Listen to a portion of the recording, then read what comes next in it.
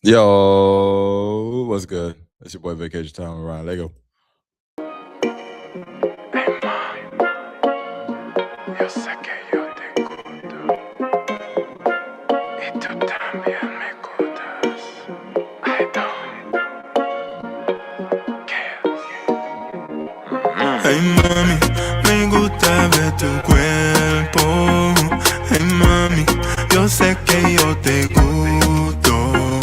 Hey mami, me gusta cómo lo haces. Hey mami, yo creo que me aficiaste. Baby, baby, baby, ¿dónde tú estás? Baby, baby, baby, ah, ah, ah. Baby, baby, baby, ¿dónde tú estás? Baby, baby, baby, ah, ah, ah. Fue un honor conocer tu boca hasta el anochecer. Tú me tiras si quieres que le volvamos a meter. Fuego, fuego, caliente le metemos. Si quieres esta noche nos vemos. Ese culo, falla, una nota, falla. Este flow, no falla, falla, falla. Ese culo, falla, una nota, falla. Este flow, no falla, falla, falla. Me gusta ver tu cuerpo pa' comerte. Hoy es mi día de suerte. Solo Dios sabe lo que quiero hacerte. Manda la ubicación pa' yo caerte. Hey mami, me gusta ver tu cuerpo. Hey mami, yo sé que yo te gusto. Hey mami, me gusta cómo lo haces. Hey mami, yo creo que me aficiaste. Baby, baby, baby, ¿dónde tú estás?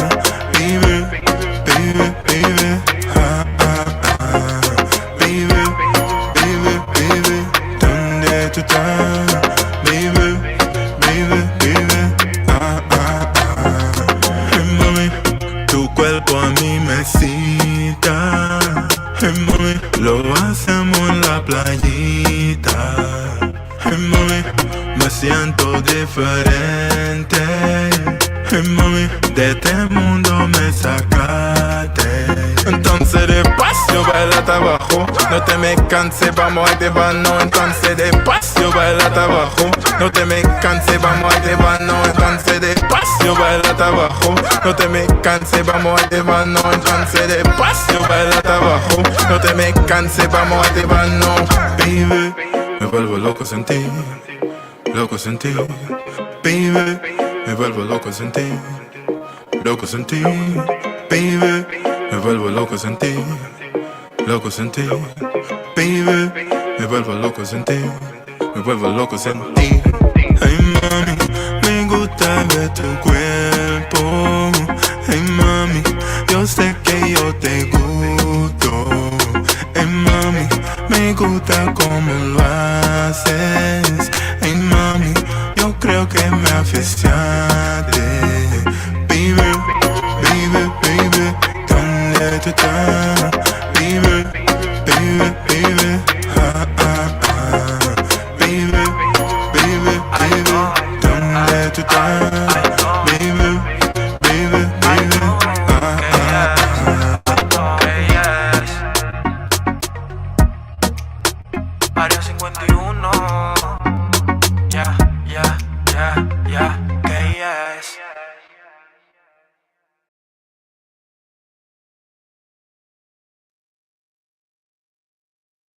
Florida, Florida. Hey, te cuento lo que te quería, se mete contigo, no puedo matar. No te preocupes, que eso suena fenomenalmente eso. Hey, te pido la colaizo. No te preocupes, como sea, yo la engancho. Hey, you listen to me, you are strong en Cartagena. Happy New Year, escúchalo bien como suena. Hey, espérate, What's your name? What's your name, boss? Ryan. Juan the boss, Juan the boss, hey, Juan the boss, hey, you are strong.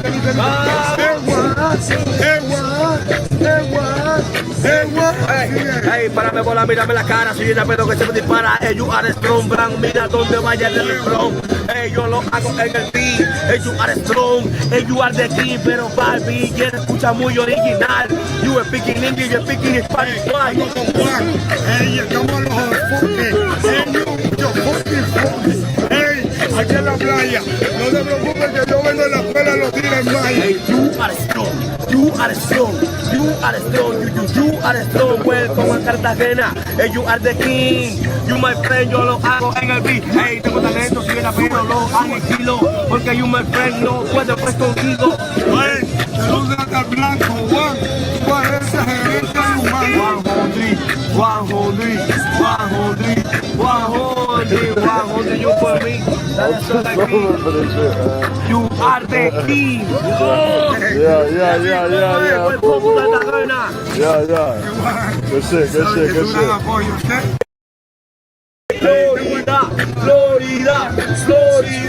Florida. Hey, te cuento lo que tenía, se mete contigo lo que tal, no te preocupes que tú suena fenomenal, eso.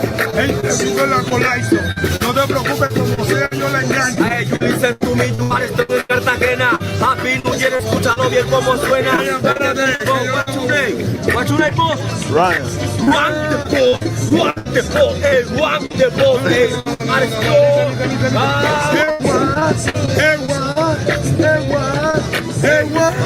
Hey, párame bola, mírame la cara, si viene a pedo que se me dispara. Hey, you are strong, blanc, mira donde vaya el refrón. Hey, yo lo hago en el beat. Hey, you are strong, hey, you are the king. Pero Barbie, quiere escuchar muy original. You are speaking English, you are speaking Spanish. Hey, estamos los enfoques. Hey, yo fucking. Hey, aquí en la playa. No te preocupes que yo vengo en la escuela los tires más. Hey, you are strong, you are strong. You are strong, welcome a Cartagena. Hey, you are the king. You my friend, yo lo hago en el beat. Hey, tengo talento, si viene pero lo aniquilo. Porque you my friend no puede pues contigo. Hey, saluda al blanco, Juan. Tú eres ese gerente humano. 100, you for me. That's all I need. You are the king. Yeah. Welcome to Cartagena. Yeah. Good shit.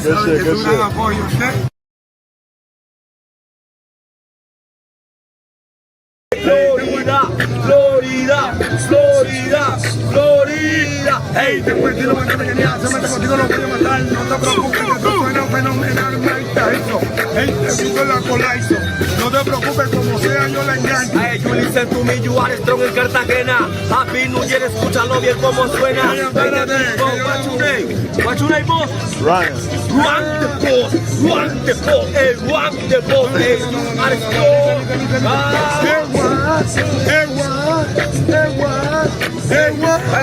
Hey, párame bola, mírame la cara, si viene a pedo que se me dispara. Hey, you are strong, blanc, mira donde vaya el refrón. Hey, yo lo hago en el beat. Hey, you are strong, hey, you are the king. Pero Barbie, quiere escuchar muy original. You are speaking English, you are speaking Spanish. Hey, estamos los enfoques. Hey, yo fucking. Hey, aquí en la playa. No te preocupes que yo vengo en la escuela los tires más. Hey, you are strong, you are strong. Welcome a Cartagena. Hey, you are the king. You my friend, yo lo hago en el beat. Hey, tengo talento, si viene a pero lo aniquilo. Porque you my friend no puede pues contigo. Hey, saluda al blanco, Juan. Tú eres ese gerente humano. 100, you for me. That's all I need. You are the king. Yeah. Welcome to Cartagena. Yeah. Good shit.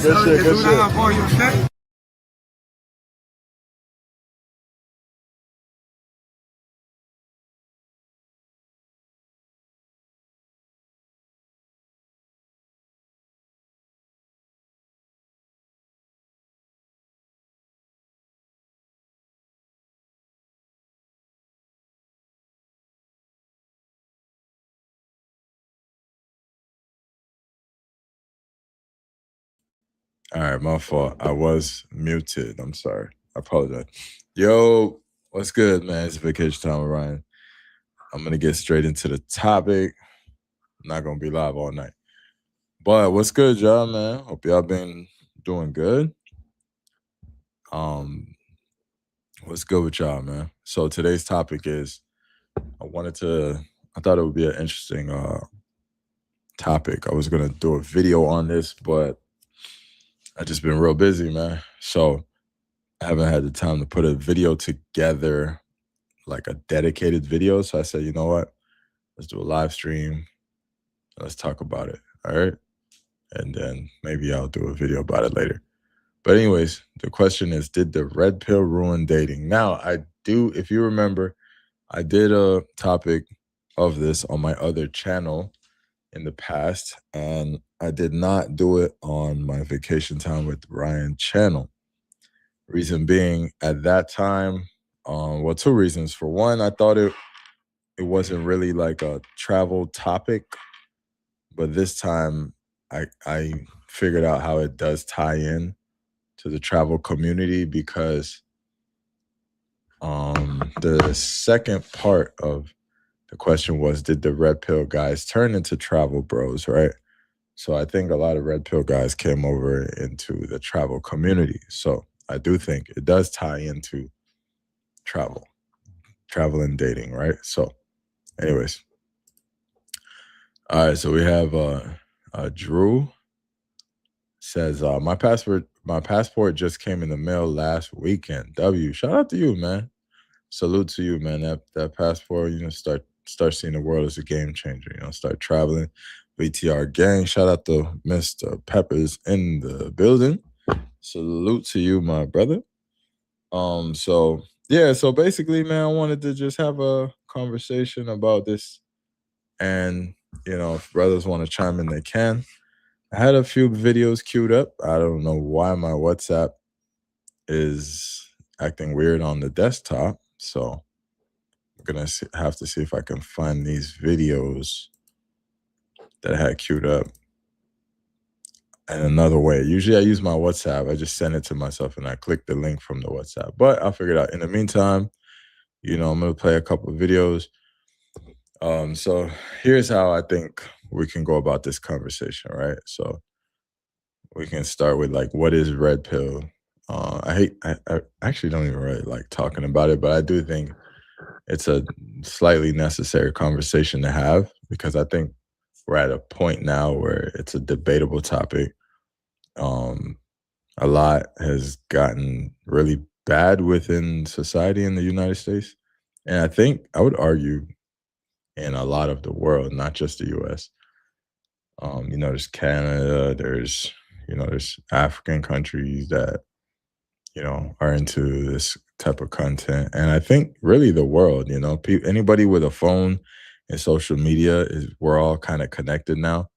So you'll even see like these podcasts like in other countries in Spanish, and they're using the same talking points. It's almost as though like they have family from here and they're just like switching over the talking points from English to Spanish, same word for word.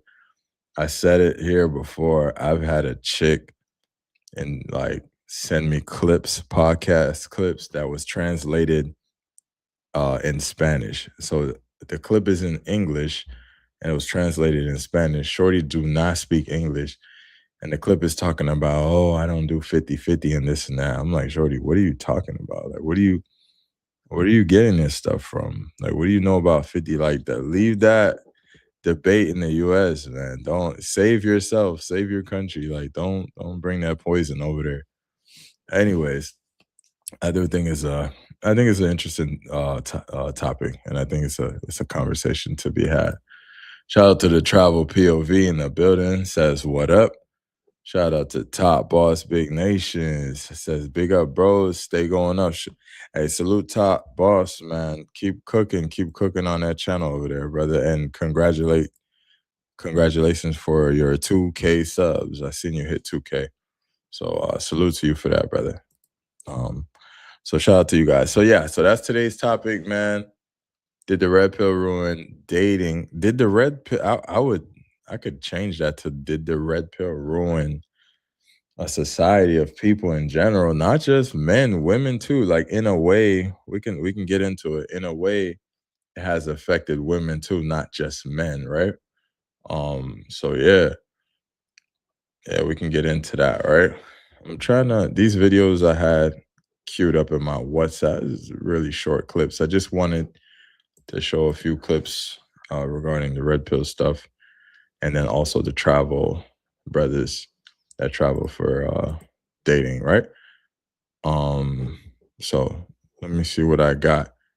And let me see if I can get my WhatsApp queued up in the meantime, all right? So for now, we have this clip, and then we'll push and see if I can get these other clips queued up. I'm not here to fight men. I'm here to fight for them. I'm not here to fight men. I'm here to fight for them. Because the red pill is presented as medicine, but it's actually a poison, and peer-reviewed research proves it.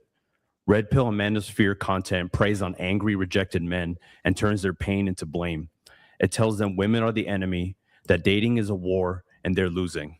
That feminism ruined everything. The very people they want to date become their adversaries. And it's easier to buy into that story than to look inward. But the science is clear. Studies consistently show that red pill communities promote hostile sexism, dehumanize women, and radicalize male pain into misogyny. And to top it off, it's not helping them date either. Men who endorse red pill beliefs report higher levels of loneliness, romantic dissatisfaction, and psychological distress. But the consequences are real and deadly. Just a short drive from this studio, Elliot Rodger murdered 6 people at UC Santa Barbara with the manifesto filled with hatred for women. And he became a martyr for red pill communities, a symbol of what happens when male pain festers into violence.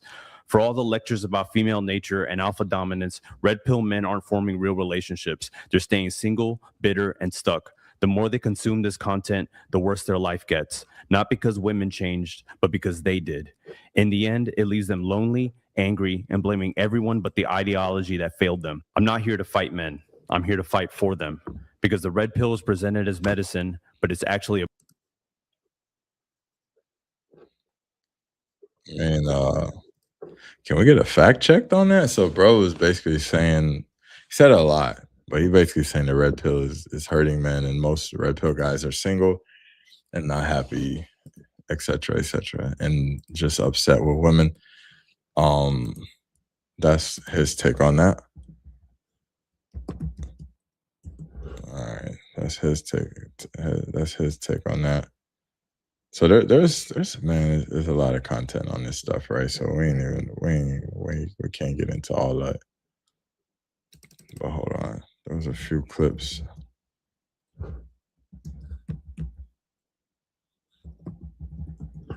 And then I'll get to your guys' comments and everything like that.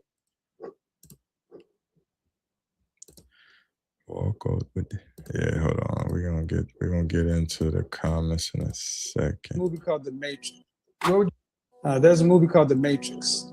Came out in 99, 2000. I don't know if you watched it before. When Neo was given a choice between the blue pill, which is the good feeling, go back to sleep and believe whatever you want, or the red pill. Do you remember what happened to him? The shock of that system, waking up, but in order to become who he needed to become, he needed to wake up. If the media messages have been telling women, don't worry about it, postpone marriage, later, and you can do whatever you want, so on and so forth. Why do you think that message exists? Because 1, it keeps more consumers in the market.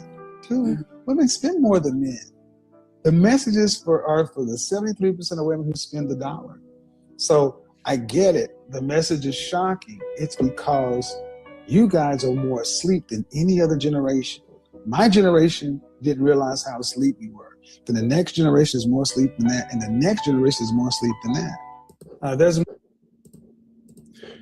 right, we got a super chat. We got a super chat. Yo, $5 super chat. Drew, appreciate that, man. Thank you, sir. So Drew says, I need some advice. I'm going to the DR for the first time in the summer in 2026. Okay. Sounding good so far. I only know about 6% Spanish, POP or Punta Cana. Best advice for a first time go. Now, this is a very common question I get a lot. And I always say it depends what you're looking for, right? Because based on what you're looking for, then I could answer the question accurately. I appreciate the super chat. So now let me just give you both sides because you did super chat in, right? So you're talking about going to Puerto Plata or Punta Cana. So for a first time goer, first off, what are you looking for? Now, there's the traveler that wants to do sightseeing and, family type of innocent travel. There's the one that wants kind of like a girlfriend and, I don't give girls money. There's that type of guy. And then there's the guy like, I don't care. I'll pay him. I just want to have some fun. So you gotta tell me which one of the three you are, right? So let's assume you're the guy that's like, I don't mind paying to have a good time. I just want to have a good time. I want to meet a lot of women, etc., and have some fun. I would say go to Puerto Plata, aka Sosua. It's real easy, plug and play. You don't know much Spanish, 6%. That's not a lot. And up that way is just real easy, plug and play. You don't need a lot of Spanish. A lot of people speak English around there because it's kind of a tourist town. That's what I would give to. That's the advice I would say for somebody that's just looking to just have a ball and don't mind spending money to have a good time. You know what I'm saying? So if that's you, I would say POP for sure. AKA so right. Punta Cana is kind of expensive anyway, so yeah. Out of those two, yeah. All right. Cool. Top Boss said much appreciated. Salute, Top Boss. Chalupe71, salute. There are Redpill Latin American YouTubers. There you go. I've seen them when I was looking for other stuff. Yep, there you go. See, the Redpill is spread it so far, and a lot of people don't even know it's Redpill. It's just these talking points that are considered Redpill, whatever. It's gotten so like popular that people just catch a whiff of these viral podcast clips and they don't even realize it stemmed from a Red Pill movement. They're just like, oh, that's true. Yeah.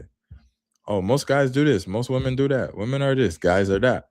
And people are just starting to pick up on it to a point where they're starting to even translate it in Spanish. And now it's you hear it all over the Dominican podcast, the Colombian podcast, it's all over. It's just a widespread thing now. People are translating clips. It's I don't know, man. I don't know. That's what we're here to talk about. Shout out to Vibing with Misha in the building. Misha says shout out to you in the chat. Shout out to Misha. So salute Ryan in the chat. Shout out to Boosted 454. Salute Boosted. Okay, Mr. Pepper said Puerto Plata. Okay, see. Is Sosua still the starter kit? ? Honestly, I don't know, man. I can't call it. I just think it all depends what you're looking for. If you're the type of brother, man, you just want to go and you got your money in your hand and you don't care. You'll pay and you just want to do a round of applause. That's all you want to do. Go for it, man. Have a ball. POP. You know what I'm saying? Be safe. Be careful. Protect yourself. Don't go to sleep with strangers. You know what I'm saying? You can have your fun, but it's just my advice. You ain't gotta, it's not the gospel. It's not law. It's just Ryan's law, right? Don't sleep with strangers. And when I say sleep, I mean actually close your eyes and be unconscious with strangers. That's just my personal thing, do as you please. You know what I'm saying? Right. So, some brothers have a different opinion on that, and I feel it. It's no problem. The Sue isn't a starter kit to me. It's like a side quest. Shout out to Pep. All right. Chain Gang, Mr. Pepper, salute. Okay. C Grip the Monster says, hey Drew, my vote is POP. Plenty of expats. There you go. Hit flip-flops, Roombas, and Wings and Waffles. You will meet a lot of cool people to give you the lay of the land. There you go, brother. So everyone has said Puerto Plata so far. So, I mean, you can't go. I mean, I can't see you going against it. Punta Cana is real, like, it's like it's geared towards like real like tourist type John, like, you know what I'm saying? It's like tourist type touristy families, resorts, like type John. Like, I mean, you could still have your fun out there. I hear it's a little more expensive, but yeah, I would definitely, I wouldn't go for Punta Cana. For my unless the only way I would go to Punta Cana to DR is if I had an American girlfriend, me and my American girlfriend, she wanted to go to DR. I still wouldn't go to Punta Cana, me knowing what I know now. But if it was like my first time, yeah, whatever, we can go to Punta Cana, whatever. It's me and her anyway. We ain't tripping. But Anyways, the sewer is the Munger Kid. Shout out to Top Boss. The sewer. He said the sewer is the Munger Kid. I'm cooked. I'm trying to give standing ovations. Okay, shout out to Chalupe. Try and get standing ovation. All right, bet. All right, so to the topic at hand, man.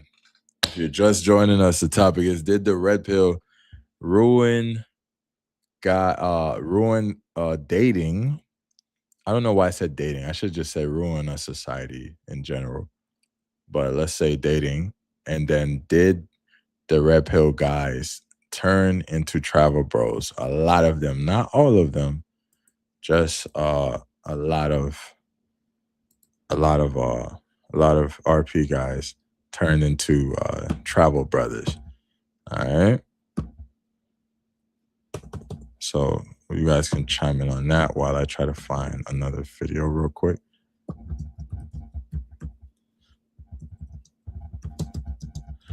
Yeah, I had these queued up in my WhatsApp, but for whatever reason, WhatsApp is having a little technical difficulties. Yeah. Walk over with your stick. And I'll give my little 2 cents. I just want to, I get called red pill community. Is it good or bad for men? And by extension, is it good or bad for women? Or let's just say young boys who are coming up, maybe consuming this material. Y'all not familiar with the red pill? This is a community of men who have come together and maybe loosely together or fully together. And their whole job is trying to teach men how to be masculine and how to get better and focus on themselves. And they're teaching them things about women, about dating, about money, about relationships, about all these things. Some people love the red pill community. Some people really don't like it. Let me tell you what I think about whether the red pill community is good or bad and why.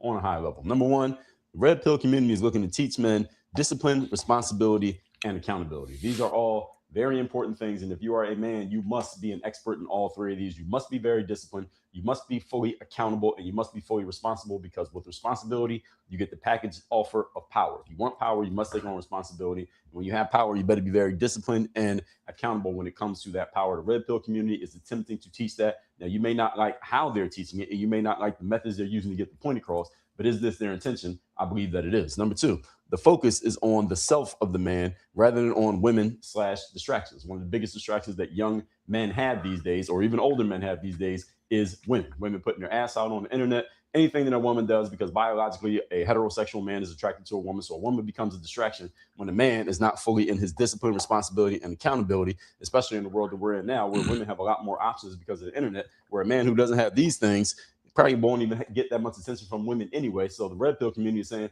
don't focus on them, focus on you, build yourself up to the point that they start focusing on you rather than you having to focus on them. Again, this is their intention. You may not like how they're going about it, but is this what they're intending to do? The answer is absolutely yes. Number three, the red pill community only exists for one reason.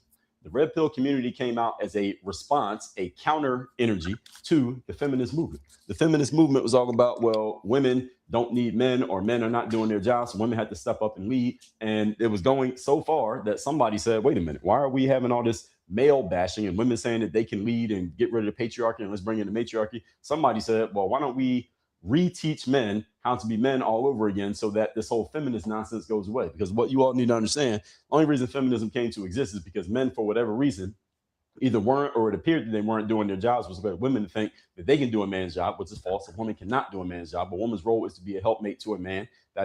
That's the way we were biologically created.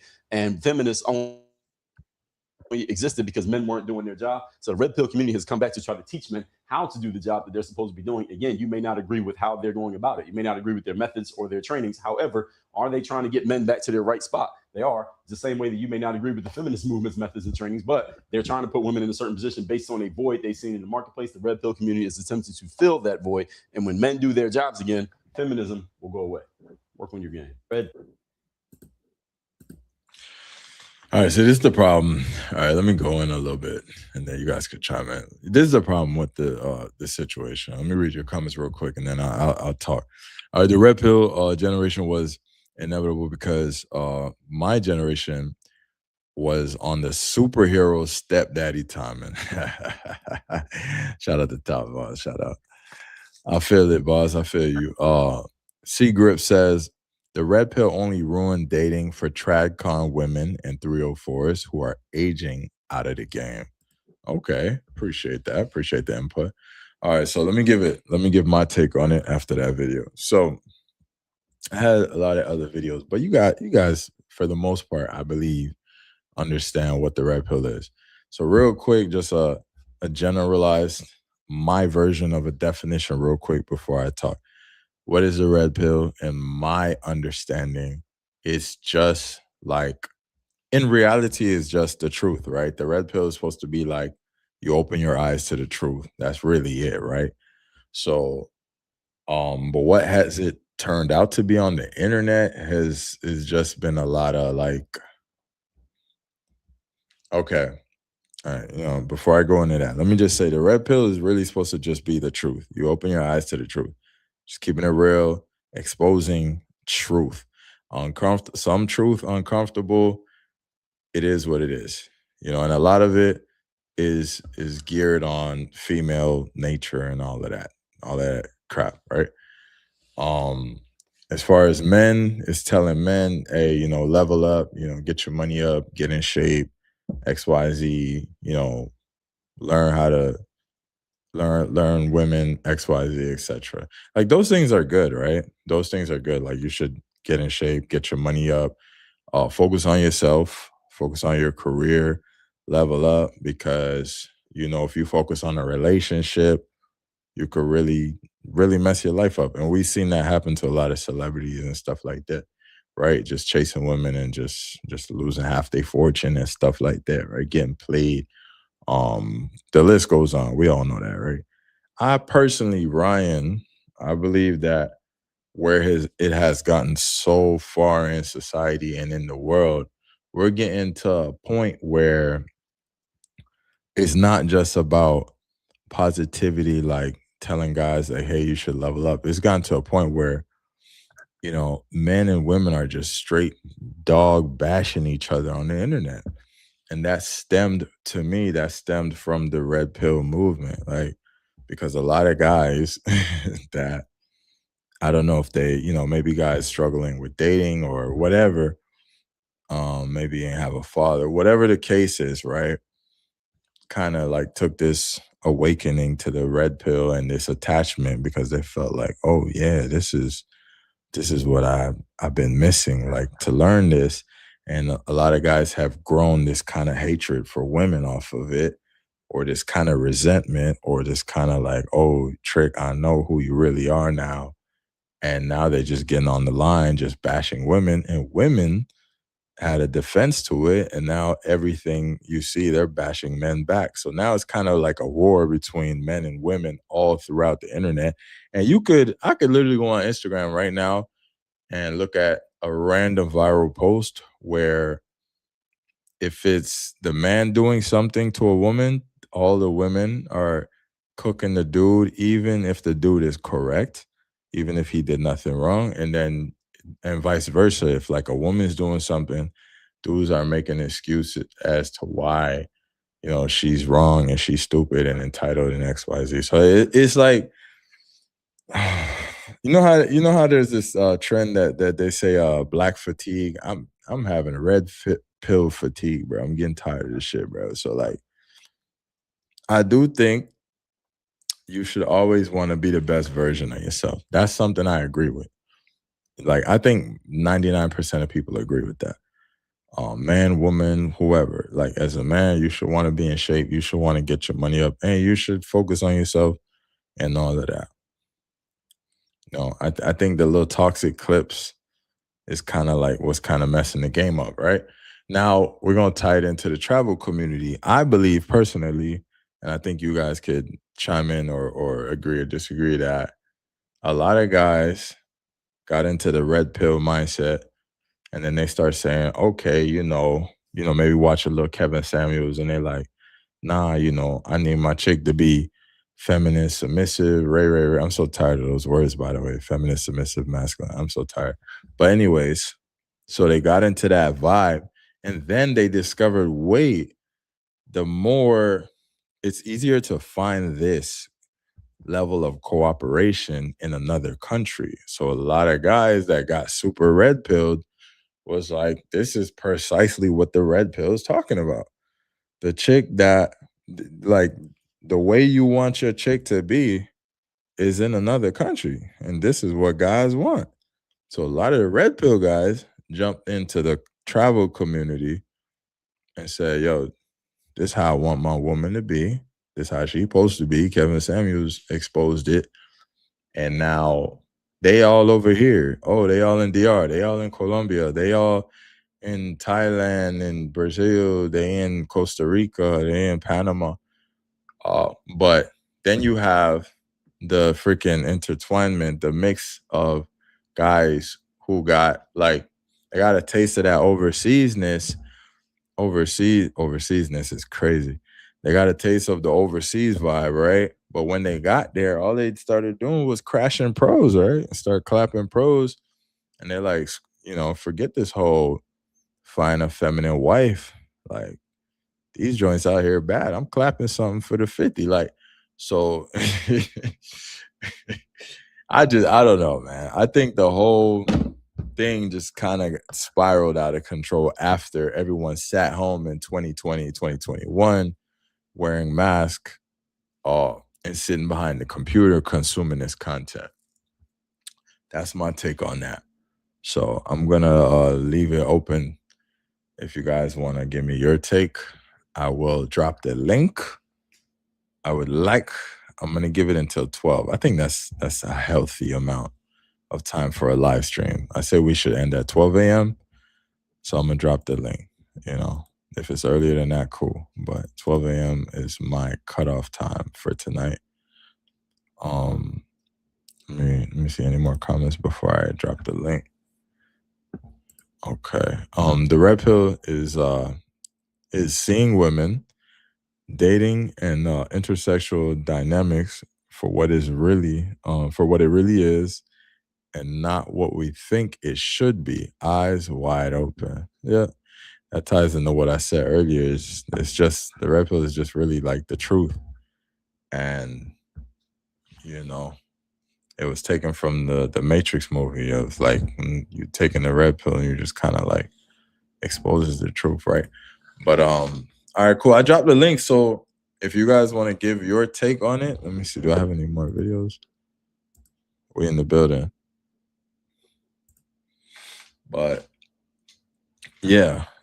And in general, man, like it's like I said, it's becoming a thing that's like spread across the world to a point where it's like it's not even necessarily red pill anymore. I think podcast clips are just going viral now, and it's not even about like people don't even view it as, oh, this is a red pill talking point. People are just seeing viral clips and they're like, oh, I agree with that. Or if it's a woman talking, the chicks are like, yeah, nah, I'm on that. You know what I'm saying? So this is where we at right now. Yeah. Okay, we have our first guest. Hold up. It's been a while. I'm a little, you know what I'm saying? A little rusty.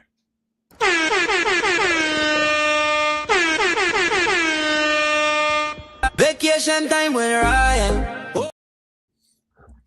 Hello, what's good, brother? Welcome to the panel. How you looking? Hey, brother, what's going on? It's been a minute. So I haven't been on any of your lives lately, but I've definitely been following you and catching your replays. So it's good to catch up again on a live with you. And I appreciate you, man. Yeah. I remember you used to come on. I appreciate you coming back on. How you been? How's everything? Oh man, just trying to, finish up my VA stuff and trying to get some surgeries out the way before I make that final move to head back overseas. Okay. All right. Blessings, man. Blessings to you and those surgeries, man. And, But this is a Mac interesting topic because there's all this propaganda and BS about this whole red pill, MGTOW, all this other stuff, and at the end of the day, I just see it as men adapting to the current dating environment. And so, and truth be told, we got a long way to catch up because women have already taken advantage of a lot of opportunities that social media and everything have presented to them in regards to expanding their options. And now, men, we're a little slow to the game, but now we're beginning to catch up that we no longer have to settle for mediocre outcomes. Okay. Fair. Okay. And also adding to your point, do you feel as though, so I have somewhat of a take. So a lot of guys watching, a lot of this content and seeing like the top guys in the community that are pushing these red pill talking points. See, a lot of these guys are tall and great shape. They're famous, subscribers, money. Do you think some guys are looking at that and they're believing like, okay, well, the top guys are just getting all the girls, so let me go overseas because over here it ain't really that as competitive? Like, do you think that's part of what's happening? No. Okay. And that's all BS. At the end of the day, men, we've always been ones who would, date, the butcher, the baker, the hairdresser, For sure. the waitress, the cashier. And so we've always expanded our options. Sure. As far as, they say women date up or across hierarchies. Well, men, at the end of the day, for most men, we're looking for women that we're attracted to that will treat us right. Sure. And, and with that being said, now, yes, you're always going to have those top tier guys, that top 10% of guys, that top 20% of guys, tall, make good money, good looking, or anything on the lines. And even then, that's a little bit misleading, but let's just go with that. Okay. Women have always been hypergamous. They have always wanted to date men that made more, had more, whether it was money, education, status. That's always been a woman's game. And so all social media has done is give women the illusion of having more options than what they really do. And what ends up happening is they all just end up chasing the same guys or the same guys. And so for your average guys who are out here, we're looking for good women with good heart, women that will appreciate our struggle, our sacrifice, because for the most part, we are providers, protectors, provisioners. And if we can't get a good deal in our backyard, then we're going to expand our options. All we're doing is dating I call it dating arbitrage. I'm gonna go to where I'm appreciated. I'm not going to stay where I'm tolerated. Okay. Let me ask you this. All right. So you mentioned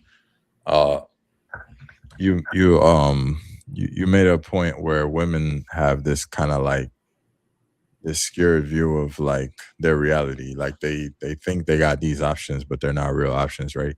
Do you think men suffer from that at all? Your average guy, and when I say your average guy, I don't mean it as an insult, because your average guy out here, he gets up, he's put his pants on one leg at a time, and he's out here, slaying dragons and battling demons, and is the majority of men out here, at least the men that I know, the circles that I run around, and I'm pretty sure the circles that you're in, these are dudes who are good men with good heads on their shoulder, good hearts. They're out here sacrificing. They're doing jobs, and not necessarily jobs that they love, but jobs that they need to do. And they are handling their business, whether they got their education formally or informally. We're out here making money. We're saving. We're growing, investing. A lot of us aren't out here spending frivolously, and so we're building ourselves. And unfortunately, social media and dating apps and everything like that has given women the ideal that, the ideal of meeting you at the start line and us taking this race together. No, women today, they want to be at the finish line and get their choice of picking the winners. And so, and I think what's happening now is that men, we're sick and tired. A lot of men are now refusing to be these chicks' backup plan. That if you weren't there for me when I was out here, shooting the layups, going to the practice, out here, getting up at 4, 5, 6 in the morning, doing jobs that I didn't necessarily want to do, or on days when I really didn't want to go do it. When I'm taking 10, 20, 30% of what I'm making, and I'm putting it into my 401k, my IRA, building up my bank account, where, I might be driving a hoopty now because I don't see the need of trying to flex and floss. But now that you're turning around and you're in your 30s and 40s, and, these women, they see stability as boring. They see steadiness and a man as being steadfast, predictable, and disciplined as misogyny or controlling. And so, and I know me personally, and I refuse to, and once again, this is just my own anecdotal experience, but I didn't spend the past 10, 15 years out here saving, growing, investing, sacrificing to be the stimulus package or the backup plan for an unworthy woman. And if you're not going to get on my program and become an asset to me, my life, my goals, my mission, my purpose, if you can't be a net benefit to that, then you're a liability. And if I can't get that here, then guess what? I'm going to expand my options or expand my search elsewhere, because I'm going to always be okay, because I put in the 10, 15, 20 years to get to where I'm at right now. For sure. And right now, one of my mentors used to always say, there's a saying, discipline weighs ounces, regret weighs tons. And I don't know how many men in this channel, and I want you to put a one, I want you to put a one in the chat if you could resonate with me. I've made money and I've lost it, and I had to rebuild from scratch. Made that money back, lost it again, and had to go back to the drawing board. And now I'm at a point in my life where I've made so many mistakes, but I've learned and remembered so many of those lessons. And right now, I don't have it in me no more. I turned 55 in June. So I don't have that dog in me anymore to have to go back and have to build, scrape and scrounge and build back up to build again. And right now, the biggest detriment to what I've built right now, to put myself in a position to where I can retire in the next 2 years, the biggest detriment to that right now is getting with the wrong woman. And so the Redpill save lives. MGTOW save lives. No, I'm prioritizing me. And at the end of the day, because at the end of the day, men, our nature is one of selflessness. And even though I don't know you personally, brother, but I watch enough of your content that I know that you are a dude who takes care of yours.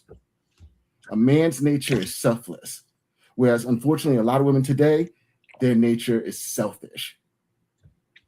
And so we got to protect our peace, protect our minds, and protect our pockets.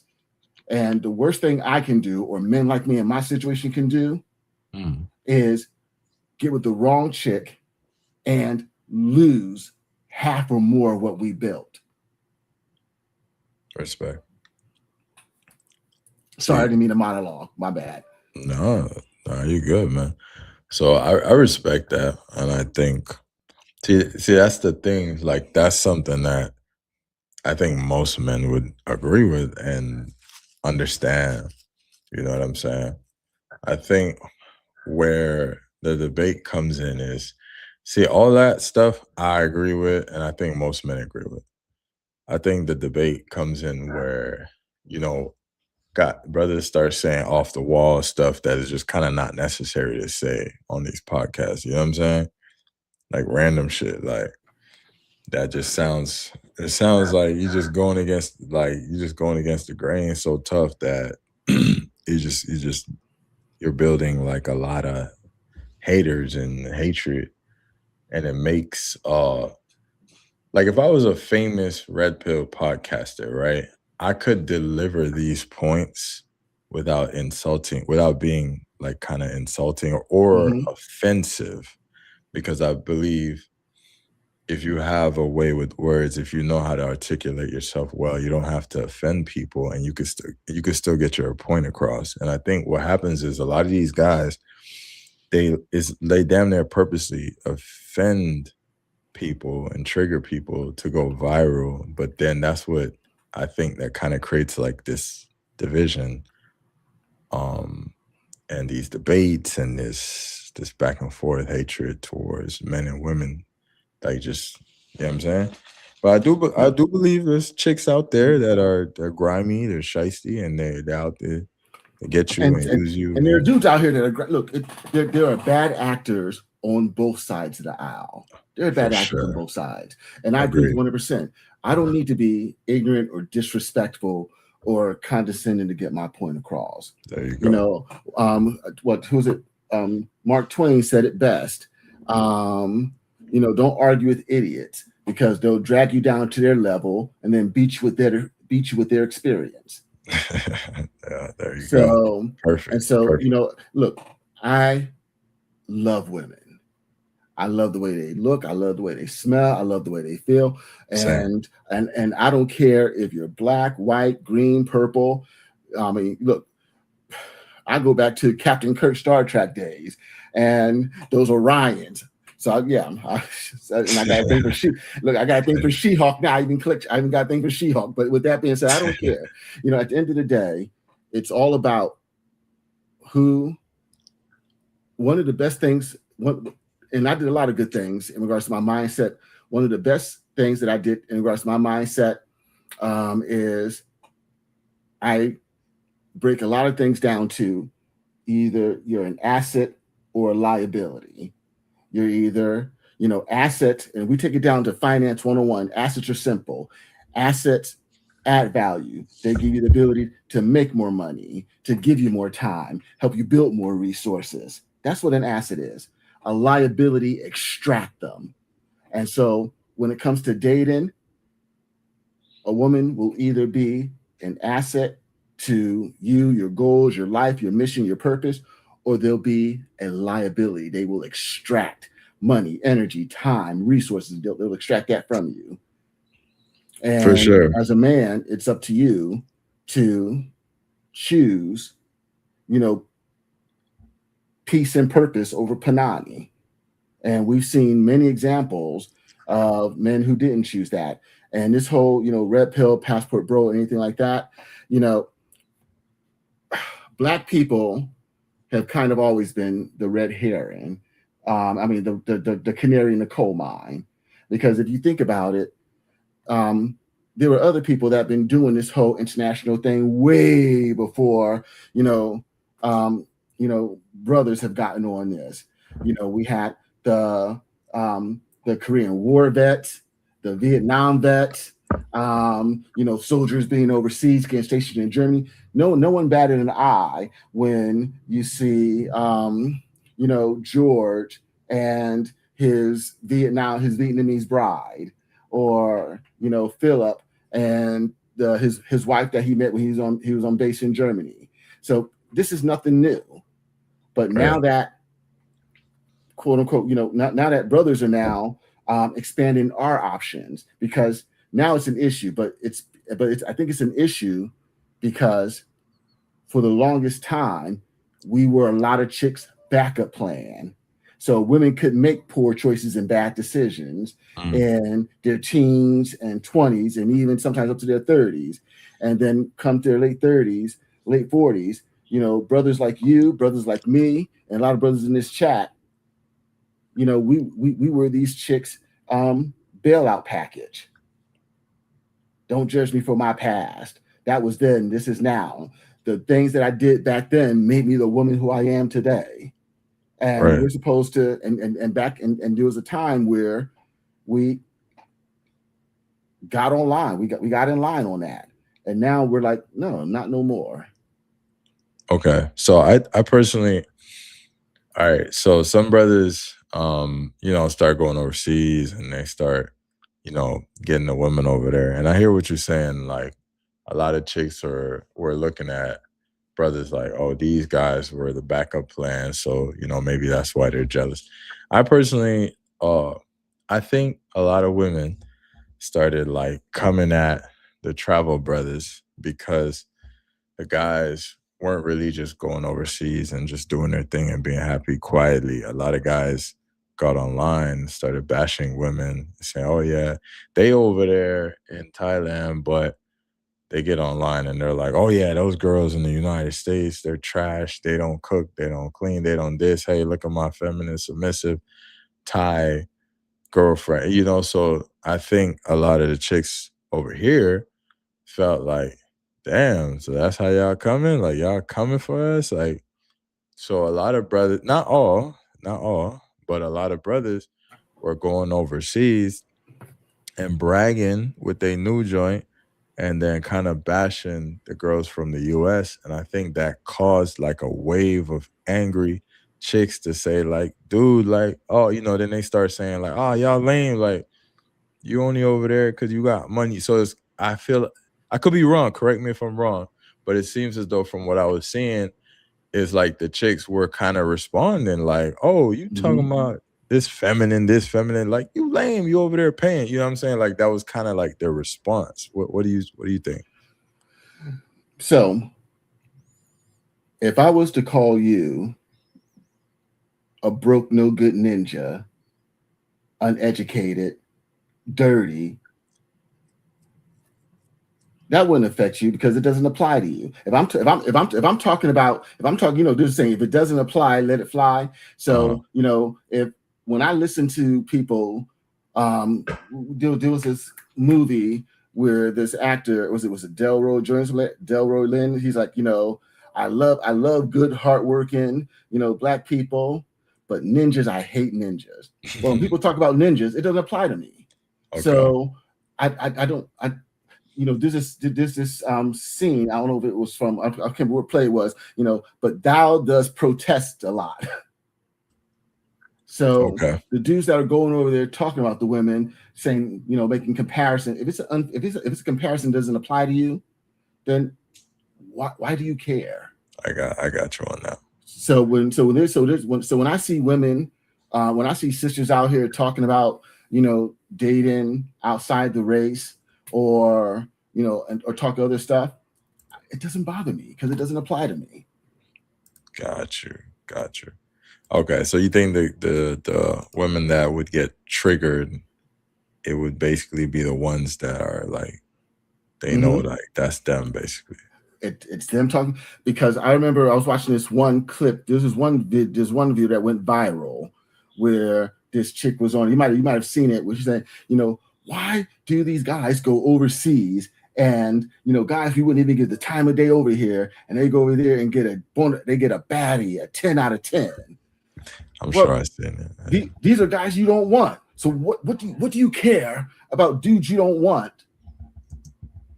What do you care what they're doing? You don't want them. Thou does protest a lot. And I think now, with that being said, the brothers that are out here, or the content creators out here that are doing this rage baiting and everything along those lines, personally, I think a lot of them are disingenuous. I think a lot of them are clickbaiting, or just being controversial for the sake of clicks and views. Because let's face it, controversy gets views. And when you start getting from mainstream coverage, they always want to go to the extremes. You know, you see it all the time when people argue.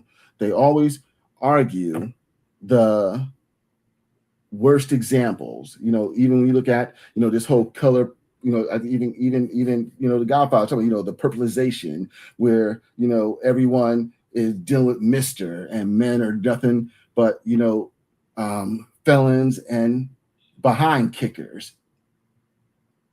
Right. Well, so I think we got another guest. Vacation time with Ryan. On the island. All right, welcome, Charlie Chan TV, to the panel. Salute. Let me put y'all names on. All right, I'm gonna put your names up. So, all right, boom, there we go. All right, salute. How you living, brother? Welcome to the conversation. Oh man, it's a blessing, man.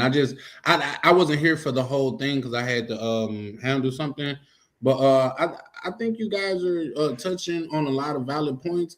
But to me, if somebody could just make it clear to me, what is the red pill? Is that the same thing as the manosphere? And if not, like, what is that? All right, so C-Grip, you want to answer that, or you want me to answer?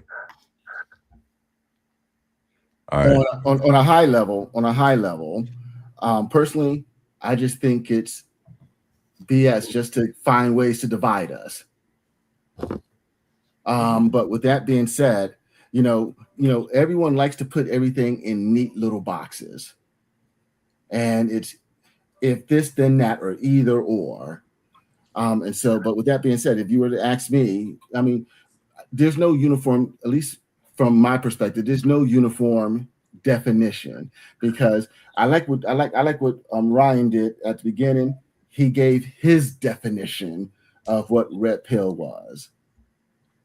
And I think that's something that we need to, that's something that we need to be doing with each of these conversations.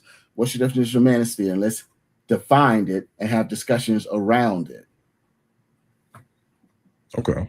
I would what I said earlier was from what I heard many people say, which I agree, the red pill is just the truth. That's it. They took it from the Matrix movie.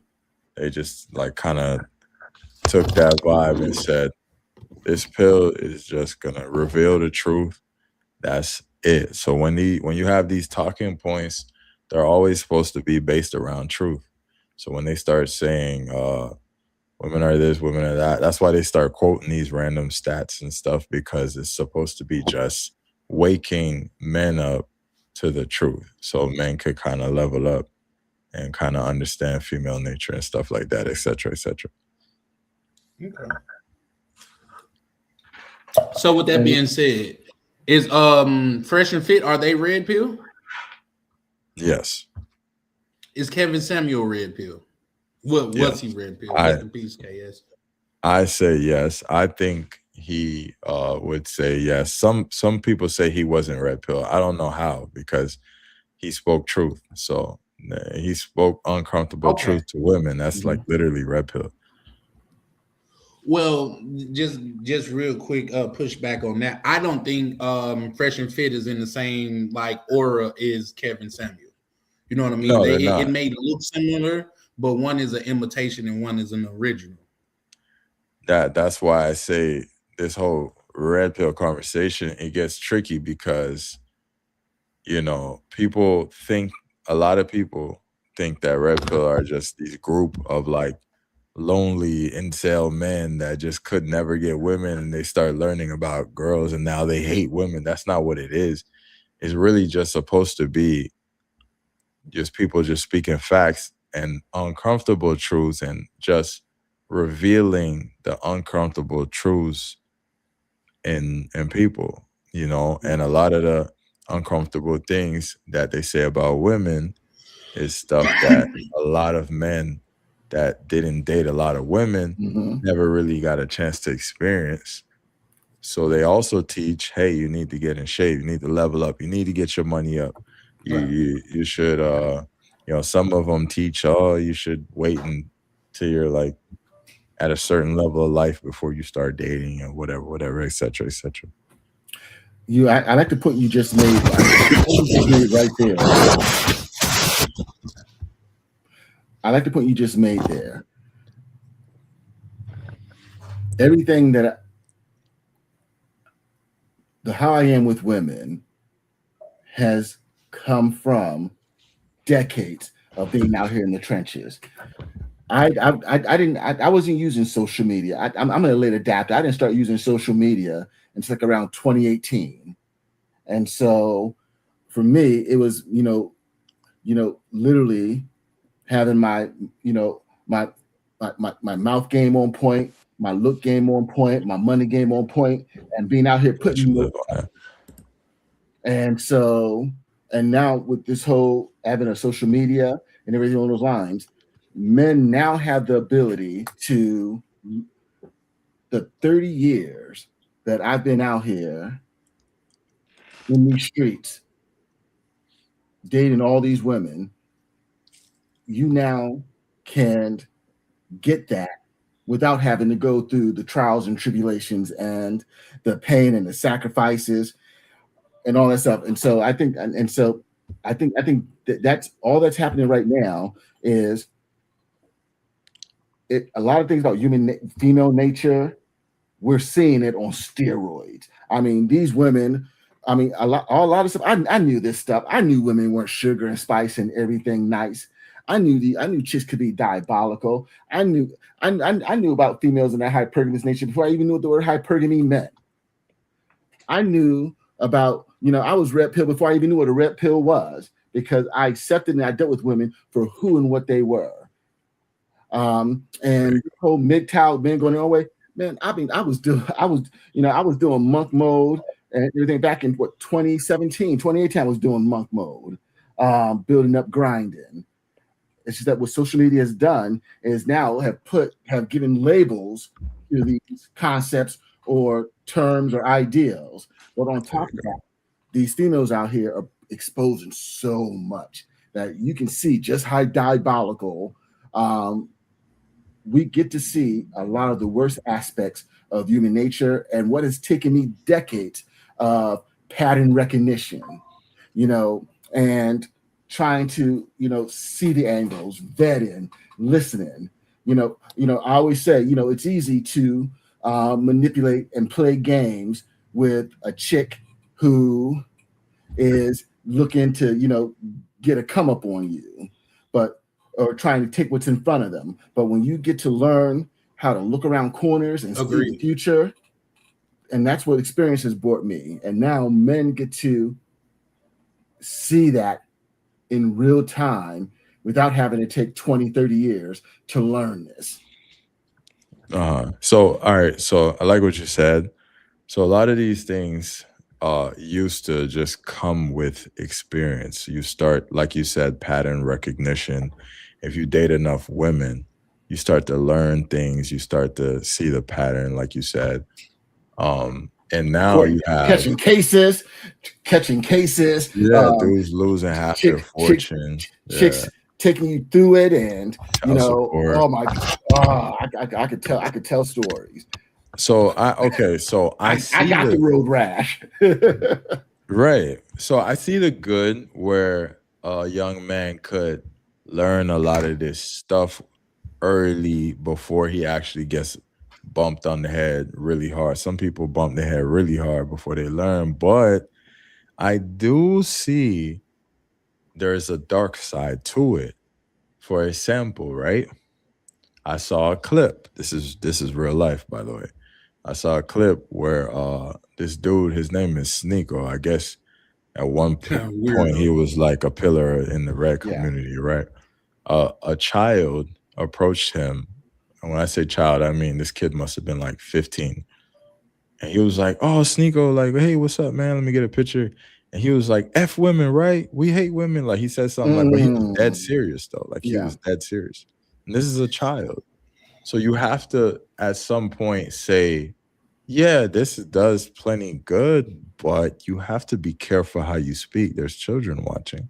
And children don't comprehend things the way an adult would. And this is why we don't give monkeys machine guns.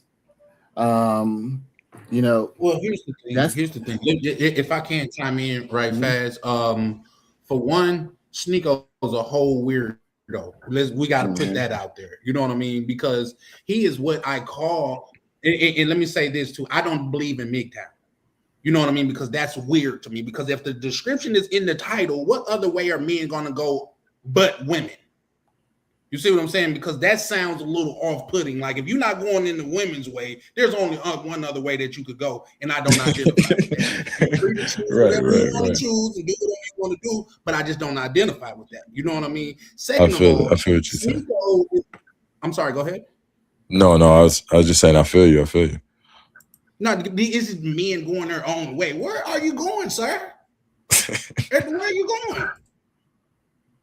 I generally don't know, because if it's not towards a woman, I don't want to go with y'all.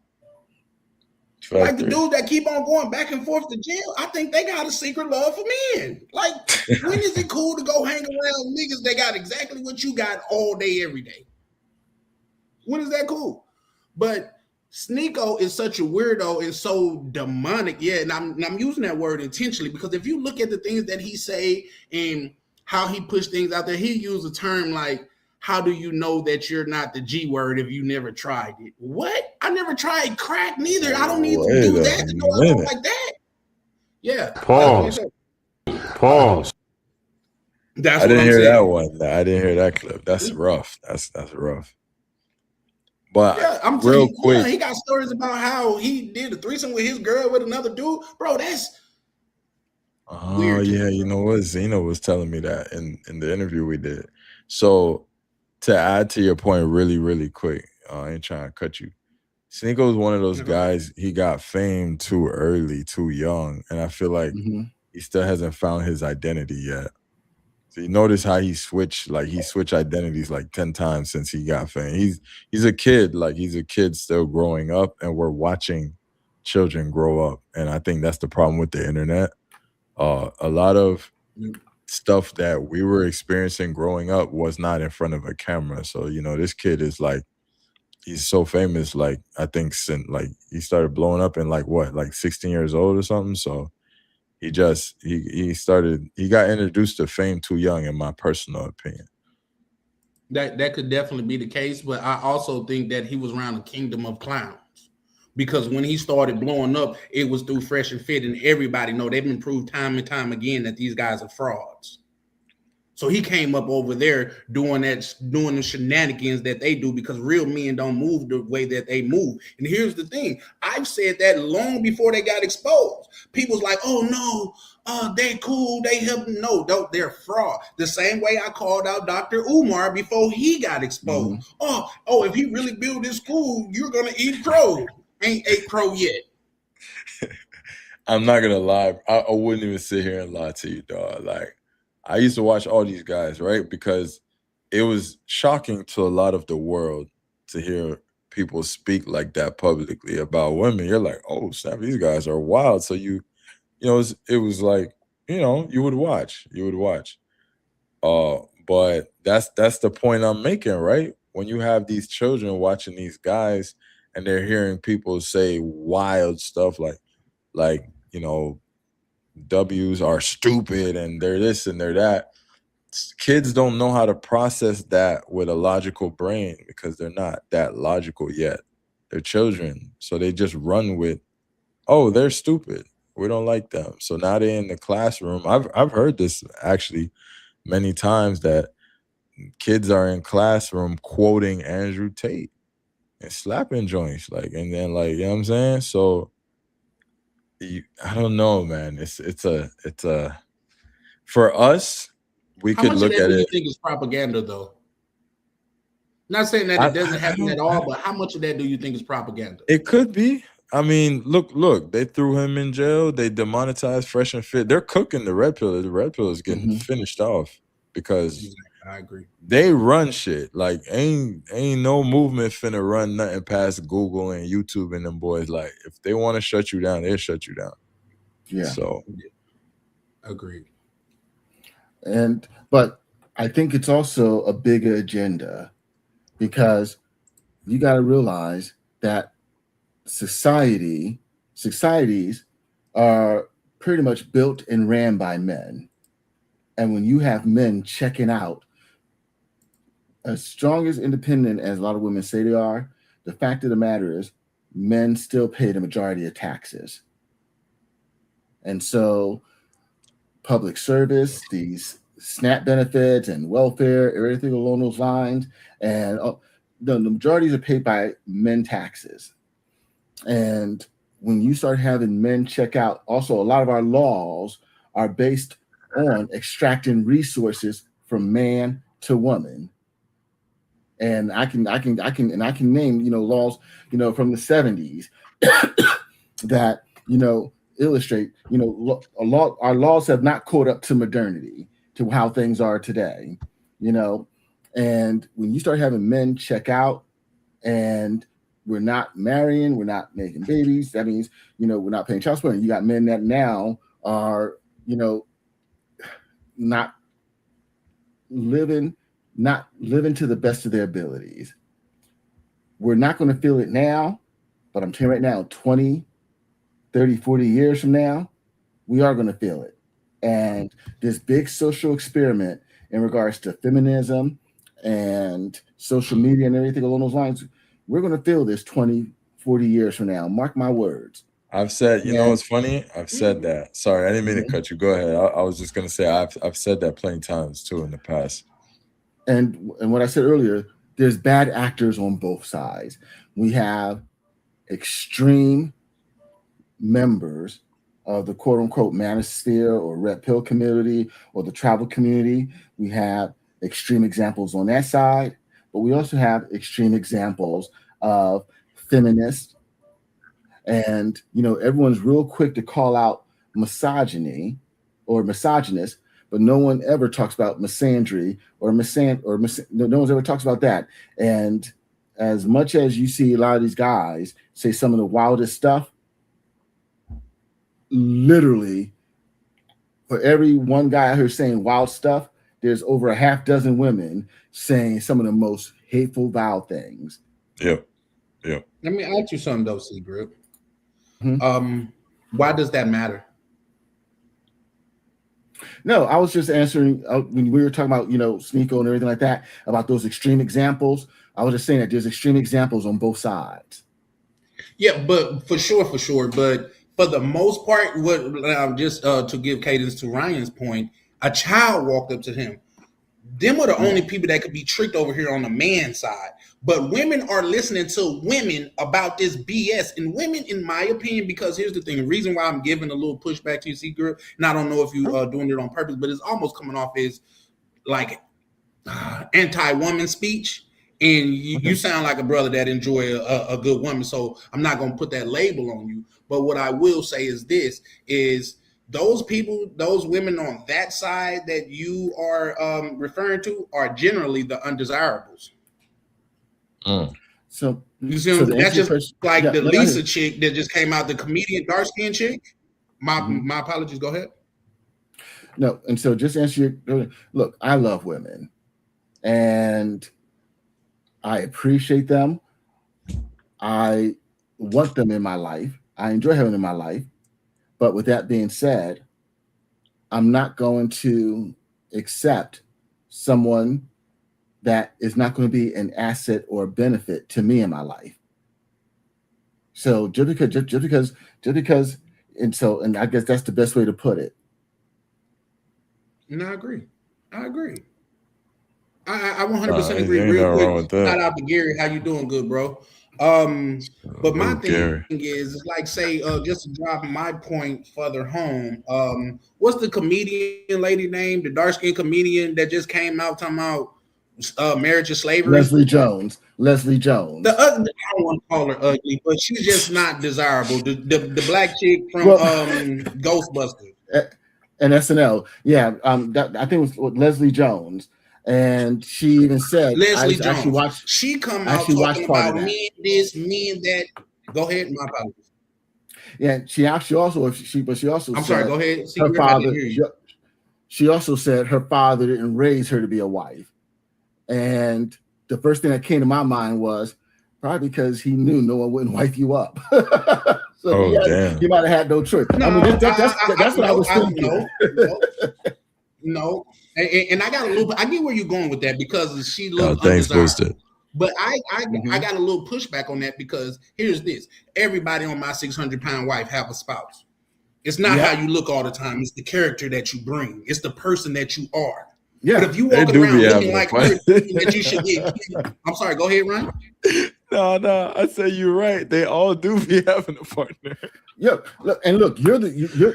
I wasn't saying. I don't know if you were connotating her undesirable. Me saying that she, you're the one who said that.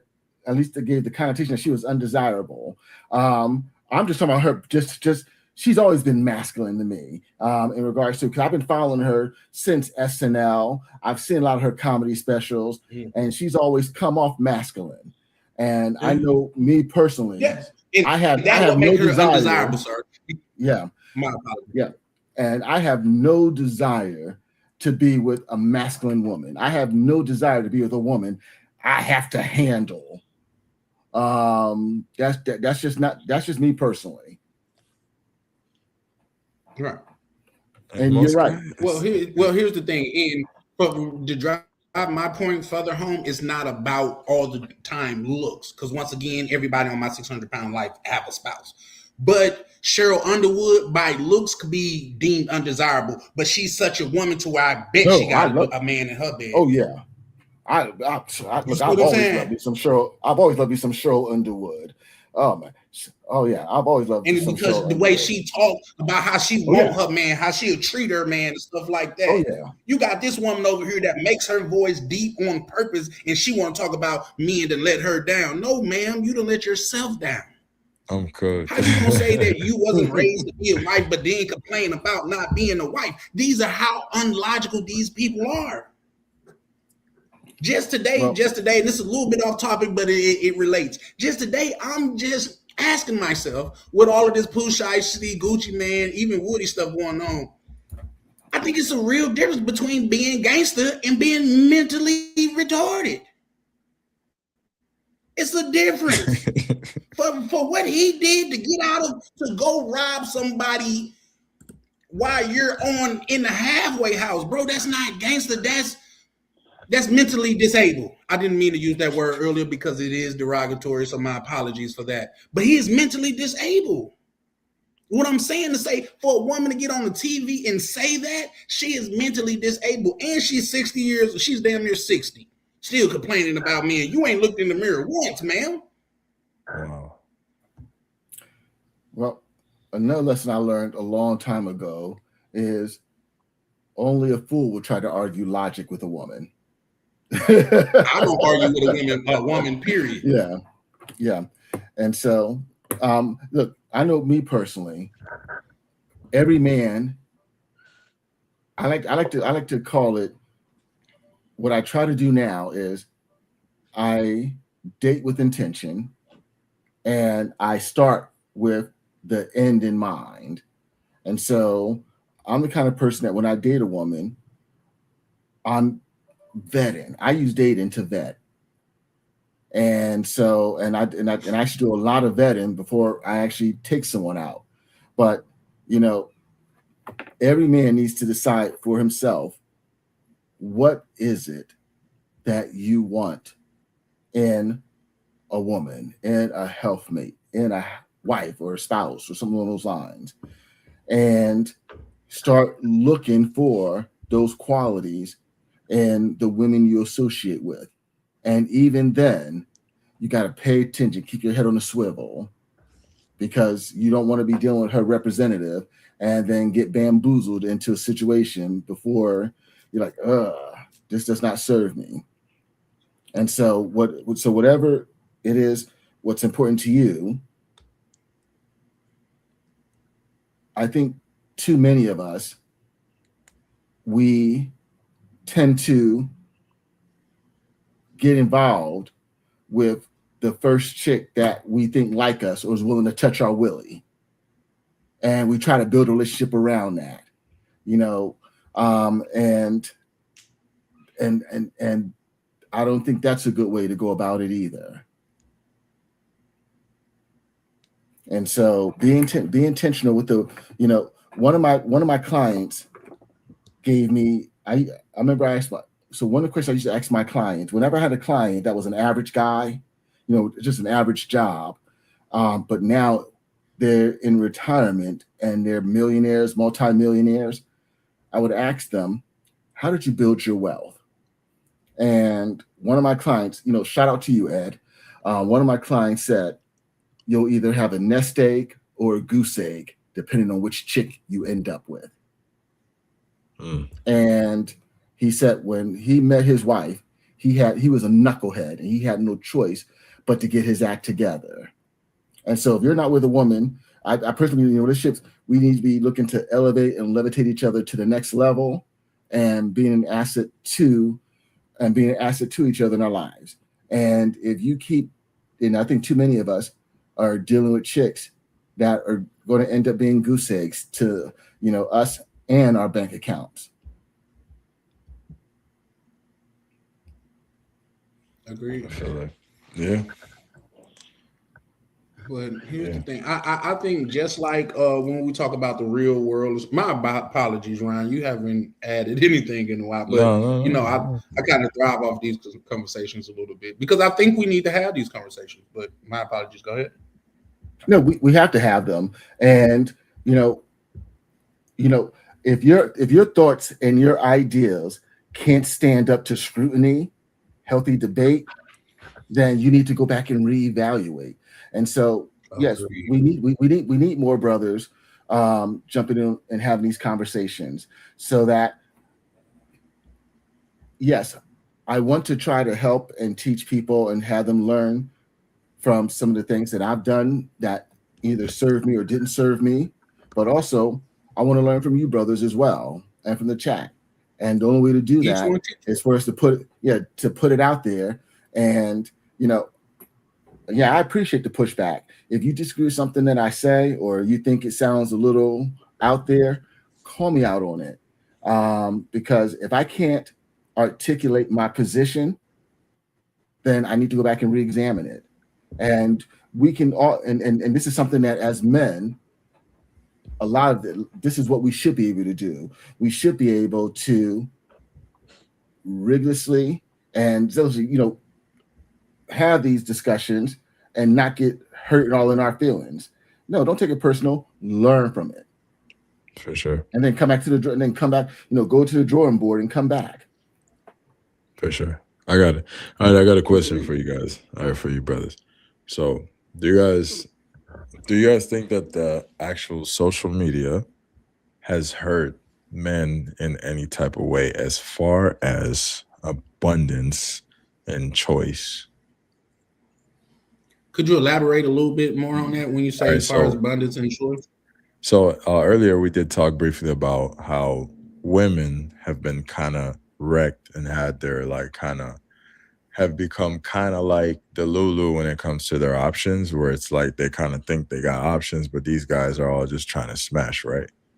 Do you think on the flip that men have been kind of skewed with their options and have become more selective based on social media and having the world in the palm of their hands?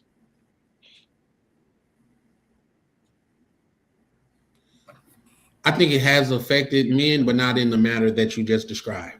And I'll tell you why. Because you have so many chicks that's like the internet has affected them in such a negative way. You got chicks from back in the day, like I don't know how Seagrip is, but I was born in the 80s.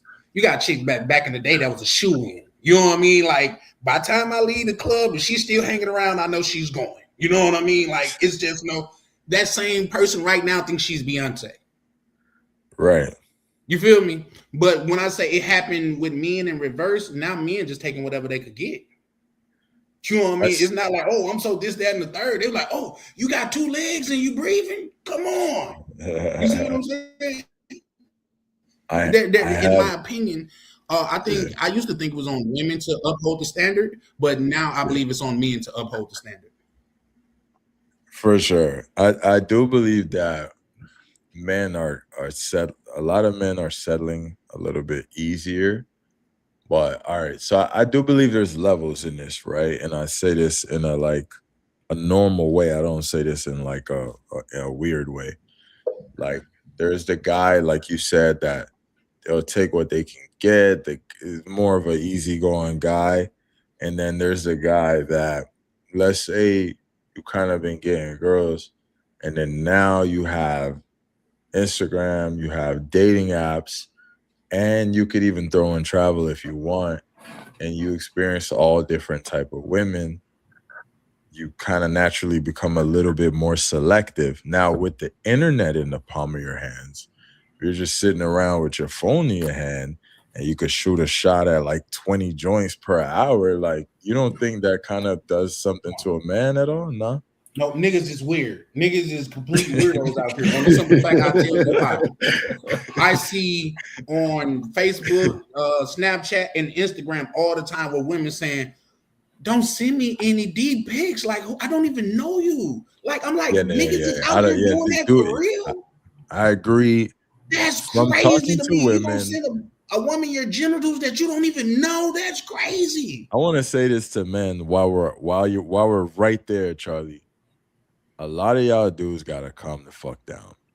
Because women, let me tell y'all what women do when y'all do the weird shit. They go to the next man and they tell the next man, like, look what this dude just like. And when I say, hey, look, I don't mean like showing like the actual pictures, but I mean like they're telling the next dude what y'all dudes are saying and doing, bro. So it just makes y'all look weird, bro. Some of y'all gotta calm the fuck down, bro. Like, because I be hearing some weird shit coming from women, dog. So I don't know if y'all think these women not sharing like information, but yeah, that. But and my question is this. Okay, go ahead. I think you cut up a little bit. No. I was just gonna say my bad. But my question is this: just do that work? Do have a dude ever send the chick his genitals and she's like, I'm all over that. That's what I want. Like, I said that probably 20 years ago because I used to hear that long time ago. Like these dudes be on a weird timing, right? So I said that maybe 10 years ago. My fault. I said like it has to somewhat work at some point, right? Because as a logical thinking male, you wouldn't just shoot out weird shit that never works for you. It has to work at some point, sometime, right? That's what I said too. I'm like, it has to work. Someone going for it because look, even a broken watch is right twice a day. There you go. There you go. And my bigger question is, do you really want the chick that it worked for? but the only thing, all right, if I could say one respectable thing about that is broski is upfront with his intentions. I could just say that. He is not hiding his intention. She's not finna come back and be so like, you gotta shoot a DP to let them know what you want. Like, you know what I'm saying? She's not finna come back like, but let's have coffee first. Let's get to know each other. Like, nah, he went full throttle. You know what type of timing he on. It has to work sometimes. It has to, man. There's no fucking way. It has to. It. Even a broken watch is right twice a day. And, you know, and for the most part, a lot of dating is a numbers game. I mean, I learned that, you know, back in college. I agree with that that. I knew if I got 3 to 5 phone numbers a day, if I had 15 numbers, if I got 15 numbers during the course of the week, I knew at least one of those numbers I'd be smashing by the weekend. And another of those numbers I'll be smashing by the following weekend. And then that weekend, then that next week, I'm getting my next 15 phone numbers. And so, you know, I knew for a long time it's just a numbers game, shooting your shot. Who was it that said you miss 100% of the shots you don't take? Right. It's the same thing with women. I gotta give you some pushback on that. By the way, they call me Pushback Charlie over there on my channel. But pushback, brother, push. So are you saying if I send D pics to 10 chicks, one of them gonna bite and just do that every day? Hey, Chalupe said it. That is not what I'm saying. Nah, Chalupe said send out 20 D pics, and all it takes is one yes. Yo, that's hilarious. So now keep in mind, you know, I was out here for that. Look, I was in college in the 90s, and so it's not like I was using cell phones. I don't think I didn't have a cell phone in the 90s. I had a pager, and so you had a cell phone in the 90s. You was the man. Yeah, I was using. Look, I only had pagers and landlines, and so no, that's how I got my 15 numbers and just calling chicks. Spitting game, you know, my mouthpiece had to be on, be on point, and just asking questions, learning about them, stuff like that. So you had to be able to conversate, yes, for sure. Yeah, and so, so I had to be, you know, articulate, and had to be, you know, smooth, and had to be not only interested but also interested. So, but no, I don't do the D pick thing. Yo, real quick, right? Real quick, just the opposite end, right? If I met a chick tomorrow, right? And I met her, and the moment we exchange number, boom, she just sent the box, red flag to me. I'm gonna be like, 'cause even as a man, I'm gonna be like, yo, that's crazy. I just met you. Like, why are you sending me your box for? That's weird. Like, you selling box? Like, are you selling? You know what I'm saying? Oh yeah. That's what you're gonna think. You're gonna think it's weird. Yeah. Even as a man, you're gonna think it's weird if that comes That's at a you fact. right No, because it is weird. Yeah. Like if you passing it out like candy, I really don't want it, to be honest. Yeah, because now I'm thinking like, all right, what's either your boyfriend in the closet waiting, or you selling some box? Like, one of the two is happening. Like, you trying to set me up to be robbed, or you selling box? One of the two. Yeah, that's not even a red flag. That's a checker flag. Pull off on that shit. like you in a race. Yeah. Like for real, man. I think we need to bring standards back, man. I remember when standards was a thing. You know what I mean? In fact, if you seen a dude in public and the chick was like super undesirable, you would just assume, oh, she got to be a good woman. You know what I mean? Because she got to bring something to the table. Yo, that's funny, but or she breaking bread. Those are the two things that you gonna think. Oh, she breaking bread, or she a super good woman. Yeah, unfortunately, it's true. It's true. It's like when you seen Paul, and I do mean pause when I say this. It's like when you seen a guy that you know he get hella girls, and he was with like the 300-pound joint. You was like, yeah, she definitely breaking bread. Like she breaking. Oh yeah, she's breaking bread. Yeah. Hey, and let me ask you this: is it a pause moment to see a dude be like, yeah, nah, you can tell he get bitches? Is that pause? Because here's the thing: I only ask because I've said on lives before, you can look at Fresh and Fit and see they don't get women for real. Oh yeah, no. I don't think it's pause. That. In fact, I think that was invented before the pause. Is like for us to compliment pause another man was, oh, you could tell he get bitches. That was the way we complimented men as each other, like complimented each other. But also as men, for sure. You gotta remember, as men, we respect. You ain't saying, oh, nigga, you look like, nah, nigga, I can tell you get bitches. You know what I mean? Yeah. No. Now you go work that side of the room. I'm gonna work that side. You know, game recognized game. Right. Game recognized game. And as men, we respect competency. We respect, and so if we and think about it, if a dude is able to be extremely successful with women, then he's doing a lot of things right. And another thing that I think as men, I think we're more open to constructive criticism and feedback, that we can sit back and see, I see how Ryan, like I can look at Ryan and see how he handled his social media, how he handled his channel and everything like that, and be like, yo, let me watch this brother and see what I can learn from him. So, this is something. So there's nothing pause about that. We've always done that as men.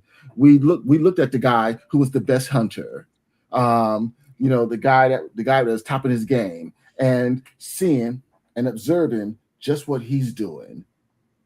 For sure. And trying to emulate it. So no, there's no pause on that. Yeah, you're right. And my boy Charlie, I said the same thing when I first watched those guys. I'm like, game. What did they do say? Boondocks, granddad, game recognized game, and you looking mighty unfamiliar. You looking mighty unfamiliar. You open in.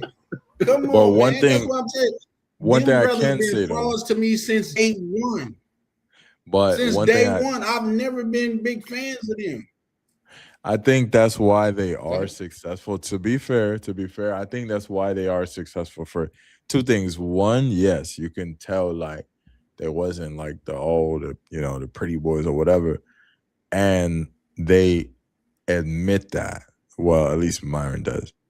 Admits that I wasn't I didn't grow up like getting girls, just like kind of the transparency, right? I've heard Myron say that before. So I think a lot of these guys, right? Because you got to understand who their audience, their key majority of the audience is. They're looking at it like, oh well, if these guys can overcome this, so can I. So I think that makes them kind of feel like, oh, okay, I can do this too. You see what I'm saying?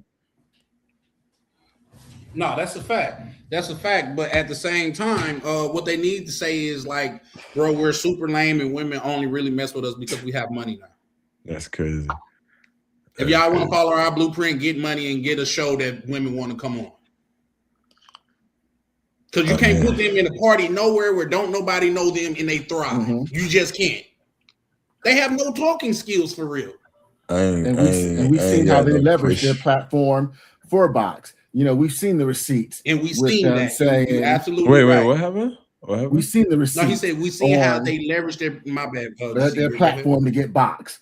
To get box. Okay. Yeah, and so we've seen the receipts that look, hey, my show gets 20,000 live viewers. What you going to give me if I let you on the show? That's kind of crazy. We've seen the dude put that on there. That's crazy. And we've seen how the other dude, sent and got finesse and was dealing with the Asian chick, the Chinese chick. So we've seen how lame they are. And we've seen chicks give up the box because they were on their platform and that backlash. So yeah, that's lame. To me, that's lame right there. Damn. Yeah. Oh yeah. That's wild. I'm not gonna lie. No, just let it be what it is. Exactly. I would have more respect. No, I'm just saying, just let it be what it is. If I'm driving down Rodale Drive in the drop top Bentley, and chicks is gonna want to get in. That just is what it is. But if I'm driving down Rodale Drive in a 2006 Honda Accord, I'm not gonna get the same attention. So I can't say, bro, I'm out here getting chicks. They really feeling me. No, get out of the car and walk down the beach and see if they really feeling you. Mm-hmm.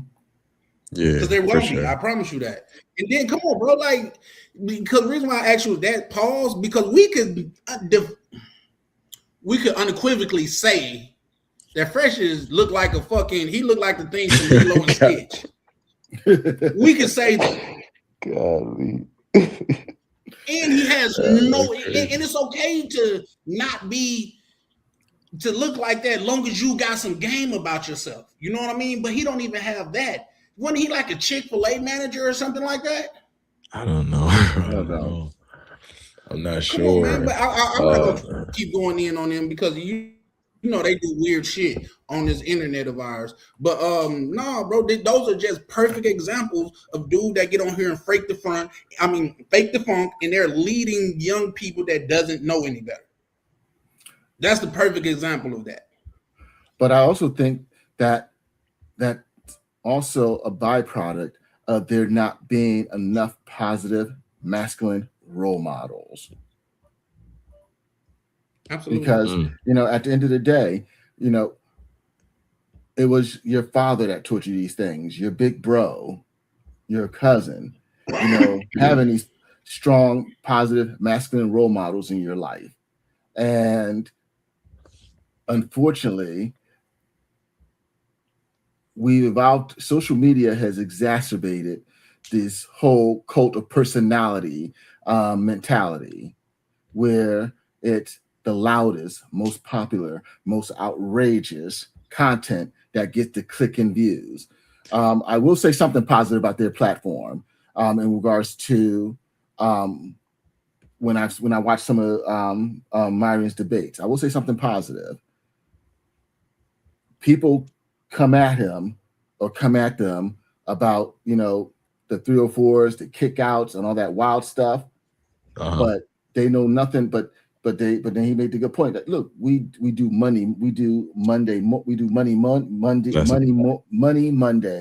Yeah, no, that's true. I've watched those. We do credit, and so we do earlier shows. That's true. But people are attracted to the drama. This is true. You're right. You're correct. You're correct. So I want to say, let it be that, because you know what? My apologies. Go ahead. No. Go ahead, Charlie. Because I kind of. No, I'm just gonna say, let it be that. That's just like when they talk about Anton Daniels, and I have no smoke with Anton Daniels, but they talk about him and his woman advice. That's like going to a Chinese restaurant and ordering pizza. That's not what he's known for, and that's not what he do good. He do YouTube good. It doesn't make sense. This man been with his wife since he was in high school. You gonna take advice from him on how to be a player? That's stupid. Yeah. He do be thinking he got. Say, come on, guys, that's stupid. He do let be them thinking talk he about, because be Myron do got rental properties. They say he got a lot. Let him talk about that. Build your credit off of that. Nah, he do be talking about dating and stuff too. And I have that same reaction when I hear Antoine Daniels talk about that. I'm like, bro, you're not. I take that with a grain of salt. Yeah, you're not. Yo, so there. All right, so there's this Red Pill guy. Right, I ain't gonna say his name. Y'all probably gonna know who I'm talking about. He they say he was like copying Myron's like his way of speaking and all of that, right? All right, his podcast has became successful and everything, right? I was mind blown because he's hard down on don't date women that have kids, right? So, anyways, somebody did like this clip of him, and they were cooking him because like, yo, this dude all day long is telling us to stay away from single moms, and then they showed a picture of homeboy. He's with a freaking chick, 2 kids, a snowflake with 2 kids. A snowflake with 2 kids. I know what you're talking about now. This shit is a joke. This shit is a joke. Yo, Shorty had 2 kids when he met her, bro. And I'm like, all it is fam. And again, pause. You could tell he's an attractive dude. He's tall. He's in good shape. You could tell he's a good looking dude. Had way more options, and this is the best you could do. And he was the chick with 2 kids, not even 1, with 2. And I ain't got no beef with that. But his message to the world is stay away from them. So that means he met her a while back because they got kids now. So he met her before he got on this Red Pill stuff, right? And he be using all Myron talking points. So I know he studies Myron. So he got into the Red Pill stuff when he already had his joint. He actually used somebody else talking points. Yeah. And by the way, Red Pill is not just Myron. Like they got their whole thing from Rolo Tomasi, right? I think right. So he uses a lot of the Red Pill point. But my thing is, I know he met his girl before he got into the whole red pill thing, because they got kids now and all of that. So now his whole he has to push this no single mom thing, when in reality he wifed up a single parent. And then he tries to, like, when you call people out on this stuff, man, they always have, oh well, I can do it, but you shouldn't do it, like, type shit. Like, he's like, well, it's I'm different the for anomaly. me. Yeah, like, nah, nigga, we not trying to hear that, bro. Don't tell me not to eat pizza while you eating a pizza, bro. I'm sorry, it don't work like that. While you eating it, you're not even done eating the pizza. You talking about don't eat the pizza. You currently nah, shit don't work like that, big dog. But this is what I find so funny. Yeah.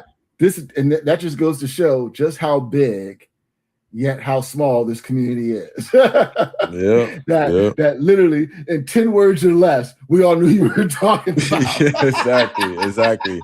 I knew y'all would know, and I don't care if y'all say his name. I just didn't want to say his name, but no, I understand. That shit was hell. When I seen that, oh my god, I was mind blown. I was like, no, they showed the pitch. I was like, hell no, this shit crazy. Yo, that shit was hilarious. And don't get me wrong, she's an attractive chick. She's an attractive woman. Very much. And she had a nice big bright smile, and I would too if I found me a lane. No, she's very, very attractive, right? But not only that, then they tried to expose how he talks about how you shouldn't have your woman dress, and then they showed her dressing the same way that he's saying your woman shouldn't dress like that, and then he tried to come back and respond saying, "Oh, well, I allow her to." Nah, nigga, we not trying to hear that, bro. You telling people not to do something that you're doing all the things that you're telling people not to do. You know, respectfully, and I think he a cool dude, but it's like this is what I'm saying about the red pill, right? You can preach these good things without like doing the little weird shit. Like, you could still get your point across. Like, you don't have to be like, don't date single mom. Hey, maybe if you were dating a woman, you met your joint when she had 2 kids, don't run around. Maybe you should say, hey, you know, my chick, you know, I met her when she had 2 kids. You know, I fell for her. It works out for me and her. Ray. Y'all, maybe y'all don't be like me. I was in a different headspace. I don't know. But like, it's almost as like he was kind of like, I don't want to say hiding it, because I know he got like a TikTok with Shorty or whatever. But like, he would never really talk about it. Like, he never brings it up until people started pointing it out. And I thought that was hilarious. That shit was hilarious. I'm sorry. Well, I can tell you this, and this is where I come from with that. What I get from him, because just like bro could give Fashion Fit their flowers, I could give him his flowers. Like, when it comes to YouTube, it shows like people don't have to be genuine. You could be one thing and preach a whole different thing. Yes, sir. You see what I'm saying? And that's why when I first started coming out, and a lot of brothers didn't talk to me in the back office. That's why I don't do it no more. But my whole thing is, where I'm from, you got to show and prove. Now you got to say and prove. You know what I mean? Like, once you say it, you got to have them. Be like, bro, stop showing receipts, man. Because if people are not going to believe you, they're not going to believe you. But in my mind, I'm looking at these guys as fraud. And I'm showing, like, when I show my receipts, I am who I say I am. Yeah. That's why I do it. But here's the thing. If you don't want to believe me, even when I show receipts, you're not going to believe me. So why even go through it? Right. Okay. Just to be fair, just in case, you know, this is the internet, I respect any man getting to the bag. Now, I'm not going to say, if you tarnishing like a generation of men, nah, I don't rock with that. But, you know, for a mature adult that could look at someone and have their own opinion, and you run around screaming whatever, and you get into that bag, get to that bag. Now, if you're hurting children, all right, now that's an issue. But if you screaming, oh, don't date women with whatever, if that works, bro, do you, dog. Do you? I got tripping. A little pushback on that. Yeah, go ahead. But like, say, if you're intentionally, because shout out to Prime, he put me on the term the Judas Goat. If you're intentionally misleading people, can you really respect that? You see what I'm Now, saying? Like exactly. you're not That's even. why. That's like me saying. That's like me saying, "All right, guys, get up and we're getting on. You get on a fitness program." They look at me like, "Nigga, you're not even on a fitness program. What are you doing?" You know what I mean? You gotta really be about what you preach. That I agree with that. That's why I didn't come in the game lying. But see, when I see stuff on social media now, I look at it two ways now. I used to look at stuff like this shit fake. Why people believe this? Like this is a skit. Like there's so many posts out there that is, to me, it's clear it's a skit. And people are in the comments believing. I'm like, why do y'all believe that this is real? But then I say, you know what? I'm not even finna comment like, oh, this shit fake, because you're getting to the bag. They're paying you. Like you're getting this reel got 3 million views. You got a bag off of this shit. So if you and your girl set this a little fake ass argument up, good for y'all, man. Y'all getting to that money. I can't really be mad at that. Maybe I'm just old school, but there's a part of me that just believes not all money is good money. That I agree with that. You see, I do agree with that statement. Now, so hold on real quick, right? Now, earlier, like if you're misleading men, that's bad. I believe that's bad. But if you and your girl live together and you say, hey, yo, babe, let's pretend to fight about some child support shit, nigga. We finna go viral. I ain't really mad at that. Because people fight about that every day. I don't think that's like too like you hurting society or anything too tough like that. Then do the disclaimer that this is a skit. Nah, but then it doesn't go. It doesn't go as viral. It doesn't go viral like that. That's a two-headed coin, and I'll tell you why. Two-sided coin, I'll tell you why. Because when Country Lane was doing it, you knew it wasn't real, but he was doing numbers better than the best show that was out at that time. That's a good point, and he's kind of like in a class of his own with that because they're really like successful with that. Okay, let me get in this. Let me I had a brain fart. I had an example. It was gonna be a good one too. Hold up. All right, hold on. Pause that thought. Okay, I remember. All right, so look. So let me get a sample, right? This is a good one because a lot of people believe it. There is like this trend where guys, you could tell, I can tell it's fake. I can tell it's set up, where guys are like recording a woman in a hotel room. They're probably on vacation or something. And they're saying, yo, I brought this chick here. I spent $2,000 on her. I'm taking her out, da-da-da-da-da. And she don't want to let me crack. You need to get out. You need to get your stuff, da-da-da-da-da. And then women are all in the comments like, she's not obligated to sleep with you just because you flew her out. Oh, I flew her out, bro. That shit fake, bro. He didn't really fly her out. Him and his girl probably went on some vacation. You could tell, like now, one of them probably was real, but you can tell that people are following that trend because it's going viral and it's working and they're capitalizing. I'm gonna tell you how you can tell. This is the easiest way. I don't even think I need to say it. I'm gonna tell you how you could tell when these videos are fake. When you look at one of these videos go viral, click on the person page, and then you see they do skits. Dead giveaway. The shit, they literally are a content creator. This is what they do. Now, if you see some shit go crazy viral and you go on a person page and they got like 3,000 followers and you could tell they're not really a content creator, they just posted some shit because they knew it was like a hectic moment, that's real. That's genuine. And I'm not saying content creators can't have a real moment either, but you can tell when you look at their other content, you can just tell the pattern that they use, the kind of like shock value type of shit, the shock value type of shit. And it's like, yeah, this shit now with skits like that, can we really blame him? Like the dude that's got on the vest and he walk up and talk to a female, she turned him down, and he walks to a Ferrari. That's been done so many times, so every chick got to know that's coming at this point. That's you see what I'm saying? That's even old. But can we blame them for getting to a bag? No. This is what I'm saying. Like I'm not mad at that because some of it you get, like I watch those, like the Gold Digger skits. I know they're fake as hell, but sometimes it's just kind of like, it's like watching Martin. You know they're acting, but it's entertaining. Yeah. Yeah. Oh, that is so disappointing. You're saying these gold digger skits be fake? That is Yes, so sir. disappointing. Yes, sir. Absolutely fake. No, you want to tell me you want me to tell you where I really was heartbroken? That I used to watch. This is a long time ago too. I used to watch this dude. You guys could probably help me with the name, right?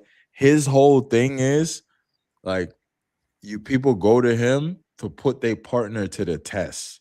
So it's like, yo, I want to test my girl and let some like flashy rich nigga come by and see if she gonna bite, or vice versa. A girl come, she want to test her dude, let some OF model push up on him to see if he gonna cheat.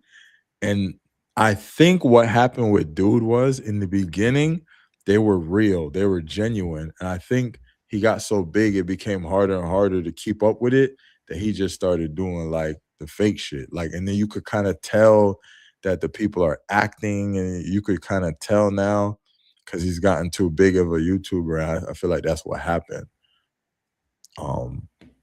That shit hurt me. I was like, damn, bro, this shit fake, man.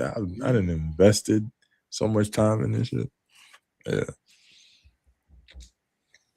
But Yeah, I feel you. I definitely do. But it's just, all of that's just crazy. But a lot of times and I think that just circled back to people got to use their discernment. You got to know like what's real and what's fake. Myron them, they're fake, bro. They're fake. Like, let's just be honest. You know, like they're just faking. There's so many other fake people out there, like you say. The dude that's telling you, like, his whole thing is not to. Oh, and I learned how to argue from him. If somebody come up on my platform and they just, not saying that I've done this before, but and they just killing me in an argument, I just overtalk them and mute their mic. Because that's what he do. Like he'll get killed in an argument and he'll just overtalk them, and he call them low IQ too. You know what I mean? Oh, so wow. no, a lot of dudes are imposters, man. But if they get into a bag and they can afford a mansion in Miami, like listen, even dudes from here, Mr. Organic, white boy Spence put like he exposed him a while ago. Oh, really? Like he not really getting to the bag, you know what I mean? But that white boy Spence been exposed. Oh, wow. That's wow. I didn't know that. I actually thought I thought he was. No, now when he first came out, what he was doing was genuine. Like, say, when he piling chicks up in the Corvette and shit like that, that was genuine. Okay. But once he moved out to Cali, I think it was more and more scripted, more and more fake. You know what I mean? Where he talking about, I own a house in Beverly Hills. It turned out he was just renting a crib. Damn. You know what I mean? So I think I don't know what he admitted, but I think he admitted like that he went broke at some point on his podcast. I don't know if he came out with like a podcast, but I think he admitted like he went broke, and then because he was like trying to keep up with the lifestyle, and it took him it was something like that. He had like a moment like that on his podcast. That's wow. That's interesting though. Yeah. Nobody weird, but he done went more places and did more shit than a lot of us. You know what I mean? Off capping, him like putting up a facade. So a lot of people the one that's goddamn it really crazy. I think what happens to some guys, maybe not all, they go viral. They go viral with whatever it is they doing, and then they start to see a little check, and then they have to keep up. They have to keep up with the lifestyle, with the image, and all of that. And I feel like that's where the gimmicky shit starts to happen, because you're trying to keep up with the virality that you created and all of that. Yeah. Yeah, I think that's what. With that being said, but with that being said, the person that put him on from his own admission, he kept it real. You know what I mean? Like Tall Guy Car Reviews, he kept it real. He didn't do all that bragging and boasting. And in fact, I remember one of my favorite screams. He was going shopping. He got back in the car. He was like, "Yeah, I got these." She was like, "How much was those?" I think somebody asked him. He's like, "Man, I like these cost like $35, bro. I like the sale. I like the stuff that's on sale. That's why I like him, because he's a genuine individual." Right. Yeah.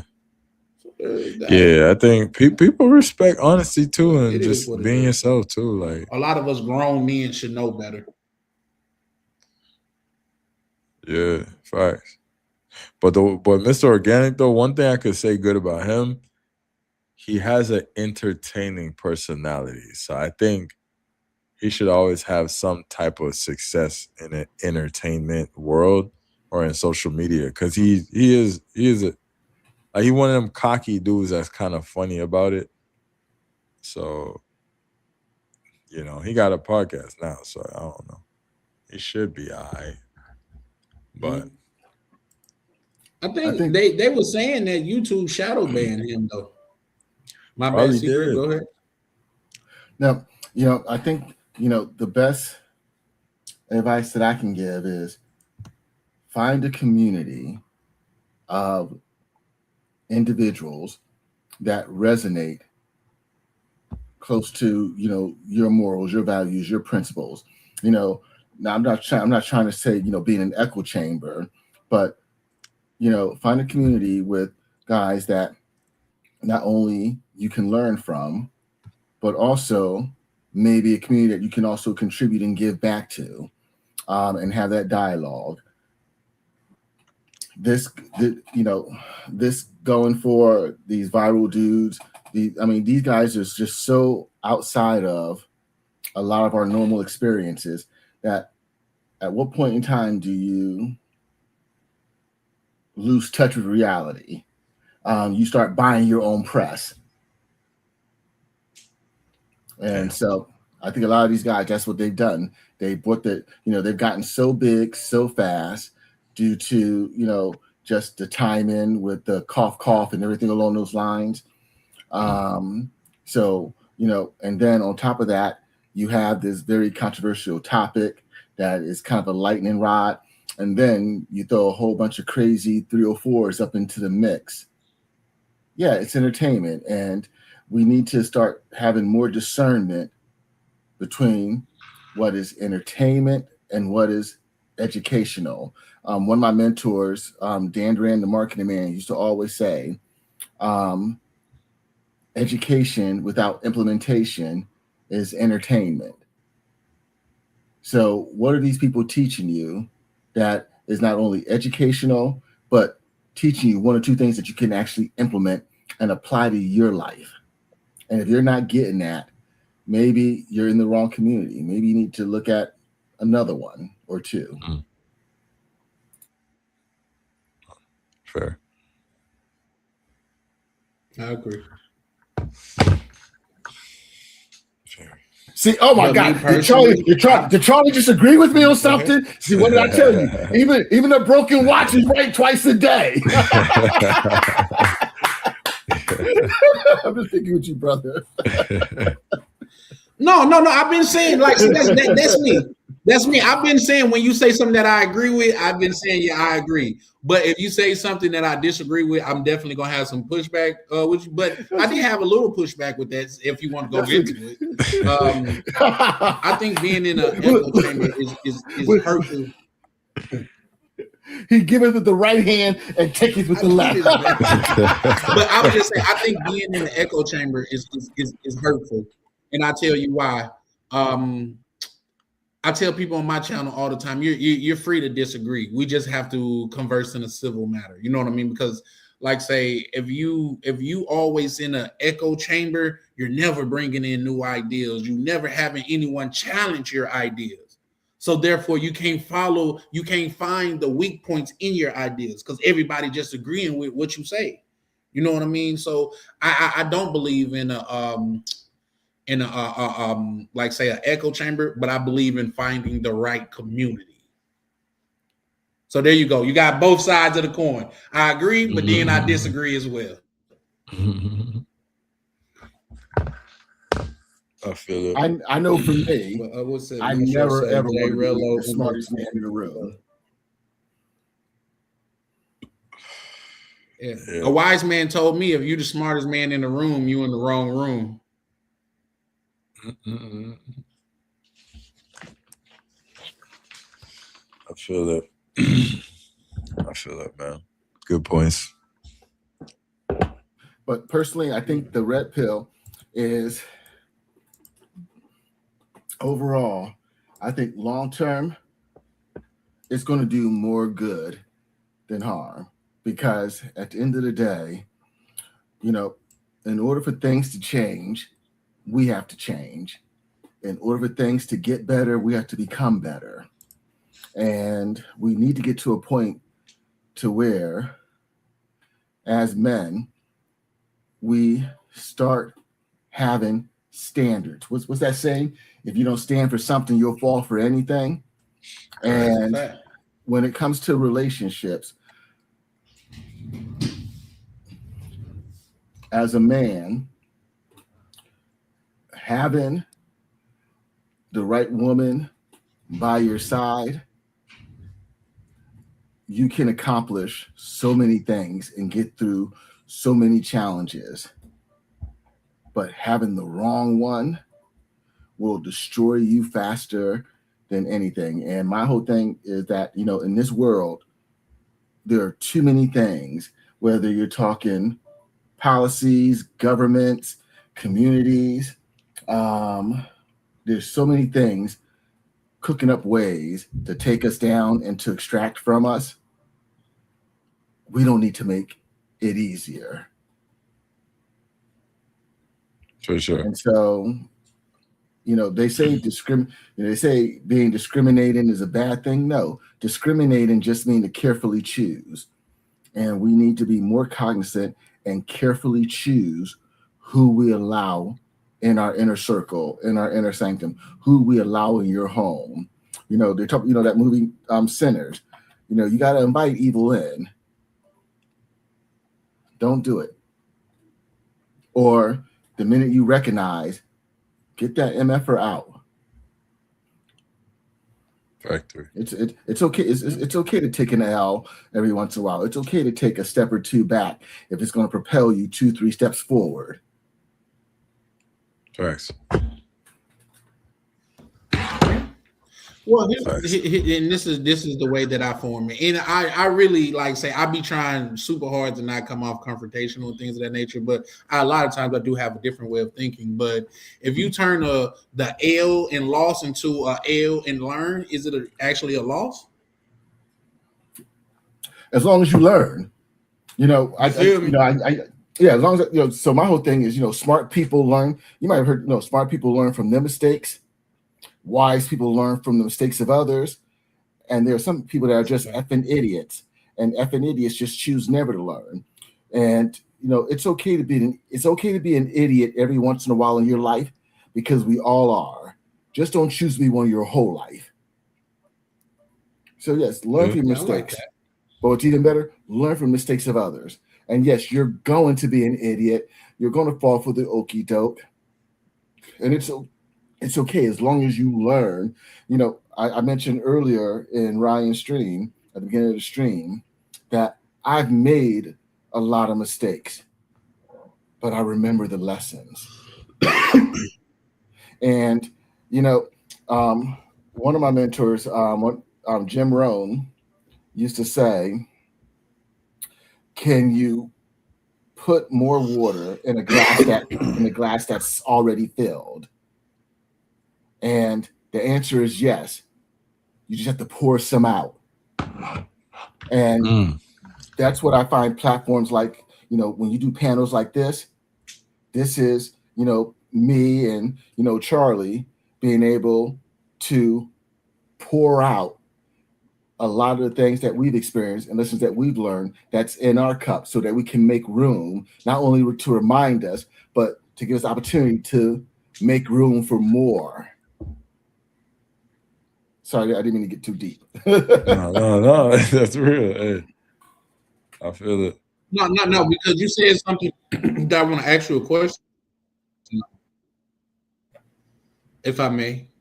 Yes. You didn't want to fuck up on me today. My question is, you said Jim Rohn was your mentor. Was he your personal mentor, or like you just learned a lot from him? Just consumed a lot of his content. You know, I'm someone that, you know, a long time ago, I turned in my that car. case, he was my mentor too. Yeah, for sure. Yeah, I consider, you know, Jim Rohn, Zig Ziglar, Darren Hardy, Les Brown, Earl Nightingale, Les Brown, Eric Thomas.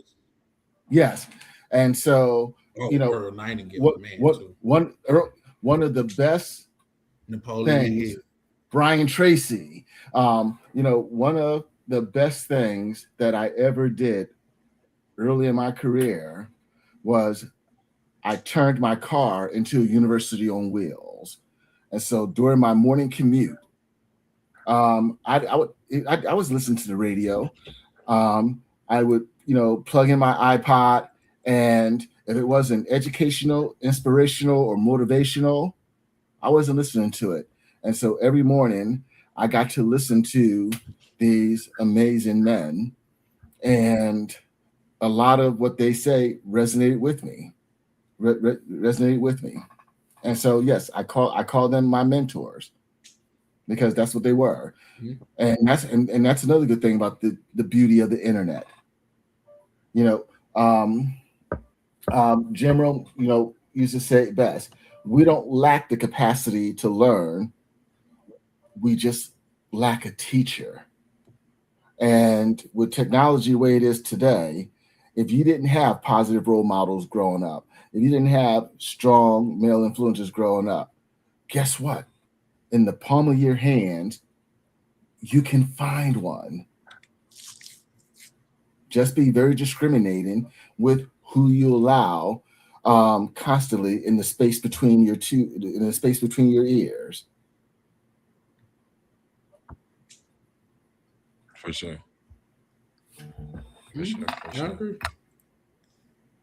Yeah, hold on. We got hold tight. We got super chat. That is on my list. That is on my list. Outwitting the Devil. That is on my list. Yeah, she's going crazy. Oh yeah. All right, hold on 1 second. 1 second. You got a super chat.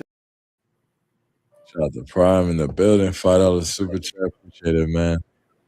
Jim Rohn went crazy. All right, before Tony Robbins, before Les Brown, he went crazy in Black and White. Please read Outwitting the Devil, Napoleon Hill. Appreciate the $5 super chat, brother. I think I'm gonna download that audio book now. On my.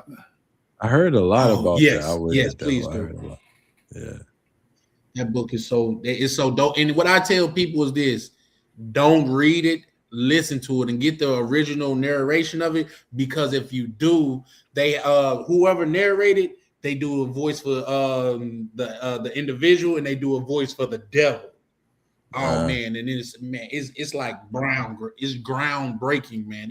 That's such a dope book. That's probably one of my top favorite books of all time. Wow. That Watch Your White Guys Have All the Fun. I love that book. That's probably the only book that that brought tears to my eyes, and that was like a biography or autobiography, whatever it's called.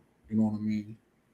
Wait, is it on YouTube? I guess it's also it's definitely on YouTube. You can listen to it on YouTube for free. It's called Outwitting the Devil. Yep. I'll be listening to this after your stream. Man, it is. Check it out. Oh no, Pimp was a good book too. But Outwitting the Devil, man, it's almost like it draws you in like a movie.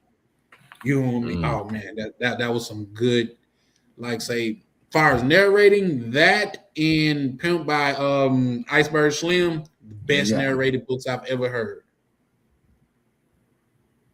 Okay. Outwitting the Devil, Napoleon Hill, the audiobook. That will open here. Then that drawing 3 hours. Yeah, I'm gonna look into that. Some sliding light, man. And here's the thing. I promise you, once you start thinking about it in the devil tools of destruction and stuff, like to what's the term you use, to veer or to sway. I'm sure Prime could like just to get off course. The things that the devil used is crazy, man. Like say, it's not a religion book, even though it's talking about the devil. Is just like say distractions, more or less. You know what I mean? But shout out to Prime for that, because that is a banger. It's kind of making me a little Kwame. Based on how you're describing it, it kind of makes me think of The Screw Tape Letters by C.S. Lewis. Let me send that to myself. Shout out Derek. I couldn't hear you say the who.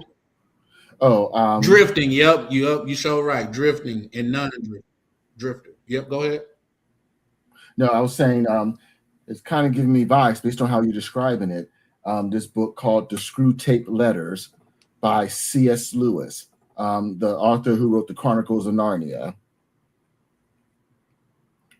In regards to how temptation, temptation. I never heard that book. I don't even think I've ever read a movie. I mean, watched the movie though.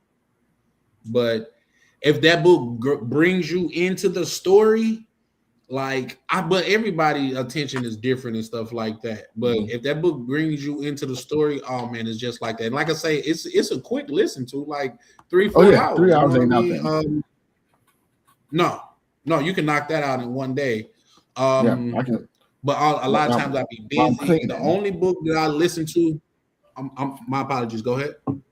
Yeah, I'm listening while I'm cleaning. Yeah. Prime said you will never be the same ever again on anything. Yeah, for sure. Oh damn. On everything. My bad. Okay. Just download it. Yeah, for sure. Drifter and non-drifter. Yeah, no, fire. I got that. Dope. And I tell brothers in this community, man, if you want to, and it's not to teach you how to what's the term I want to use?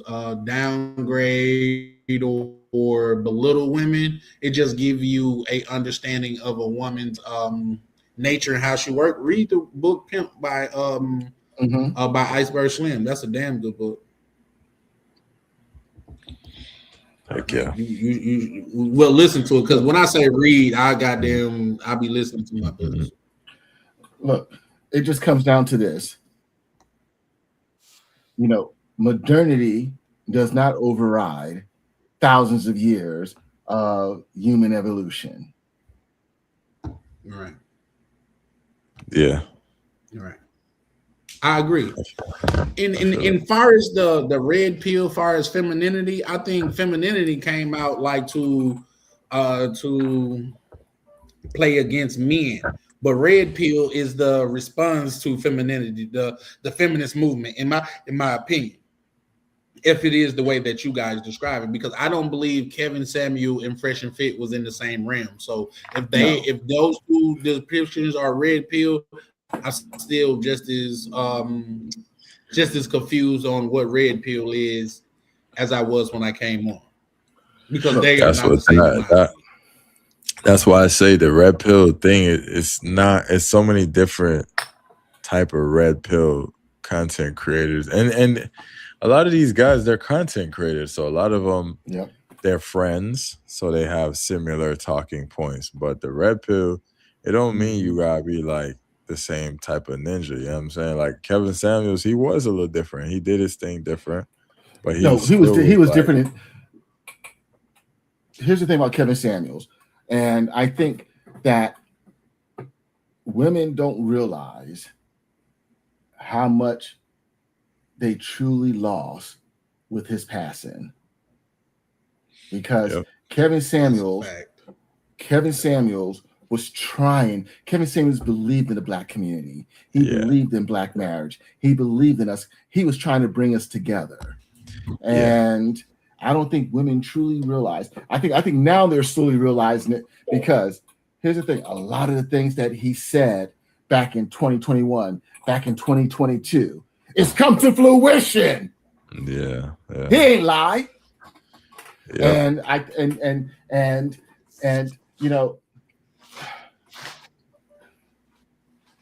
when he passed away, it was such one of the things that crossed my mind was what we lost, because he had big plans. He was all about us taking back our image. And here's the thing, no one, and even though he spent the first 5 years of his online career trying to teach and educate men how to look good, smell good, Yeah. how to level up. And no one had anything to say when he was calling brothers out by the coattails about us leveling up. You know, if you broke and you not working 60, 80 hours a week, then you doing something wrong. If you got time to play video games and this and that, then it's your own damn fault. And here's the thing. And even when it came to relationships, he never let anyone bad talk black women. Yeah, male or female. He pulled you by the coattail. No, you're not going to come in here and say, you know, women are your enemy or this is that. No, you're your enemy. It's your pocket, your enemy. Your mindset that's your enemy. And so women don't realize they're going to one day, you know, this brother should be a saint, because one day people are going to come out and say, you know, something. There was something special about this brother, because when you look at your, you know, fresh and funky and all of them and anything like that, they're not trying to bring the community together. They're not trying. No. And so, I do feel they shouldn't even be in the same. They should not be mentioned in the same breath. And a lot of these Red Pill content should be made in the same breath as Kevin Samuels. That's just my 2 cents. Agree. Okay. The difference with Kevin Samuels, he was trying to help the black community, and whether black women admit it or not, black women liked him and they appreciated. It was always black women calling into his show. It was always black women calling in his show. So he didn't go out and solicit them. No. Yeah. He was trying to help the black community. That's the difference with him. He wasn't on here like bashing black people. Like he really was like, he was like trying to help by giving harsh truth and shit like that. Yeah. Here's the thing, because unfortunately too many women will choose a beautiful lie over an inconvenient truth. Absolutely. And I remember, and the funny thing about it, I remember the episode where he had the Kendra chick on there. I'm not gonna say her full name, but the Kendra chick. I remember the episode that he had her on, and she started having and she couldn't articulate or argue her point, you know, speaking to him right then and there. But Monday Morning Quarterback had a lot to say. And now when you listen to her platform, fast forward several years later, she's seeing how unrealistic these women's expectations are. Yep. And that, gotta deal with them long enough, man. Yep. And she gotta deal with them long enough. Oh, I don't like the delivery.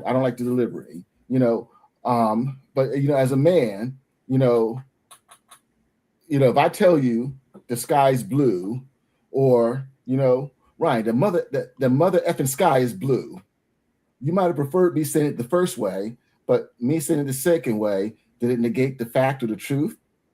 Right. You might like my delivery, but it didn't make what I said any less true. I see what you're saying. So it might real quick. Shout out to Christopher Patterson. You say Kevin Samuels is too. Yeah, well, Christopher Patterson, yes, jump on the stream. Go ahead. Let's talk about it. Patrice O'Neal was the God of Redpill. Oh yes, rest in peace to Patrice O'Neal. That hurt me so bad that he went out. It's always, oh my gosh, that hurt me so bad, because that dude was hilarious. He was cooking, and he was like original Redpill before Redpill existed. Like he was been on, and he was a successful comedian, by the way. Like, but very successful. Yeah, oh yeah. He had a whole special and all of that. Yeah, rest in peace to him, man. But okay, so what I was gonna say about Kevin Samuels, a little bit controversial, but like, I just feel as though he was starting to break in the mainstream, and then all of a sudden he pops up there. Like, I thought that was too fishy. Yeah, because you said it, I didn't. He did something with Nicki Minaj, and then he did something with Future, and he did something with T.I. He was starting to break into mainstream, and all of a sudden, he checks out. Right? Not only that. Come on, man. We gotta put the stamp where the stamp needs to be, man. He was just in goddamn it the episode of Atlanta. In fact, it didn't even get a chance to air before he passed. Yeah, you know what I mean. Yeah, But and to me, that showed me how demonic women can be. Because for you to come out and congratulate this man's death for somebody you didn't effing know. That's when I knew. Man, that pissed me off so much because this man had a mama, this man had a family, a daughter, and all of that stuff. But it's fuck them because you in your feelings. Fucking morals. They got no morals. You see what I'm saying? No. That's morals, why I hate Vivica Fox to this day. I say she went from Vivica A. Fox to looking like Vivica Ada Fox. Her soft face looking ass. That's her karma. That's her karma. She was the biggest one. She was the loudest one celebrating. Yep, and that's definitely her karma. That's why 50 Cent shitted on her like he had diarrhea. Yeah, I 50 thought Cent shitted on her, man. 50 Cent, man, it's like 50 Cent did that for. Go ahead. No, I agree. If you want to see the dark side of female nature, and you just getting into this shit, that shows you the dark side of female nature. How they celebrated this man's death. Men would never do that. But here's the thing. But what if we did? What would happen? We would be canceled. The backlash, and that's why I said, and that's why at the beginning of your stream, I said that for every one content creator that says something vile, I can easily find a half dozen female content creators saying way worse. Because if one of us or if another man got on there and literally said verbatim what some of these chicks said about a female, something unfortunate happening to a female, we would get canceled. They would come. The villagers would be at your front door with pitchforks and torches. Hey, listen, I know a lot has been said about Myron, right? But let's say some feminist joint lost her. Like, he would never celebrate that because that's just not a manly thing men don't do that, bro. Like, that shit lame. Like, we don't do that shit. Yeah, but that's why us as men have a different standard. Yep. Exactly. You know what I mean? Women can do all type of shit that men couldn't do. You know what I mean? How you gonna say, goddamn it, you don't need men while you're living in a house that a man built? Mm-hmm. That man was trying to help. He was trying to help the community, man.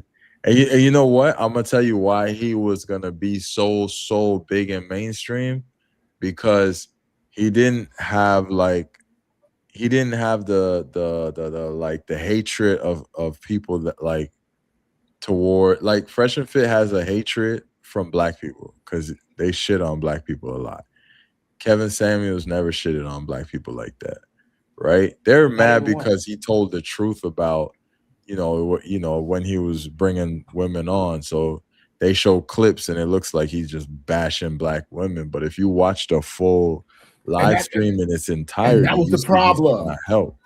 Yeah, it's the clips. It's the clips. I got a better pushback. I got a better pushback though. Go ahead. No, go ahead. No, I'm just gonna say my better pushback is they show all the clips of him being real with women, but they show hardly none of the clips of him being real with men. No, so you don't deserve a submissive woman. He was harder on you men. Fat with a little dick and live at your mama house. You don't deserve a submissive woman. Yeah, he was worse with men. Come on, man. They don't show that. But also look at how each of us took that harsh criticism. Men, we took it, we ate it, and we took it and we ate it. Women got in their feelings, shame, insults, guilt, need to be right. But as a man, and that's how society is. Society is set up to remind men in so many ways, if you're a loser, if you're not excelling, if you're not performing, society reminds you in 100 different ways. But you take a woman and put her in the same shoes. Oh, you go, queen, love your curve, or he's not man enough for you, or anything like that. Or you too strong. We tend to, in today's world, women consistently Be turning the hoodie get Charlie on here, man. unconstructive feedback, and they get bailed out from many of their poor choices and bad decisions. Oh yeah. But there's going to be a reckoning. Mhm. There's going to be a reckoning, and the sad thing is they don't even see it coming. It's going to be literally the frog in the warm water. The temperature is going to get turned up slowly, until before you know it, you're cooked. And we're kind of seeing that now. You know, Oracle just laid off 30,000 people. We lost 92,000. We lost 92,000 jobs in February. And here's the thing: it's going to get so much more worse. And we saw how crazy a lot of these chicks got with the whole SNAP benefits back in November. Well, trust me, it's going to get worse. That shit. And that's probably why, and I think that's another reason for the pushback on the Red Pill community, because they're going to be looking for us to save them and be their bailout and stimulus package, and the government's going to be looking for us to do that as well. I don't know. Somehow I feel like they're benefiting from us being single. And I feel like that's why they kind of ripped us apart in society. Because, it was beneficial for several decades, and they made a bag off of it. Yeah, but right now it's the worst. Right now, it's like peak. It's like peak. They're saying like let's say 40, 50 years ago, people were like getting married like 3 times more than people are now. Now you ask because I actually did street interviews for 2 years. You ask the average person about marriage, and the literal average person is like, nah, I'm not getting married. You could have never did that 20 years ago. Everybody wanted to get married. You know what I'm saying? They literally got the world now not wanting, the U.S. not wanting to get married. This shit is crazy. It's a conundrum, though, and I'll tell you how. Men primarily get married for women, because a man don't need a piece of paper to know for him to know that he loves you, that he'll risk his life for you. So marriage is primarily a woman thing. That's why it's the greatest day of a woman's life. No nigga said it's the greatest day of my life. Wedding. Respect me. You don't hear nobody answer that. I would argue the wedding is for the woman, but I do believe that men still wanted to get married growing up.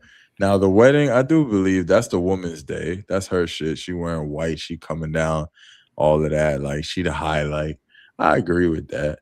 But I do think that men wanted to get married, though, if I'm being real.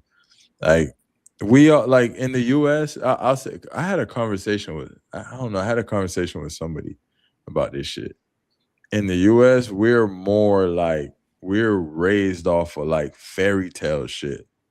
You know what I'm saying? We were raised off of like fairy tale. You look at some of these other countries, they're raised on survival, like how we finna eat, where the money coming from. Like that's where it's the privilege of abundant. And so here's the thing. You got a super chat too, right? Yeah. Oh yeah. Let me get that. Yeah, I appreciate that. You got a super. Appreciate that. Brother Drew says, support the streaming, fellas. Fire. They talking facts. Appreciate that, Drew. Appreciate that. Super chat, brother. Yeah. Okay. My fault. Showing love, bro. It's always appreciated. What I will say is this, Ryan. I got pushback on that as far as the men married thing. Okay. I don't think so, and I'll tell you why. Down south, we got this thing called common law marriage. You feel me? And you stay in Florida, so I don't know if it's there or not, but in Mississippi, we got common law marriage, which is to say, if y'all been together this long, nigga, y'all married. Yeah, we have that. Yeah. So it was a something for the woman. And I used to tell my brother this: if marriage was a commercial, would nobody buy that shit? Not a man, at least. You know, but Charlie, I think I agree with that now. I just don't think that was a common talking point before the internet, bro. I just think that's like it became a common thing now. I don't think that was a common thing like 20 years ago. Because I don't know. Like I think in my class, let's say elementary, middle school, I think niggas was on some like Snow White and Beauty and the Beast type shit. I don't think niggas was like, nah, fuck these hoes, we ain't getting married. You know what I'm saying? I don't think people was really Bro, moving. how old are you again? 37. Also, 20 years ago, you was damn near 20. I was 17. They was, I was starting 17 back then, bro. Huh? They was starting back then 20 years ago. I was in my prime 20 years ago. In marriage, like you wanted to marry something to lock it down. You know what I mean? But you didn't have to lock nothing down back then. Okay, I'm not gonna say like you desire, like it was such a dream, but like I think that like just on average, probably not every single guy. I think on average, the average man wanted to have a wife and probably 2 kids and a car, bro, a car and a house, bro. I think that was that's like the American dream that they sold you, bro. But that's what I'm telling you. This is how we were raised. The white picket fence and all of that shit. And this is how we were raised. It's not. Somebody say, Charlie, was you married? No, I've never been married. Yeah, me too. I've never been married either. Shout out to Senior Pockets Travel. But yeah, I'm not saying like, oh, you was trying to like have this big old wedding. Like I think if it was up to a man, we would have a small wedding because we know we're paying for it and we thinking about money, saving money. But I don't think we would not want to get married, period, if you want to take it like 20 years back. I think a lot of us just wanted a solid, beautiful wife and some kids. You know, that's it. So a nice car and a decent house. Here's my thing about marriage. I think men get married wanting their chick to stay the same, whereas women get married wanting to change us. I think men, we tend to love idealistically, whereas with women, they tend to be more realistic. I think men more often than not marry for love, but women, they marry for business. Security. And so, let's be honest about it. Marriage originally came about because of business. That's how 2 kingdoms joined together. The prince from this kingdom will marry the princess from that kingdom, and then they will have a common goal, a common interest. You see what I'm saying? Well, actually, I said this on another channel before.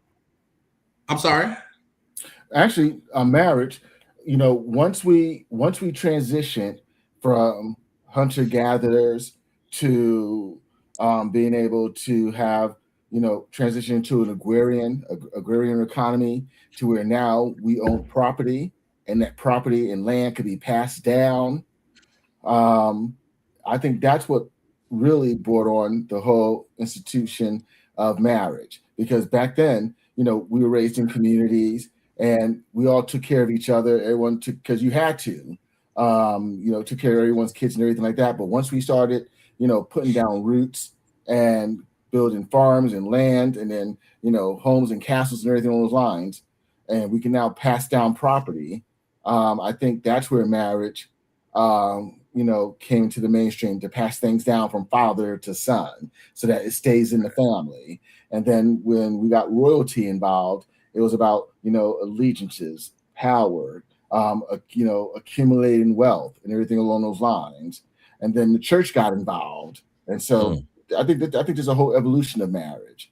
And so idealistically, I take this approach towards marriage. I used to think marriage was about 2 people coming together to accomplish more than what they could individually. It was about duty, obligation, commitment. But now it's been, over the past, 70, 80 years, it's been butchered to, it's all about, one party's happiness. So one party being about duty and obligation and all to, take care of and be, it's no longer until death do us part, but until I'm not happy anymore. Sorry, Charlie, I didn't mean to cut you off. My bad. No. I think the whole institution of marriage is cooked right now, brother. Oh, it is cooked. It is cooked. Well, So, hey, Ryan, so I still believe in marriage. I still believe in marriage. I'm gonna come in on my phone because I think I have a delay, so I'm gonna come in on my phone. Okay, all right. Post the link for me again if you don't mind. Oh, post it on my phone. I thought you just said you're coming back. All right, I got you. I'm gonna post it right now.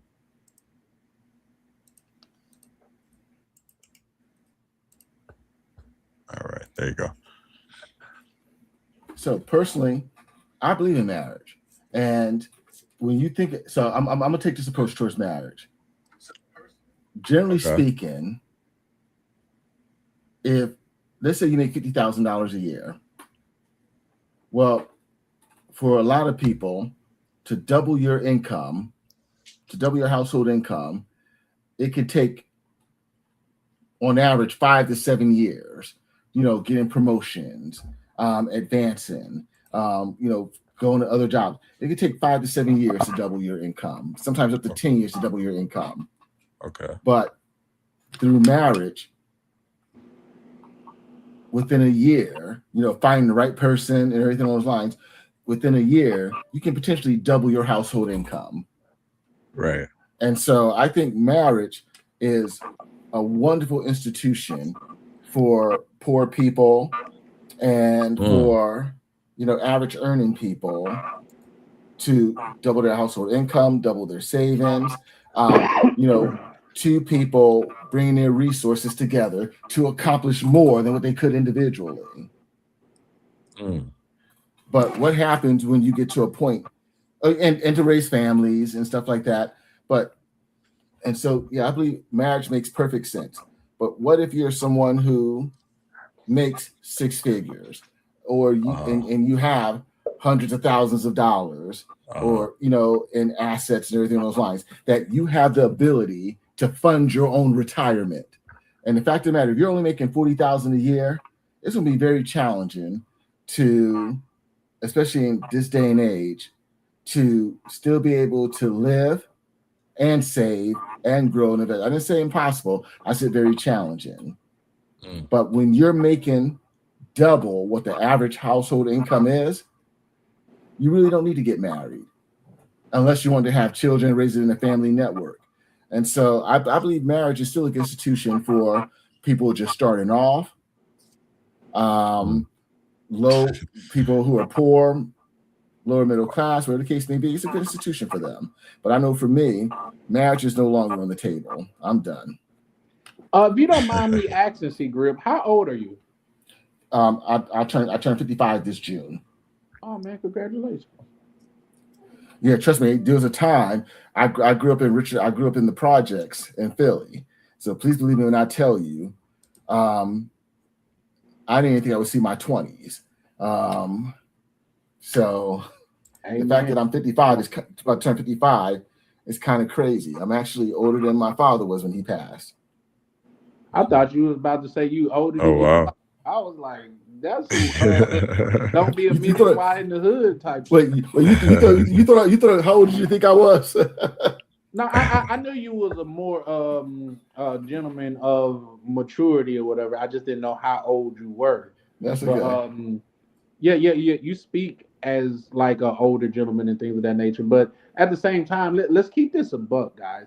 The more that marriage has become a thing, a symbol of love, the more that and these are facts, you can look these up, the more that the divorce rate went up. For some reason, when your parents was picking your mates, those lasted longer. Oh yeah. You see what I'm saying?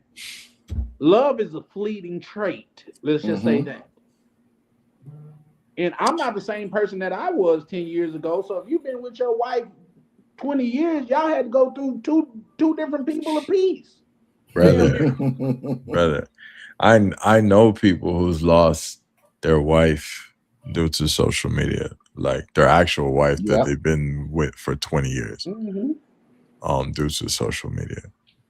Because you're right. It is a change. We change. We continuously change. I just think back then, marriage was more like people understood marriage. Like it was like if you got a divorce, like you're a failure. Like nowadays, they're like, "Yo, you not feeling it? Leave, bro. It's You're not your happy. happiness. Leave." Like, if you're not feeling it, girl, leave. Oh, Damn them kids. You deserve to be happy too. No, you don't. No, you Yeah. don't. You Fuck or them your kids, husband don't yep. deserve to be happy. Y'all Look. got kids here now. Look, the Godfather said it best. F your feelings. Marriage is about duty, commitment, and obligation. You know, it's about two people waking up each day, choosing each other.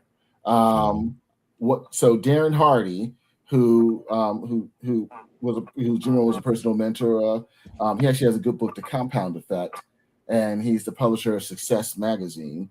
But in his book, he talked about a seminar that he went to in which the person running the seminar asked, what percentage do you give in a marriage? And people were like, 50-50, 45-55, 49, 51.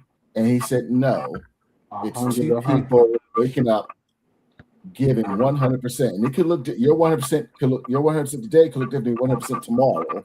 But it's two people waking up each given 100%. And he asked, what was the opposite of love? And, people were saying, hate, this, that. He said, no, the opposite of love is indifference. When you just don't give an F anymore.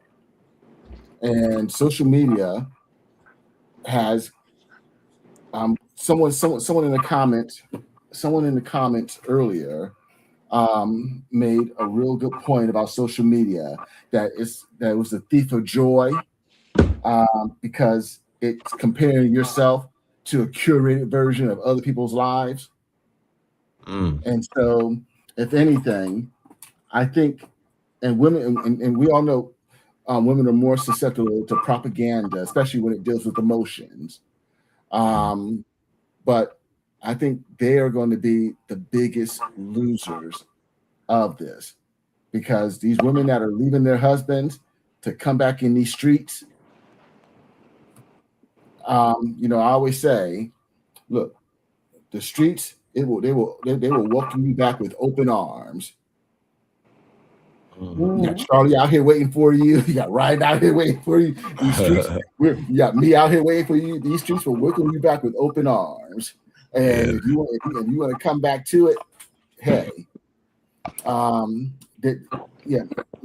things will get more challenging, because the fact of the matter, and look, how many times have we seen on social media these chicks where they're talking about how liberated. Hell, look at you. Look at what's that? That Tia chick. Talk about graduation. Talk about her graduation and this and that. And now I just want to be loved. I just want someone. You had that. You had a good dude who was all about his family. And wait, who that? The twin joint? Chick.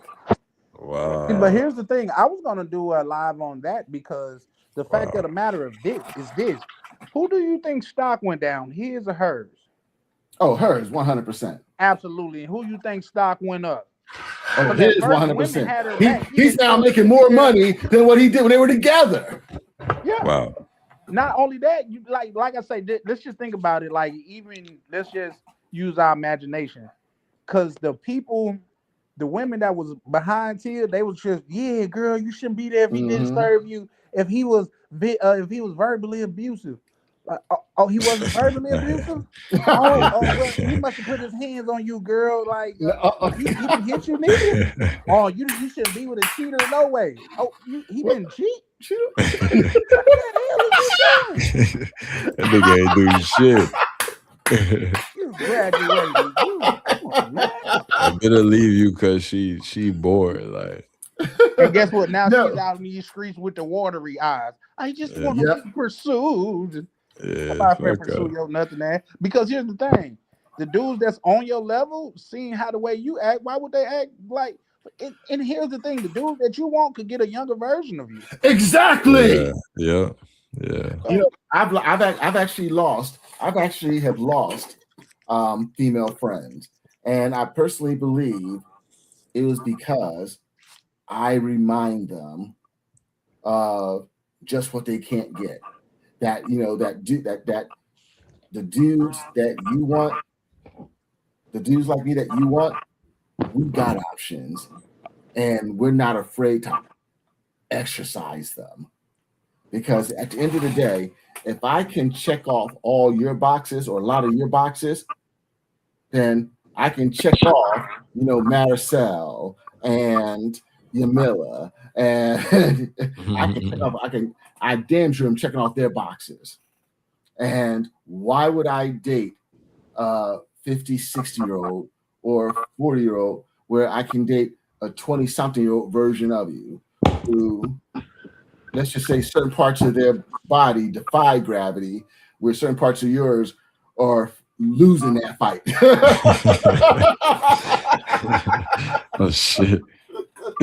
Snap. Oh, I know. I know. The lies can come for you for that one. Look, it'll be another 2 years. It'll be another 2-3 years, and then I'll start showing my face on here. But right now, with the company that I'm working for, I can't really put myself out there like that. But here's the thing, because like I said before, unfortunately, what I'm saying is, tell me where I'm wrong. Yes or no? Do you think things sag more in your 50s than they do in your 20s? Yeah, for sure. Yeah, of course. So I'm not saying anything that's untrue. What is it more likely you're going to have a double triple digit body count in your 50s? Crazy, yo. As opposed to your early 20s, especially if you grew up right, or where the case may be. No, why would I want to deal with someone that got more baggage, more body? What is it?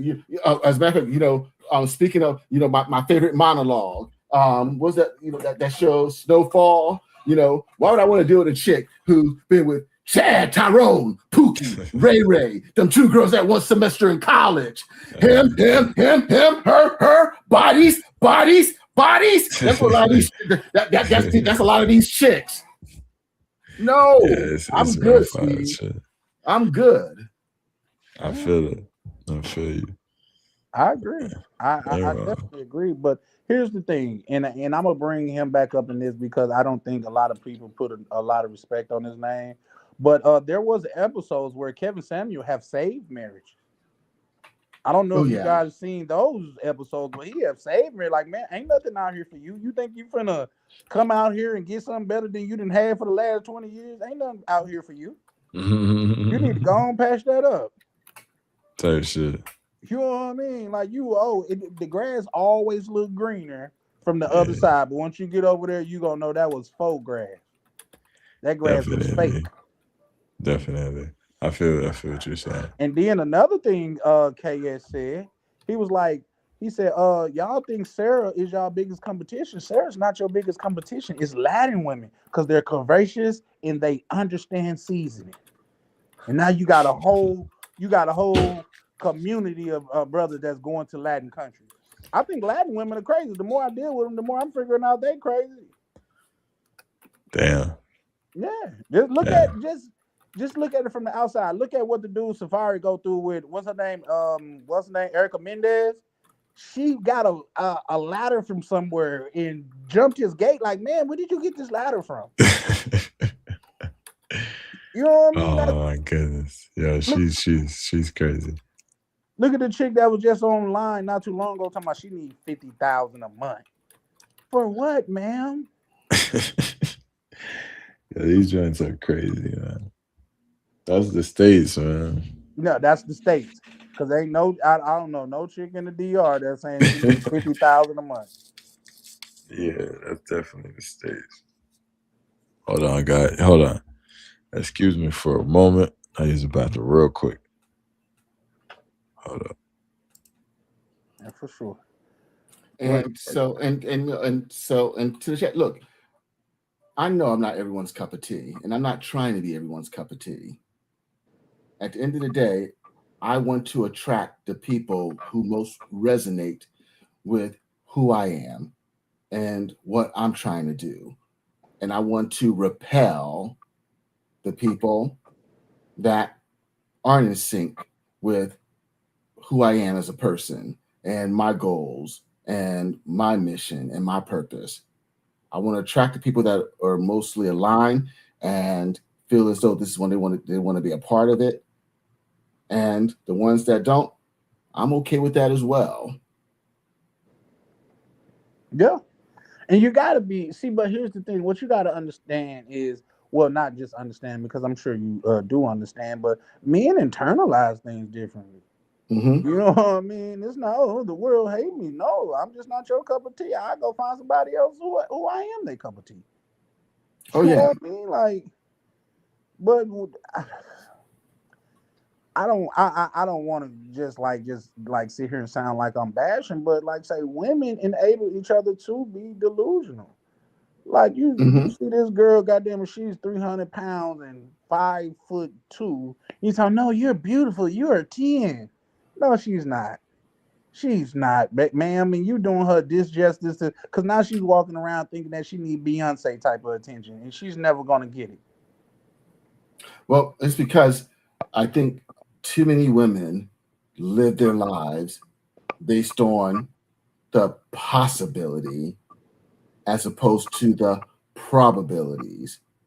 Is it possible you can be 5'4", 250 pounds, and get yourself, your corporate Tupac or your Idris Elba? Yeah, it's possible, but is it probable? More likely, Well, if that's no. the case, anything is possible.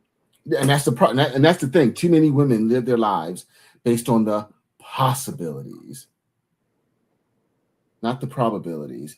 And as men, we have to be assessors of risk, and we have to be more realistic. Yeah, I agree. I definitely agree. I'm reading the chat right now. It says Latin women will cheat like it ain't nothing, and then they try to beat you if you do it back to them. Yeah, no, see, but Yeah.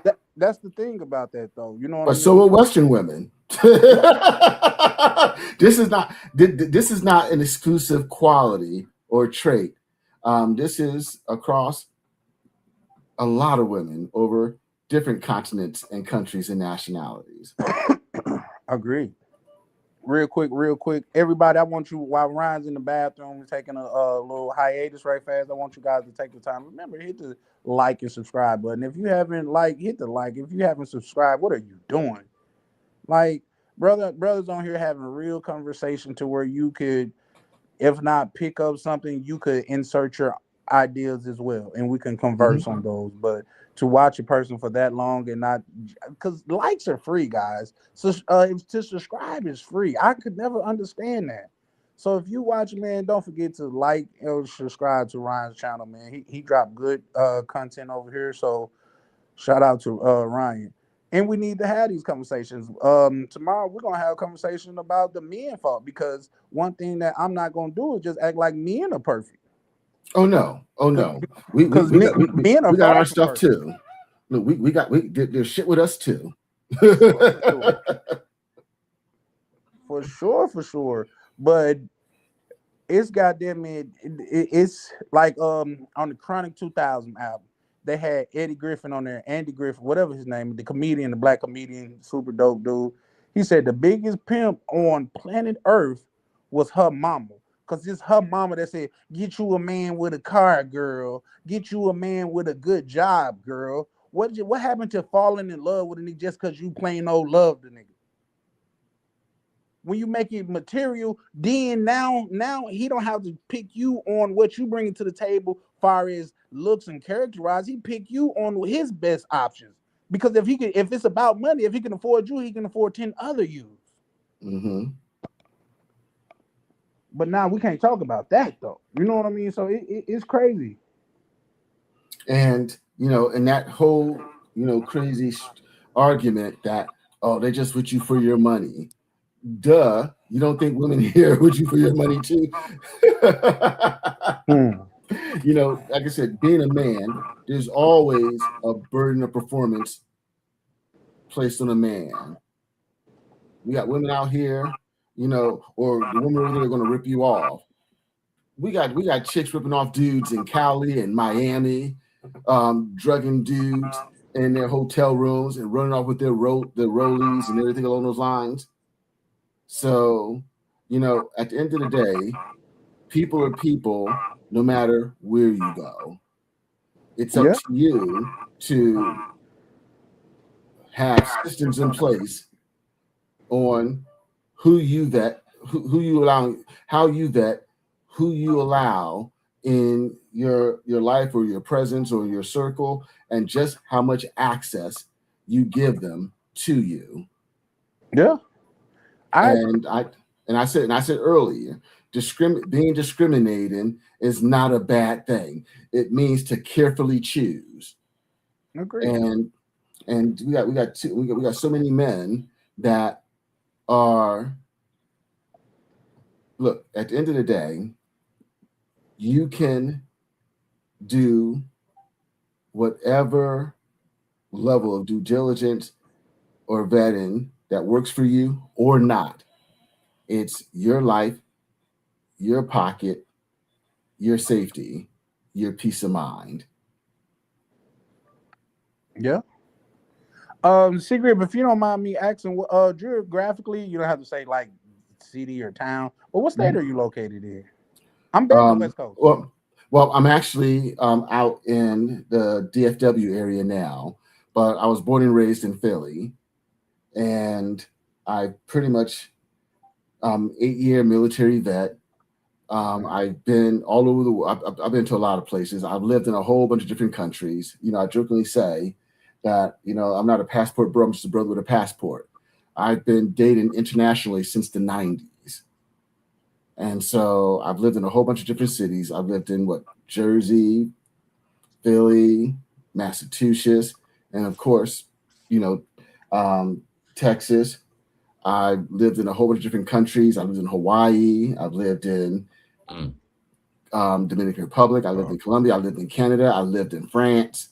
And I'm not saying, a week or two to where I'm talking like literally a year to half a year. Year and a half, I lived in these different countries. Wow. So, and I'm not going to even tell you all the countries that I've traveled and visited, but I've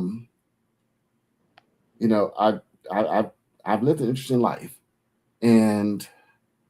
but with that being said, I want to have a lot more life, and I want to have a lot more experiences. Yeah, that's amazing. And I've also dated women in a whole lot of these different countries and cities. So, but like I was saying to Charlie, look, I know I'm not everyone's cup of tea, but I'm enough women cup of tea. But with that being said, look, what I have to say, if it doesn't resonate with you, take what you want and just leave the rest behind, or not at all. That's why there are 3 people in this panel with 3 different experiences and point of view. For sure. Take the points that you want to rock with and discard the rest. Yeah, and that's a nice point, C Grip. And my thing is not to change your mind. My thing is to get you thinking. You know what I mean? That my thing is to, when I say you, I'm talking about like people that's listening in these panels and things of that nature. My thing is to get you thinking, because if you come up here and you done had all these relationships and none of them work out, man, like you probably got to look in the mirror, man. You know what I mean? Yeah. That's just the thing. Like I say, I've had multiple relationships that went 5 year plus, multiple. So like say it like we my thing is to just get people to look at the whole picture. Is society perfect? No. Are women perfect? Fuck no. But neither are men. Mm-hmm. You know what I mean? So like, come on, bro. You play what PlayStation for 8 hours a day, and you talking about you want a submissive woman? You don't deserve one of those, bro. You need you a PlayStation buddy. Well, You shout out don't to need one. Misha. Yeah. And so and you know and like I was saying before, when it comes to your relationships, I believe that you do want to be polarizing. You want I want to deal with the woman that believes in my vision, my mission, my purpose, my goals, and she can see herself being an asset to that. That you know something, Seagrip, I trust you. Look, I see your vision. I believe in your. I believe in your goals, and I want to be a part of that. So I want to throw. I want to cast my. I want to cast my lot in with you. I want to put my chips in with you. That's what I'm looking for. That's what I want. Let me ask you this. See, Grip, and this is a have you thought about throwing in the towel? Oh no. You know, because one of the things that I love most about life is this is a big, beautiful world, That's a fact. and the more places that I've seen so many beautiful things, and the fact of the matter is, just because I haven't found what I'm looking for at this point in time doesn't mean I won't find it later. But also, the man that I am today, I'm not the man I was 10 years ago, and I'm definitely the man I was 20 years ago. Agreed. And I might be a different man 5 years from now. So, you know, there was a time I dated women with there was a time I dated women with one kid. There was a time I dated women with 2 kids. And then I went through a pace where I'm not dating women, I'm dating women with no kids.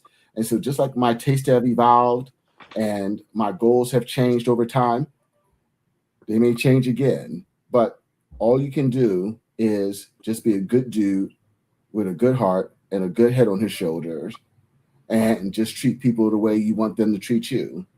And I'm a firm believer that by being that kind of person, I will attract other people like that to me.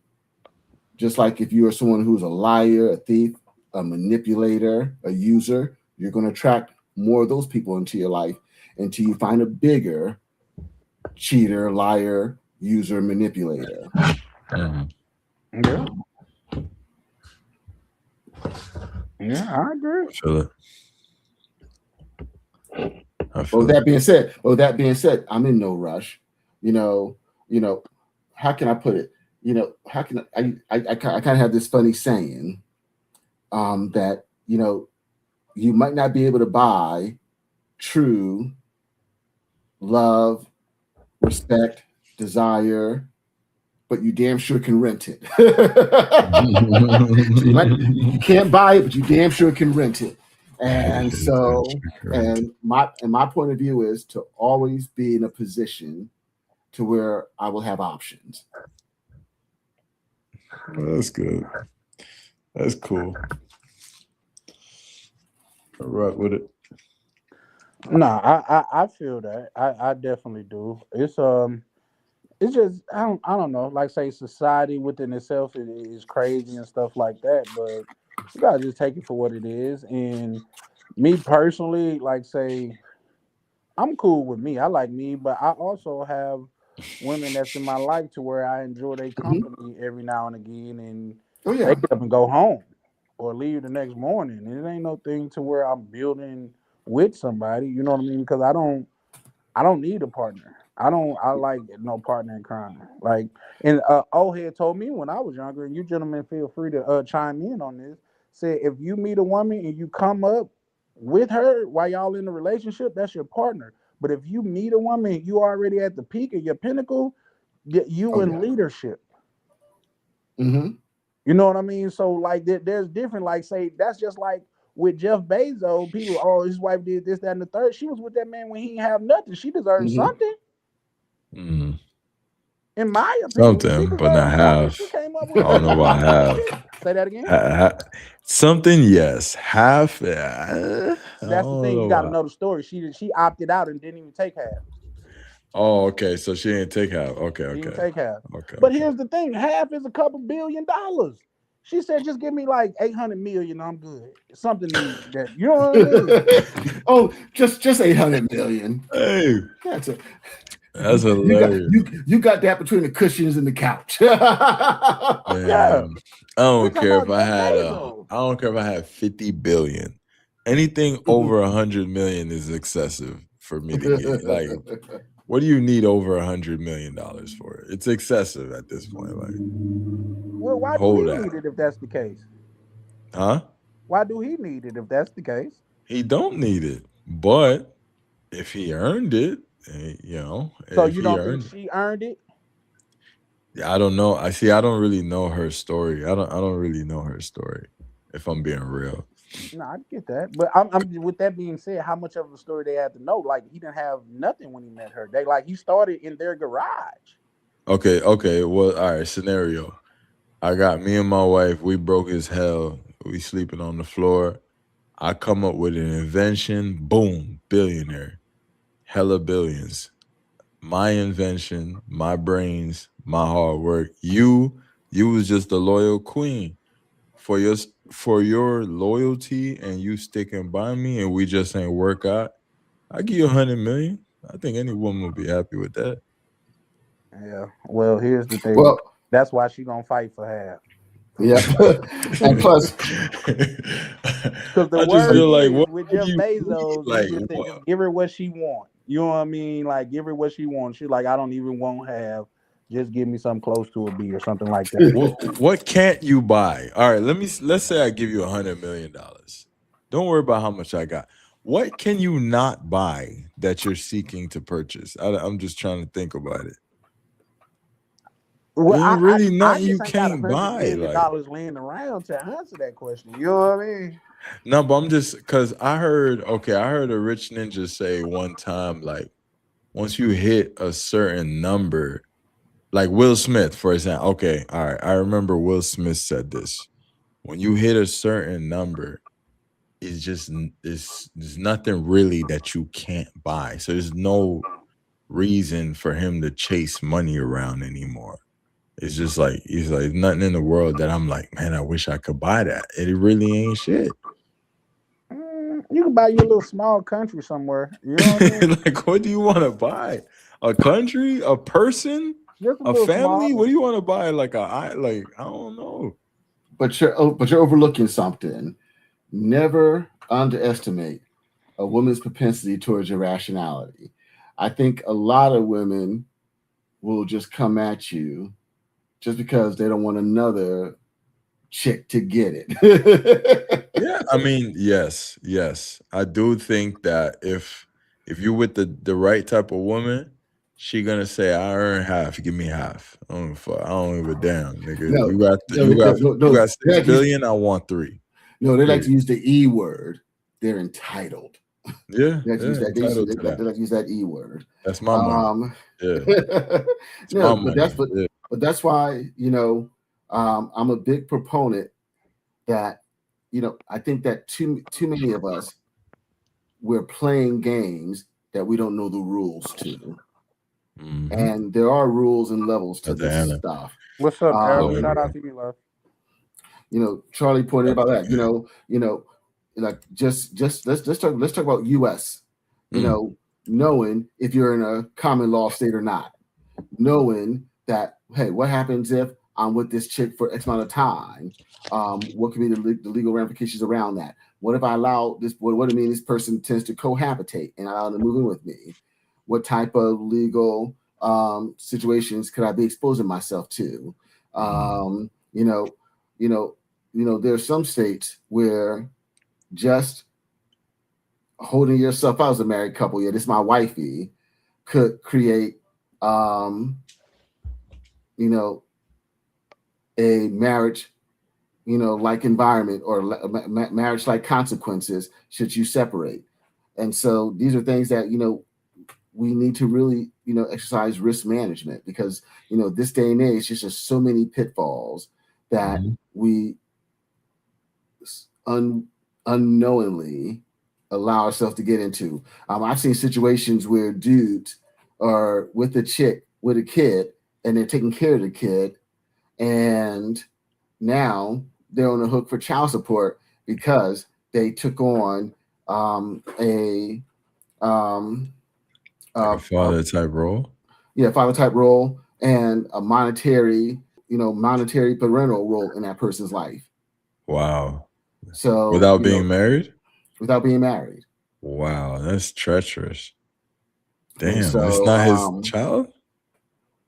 Yeah, that's why I said, you know, these are things that we have to, you know, be cognizant of in regards to, you know, in this day and age and with how litigious society is, but also when you live in a world where people are being displaced, AI is taking over, and now we're going to be expected to, you know, what I think the future of AI is going to be is companies are going to be looking for a lot of people to leverage AI in their daily work lives so that they can get, you know, the productivity of 2, 3, even 5 employees for every one employee by leveraging AI. And so, you know, I think over the next 2 to 3 years, we're going to be seeing some very challenging things that are coming down the pike. But here's the thing, and I might be wrong, but with that being said, you know, I like to look at things from this perspective. What's my upside? What's my downside? What's the probability of my downside happening? And is this something that I need or should hedge or protect against?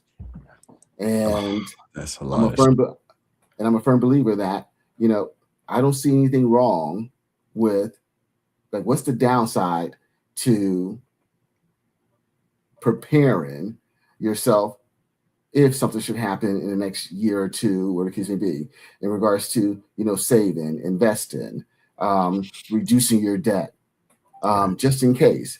What's the downside to that? Yeah, there's no downside. Yeah, you should. I agree. You should definitely be prepared now.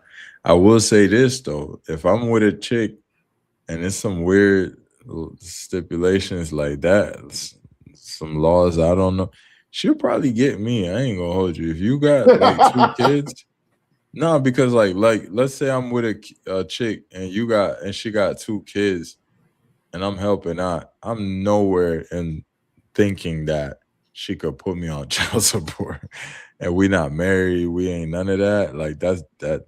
Yeah, you would have had me with that because I would have never known that.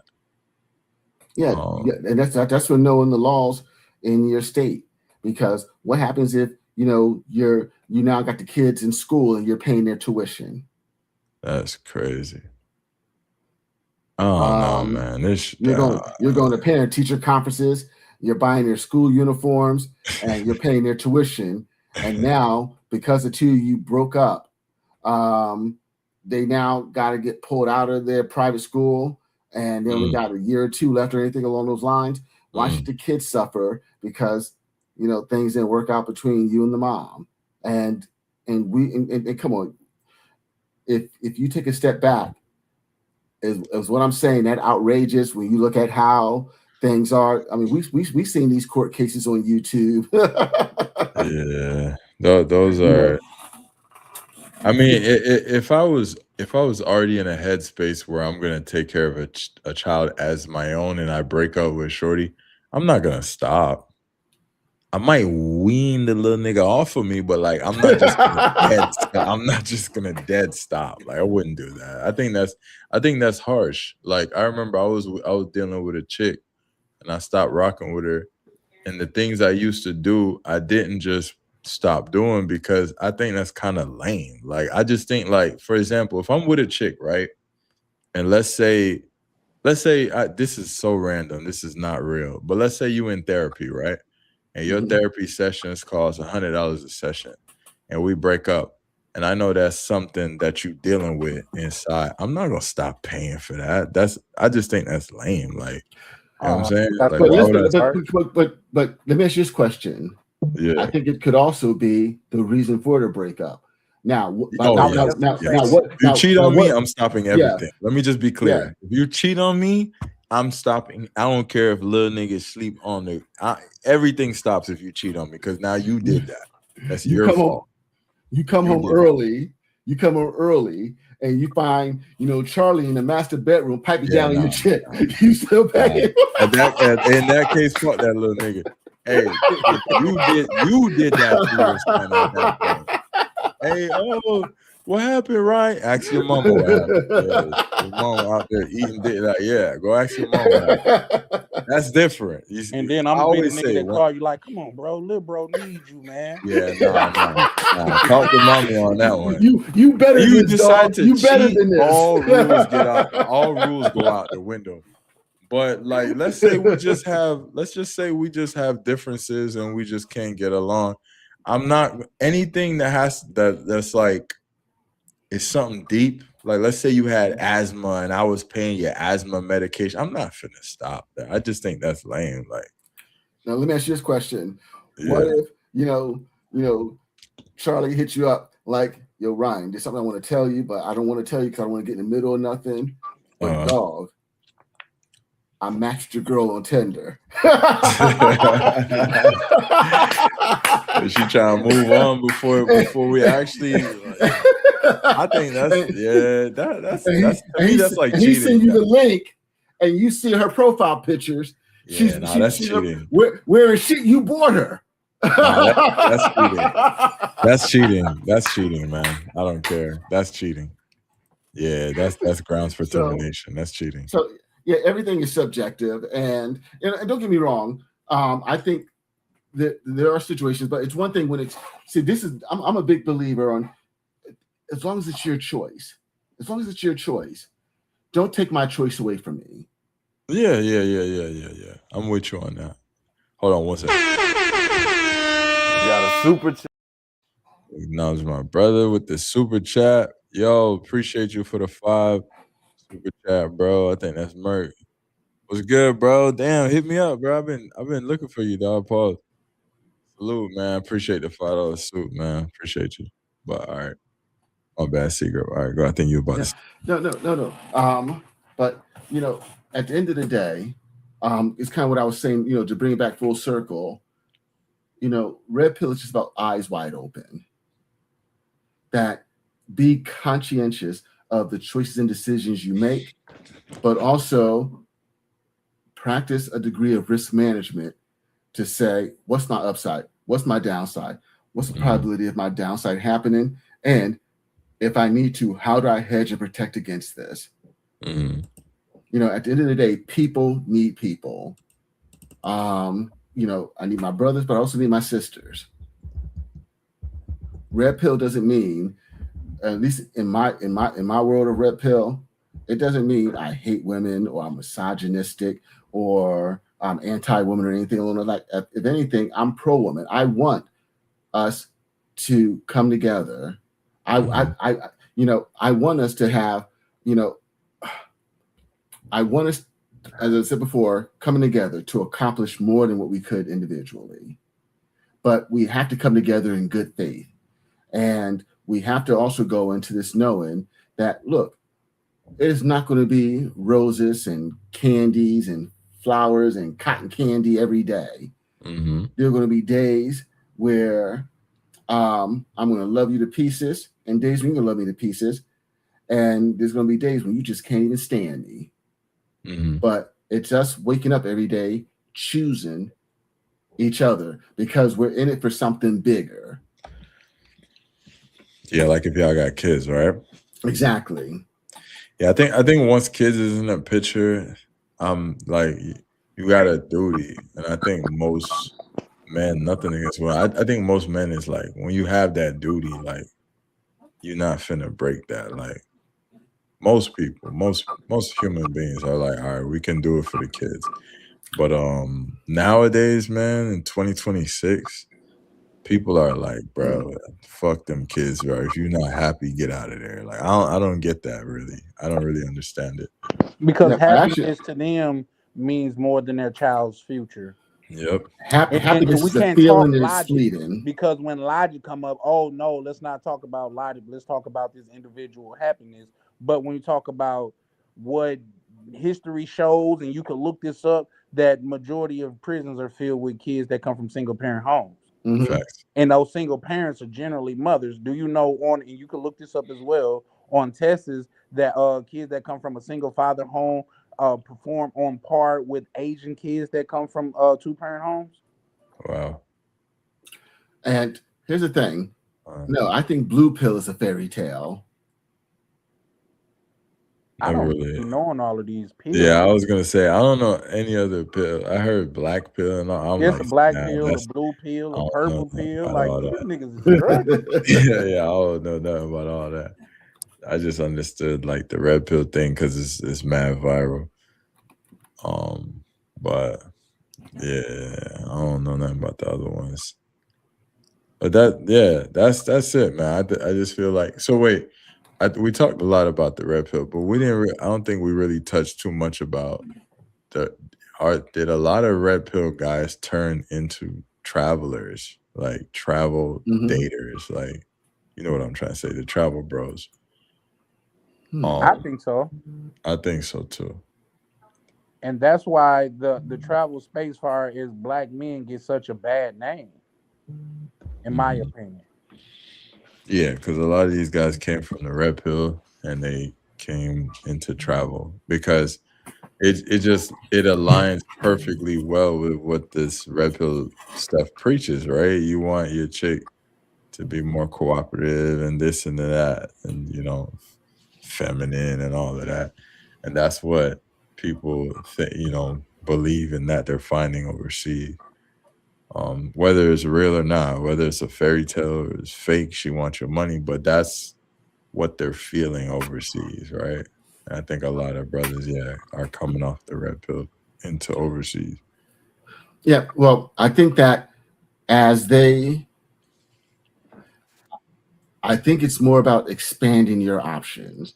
There's something, and I might be phrasing this wrong, but the paradox of choice. That when you feel as though you have too many options, you contract. And when you feel as though you don't have enough, you find ways to expand. And I think Red Pill is just expanding your horizons. That if I can't find what I'm looking for here, then I'm open to discovering that someplace else. And in regards to the whole red pill, blue pill, now, personally, I think, the blue pill is, that traditional value, sugar and spice and everything nice. I think the blue pill represents, a choice between remaining in a state of blissful ignorance. That you're not seeing women for who and what they are. You're not paying attention to female nature and intersexual dynamics and everything along those lines. And and my thing about ignorance is not bliss. It just creates blissful idiots. Yeah. Wow. Wait, before we get out of here, because I know eventually I'm going to have to wrap this up, but before we get out of here, ultimately, to answer directly, did the red pill ruin dating? What, yes or no for you guys? No. I would need some more context to that, if I'm being honest.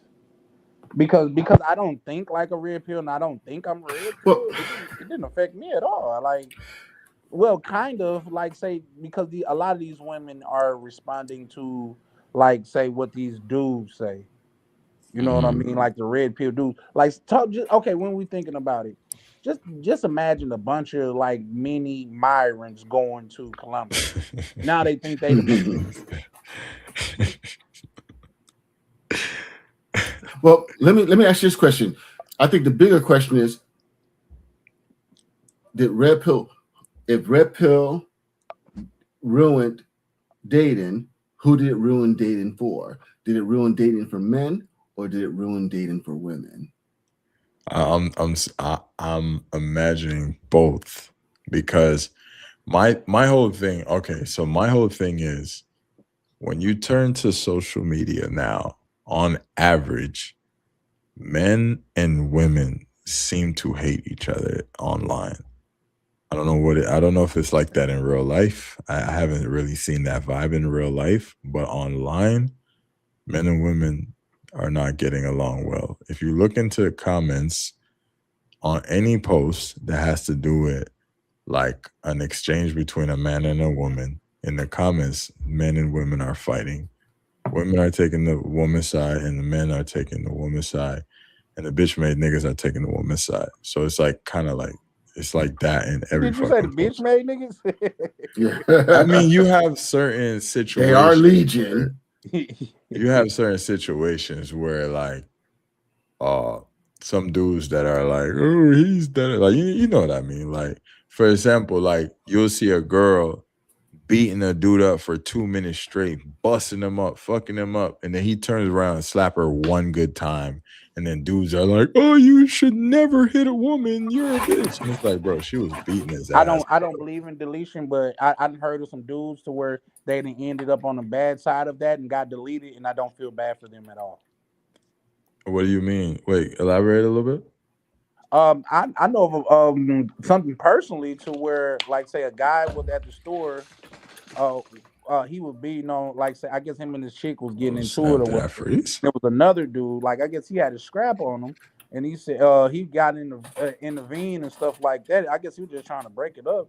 The nigga was like, shit, put your scrap down and let's fight. And he was like, all right, I'll fight you. He put his scrap down. The dude that was beating his chick had a scrap on him and deleted him. Wow.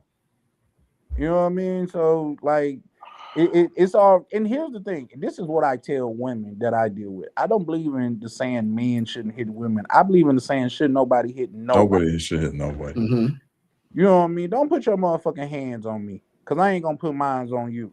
Because we all, I can't say we all, but yes, there are women out there that take advantage of me and not hitting them. I done seen women punch dudes in the face because they knew the dude wasn't going to hit them back. Yep. That's most women. That's mostly what they do. I'm not gonna sit here and lie. I've been hit by a woman before. Like one time, I said this on live. Shorty hit me. I didn't hit her back, not because I couldn't, but it's because I feel like I kind of did her kind of dirty. So I ate that one hit. She ain't like wail on me, but she caught me one time. Yeah. And I ate it because I felt like what I did was so fucked up. So I just ate it. Oh, but I told her, I'm like,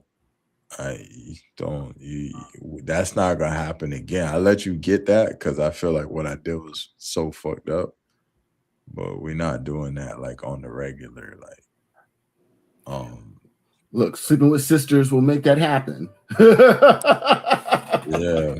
And after that, another chick hit me, and you know, I ain't hit her back, but I pinned her down though. Like I put her on the ground, and you know how you ever had a chick so small that you could hold two of her arms in one hand like this? Like, bitch, like don't you ever hit me like two Hold of them on, like joints? how can you hold to her hand? Like this, like you take her both. Size chicks, huh? Nah, you never had a chick that was just. I've never been attracted to super skinny women. She's not. I mean, she had a little cake on her. She just wrist with one of your hands. She's super skinny, bro. Really? You think so? For sure. Yeah. For sure. Okay. I mean, yeah, I definitely pinned her down, and I was just like, you see, I'm not finna hit you. What would I get out of that? But I just let her know, like, the option is there. If I wanted to, I could really fuck you up right now. So some chicks are into that. I don't you condone no, it. But she some chicks are into she that. loved that shit. She got wet. Like They she like that really enjoyed it. toxicity. I mean, come on, guys. And she's one of those. Yeah, she loved it. She can she keep it a loved that buck. shit. Some of the best sex that you gonna have is after a passionate argument. Oh yeah, 100%. I would never argue that. That is 100% the truth. So my take on the red pill, I think the red pill, it could ruin dating for men who adhere to the toxic side of it. If you're leaning more towards, the Myron type, the Sneeko type, then I can see how that can ruin you. If you are a woman that pretty much adds no benefit and value to a man life, and it's all about what a man can do for you, and you extract your resources from him, then yeah, it ruined dating for you. But for your man that is that good dude with that good heart, that did all the right things, he had dick disciplined, he went out, found ways to add value into this world and get compensated for that value. He took a portion of that value and then chose to be a good steward of it, saved, grew, and invested it to save for that future version of himself. And now he's in a position to where, hey, I'm looking now to share what I built with someone, but I'm not going to just do that for anyone. Then I think the red pill is beneficial for that type of guy. Yeah. I just think it could be beneficial for every guy. If you just take And I think and it's beneficial for the woman that knows women. She's looking for that guy who did all that stuff, who checked all those boxes, and she's been disciplined with her womb and who she allowed in her life, and so she didn't give a whole bunch of herself to a whole bunch of unworthy Chad and Tyrones and Pookies and Ray Rays. And this is the type of I think in that case, it's definitely beneficial because as a man, I know the burden of performance that I need to bring to the table. And you know the role that you add, you epitomize that whole helpmate, and you want to build with me. Then I think the red pill is good because it's teaching men to level up, to become the best version of themselves. And for a woman who is a better or best version of herself, this is going to create an atmosphere to where she can find that match in a man. All right. Right. See, that's the thing where I say, I think the red pill has a lot of good things that it teaches. The problem with the world we live in, with the society we live in, people are dumb, right? So people are going to take the toxic shit and run with it. People will leave all the good things. Oh, go get in shape. Go lose some weight. Go hit the gym. Go get your money up. Go learn a skill. Go do this. Go do that. Like, do all these honorable. Niggas will ignore all of that shit. And they'll hear, like, oh, a nigga say, oh, women can't drive. And they'll run with that shit. Like, they'll scream that shit to the mountaintop. They'll take all the toxic shit because they love the toxicity. Like, that's the problem with the movement, is that the toxic talking points and little viral clips, people kind of like hone in on that shit, and that's what gets the most attention. Yeah. And that's where you get to hear shit like, oh, misogyny and shit like that. But I think misandry is just as prevalent as misogyny, if not more. Oh yeah, it's worse. Yeah, well, yeah. I think I would argue in this day and age, most women don't like men, like in general. Like, yeah, for real. Like generally just don't like men. Like, and they'll admit it. If you ask them, they'll tell you. Especially one that they're not attracted to and don't see any benefit and value in. Mm-hmm. Mm-hmm. Agreed. Yeah. And once again, and here's the thing, that age old saying, don't hate the player, hate the game. I say no, just learn to play the game better. Don't hate the player, don't hate the game. Learn to play it better. I say hate yourself. Okay.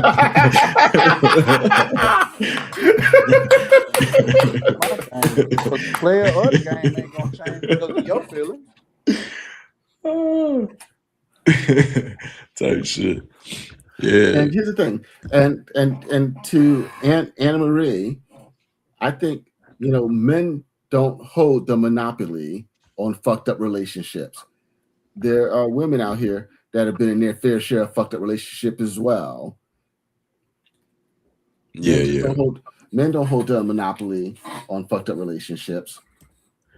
Yeah, I think humans in general, male or female. I mean, I only deal with women, so I only know of female. So, but like, I think if you have like a deep rooted trauma, it really does affect your relationship. I don't know. Have y'all ever dealt with somebody that had a real traumatic experience? It really does sometimes take a burden on the relationship, depending on how she is dealing with her trauma. Because I've dealt with chicks that they don't wear their trauma and it don't seem to affect their relationship. And I have dealt with chicks that their trauma is like they want to be a victim in everything now because they've been through that. So they make it to where you would be guilty if you kind of penalize her for how she's acting with her trauma. So she'll hold that over you like, well, I've been through this.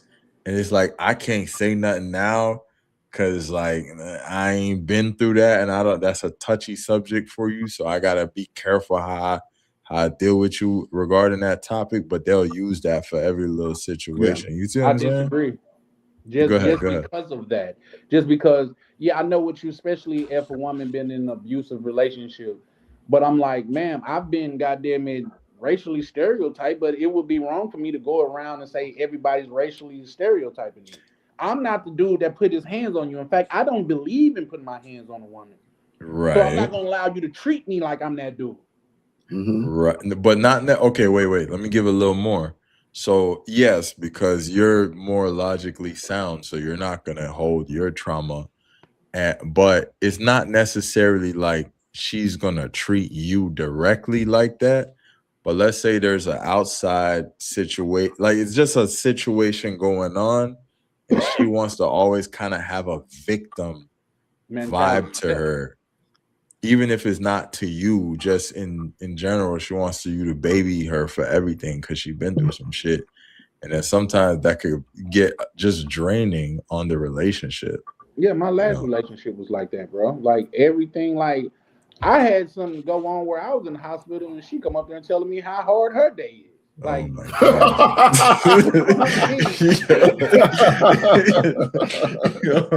That's textbook, man. That's textbook victim right there, bro. Shit. That is victim 101, bro. Let me check out first. I'm laying there in the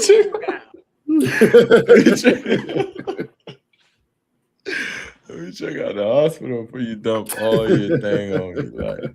And sometimes, bro, I've been with chicks before where I didn't realize their whole shit was weighing so heavy on me until we were over with. And I'm like, dang, I feel so light. I ain't you know what I'm saying?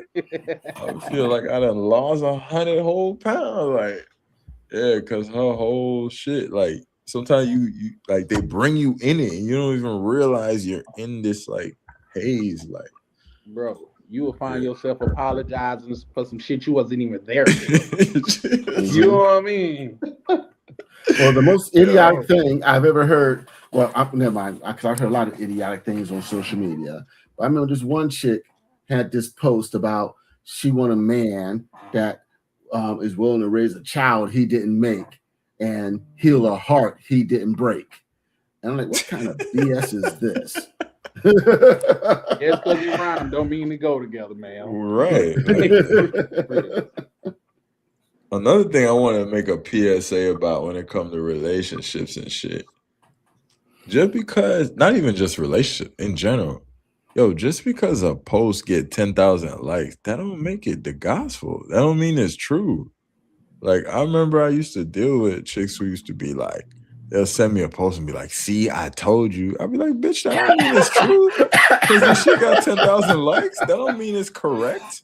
You're right. You know what I'm saying? Dumb motherfuckers go viral too. That don't mean it's correct. You scientifically prove your point. Like, bitch, shut up. Yeah. Like, I told you. I'm like, okay, bitch, because what? The podcast host like agrees with you? That mean you right? Nah, bitch.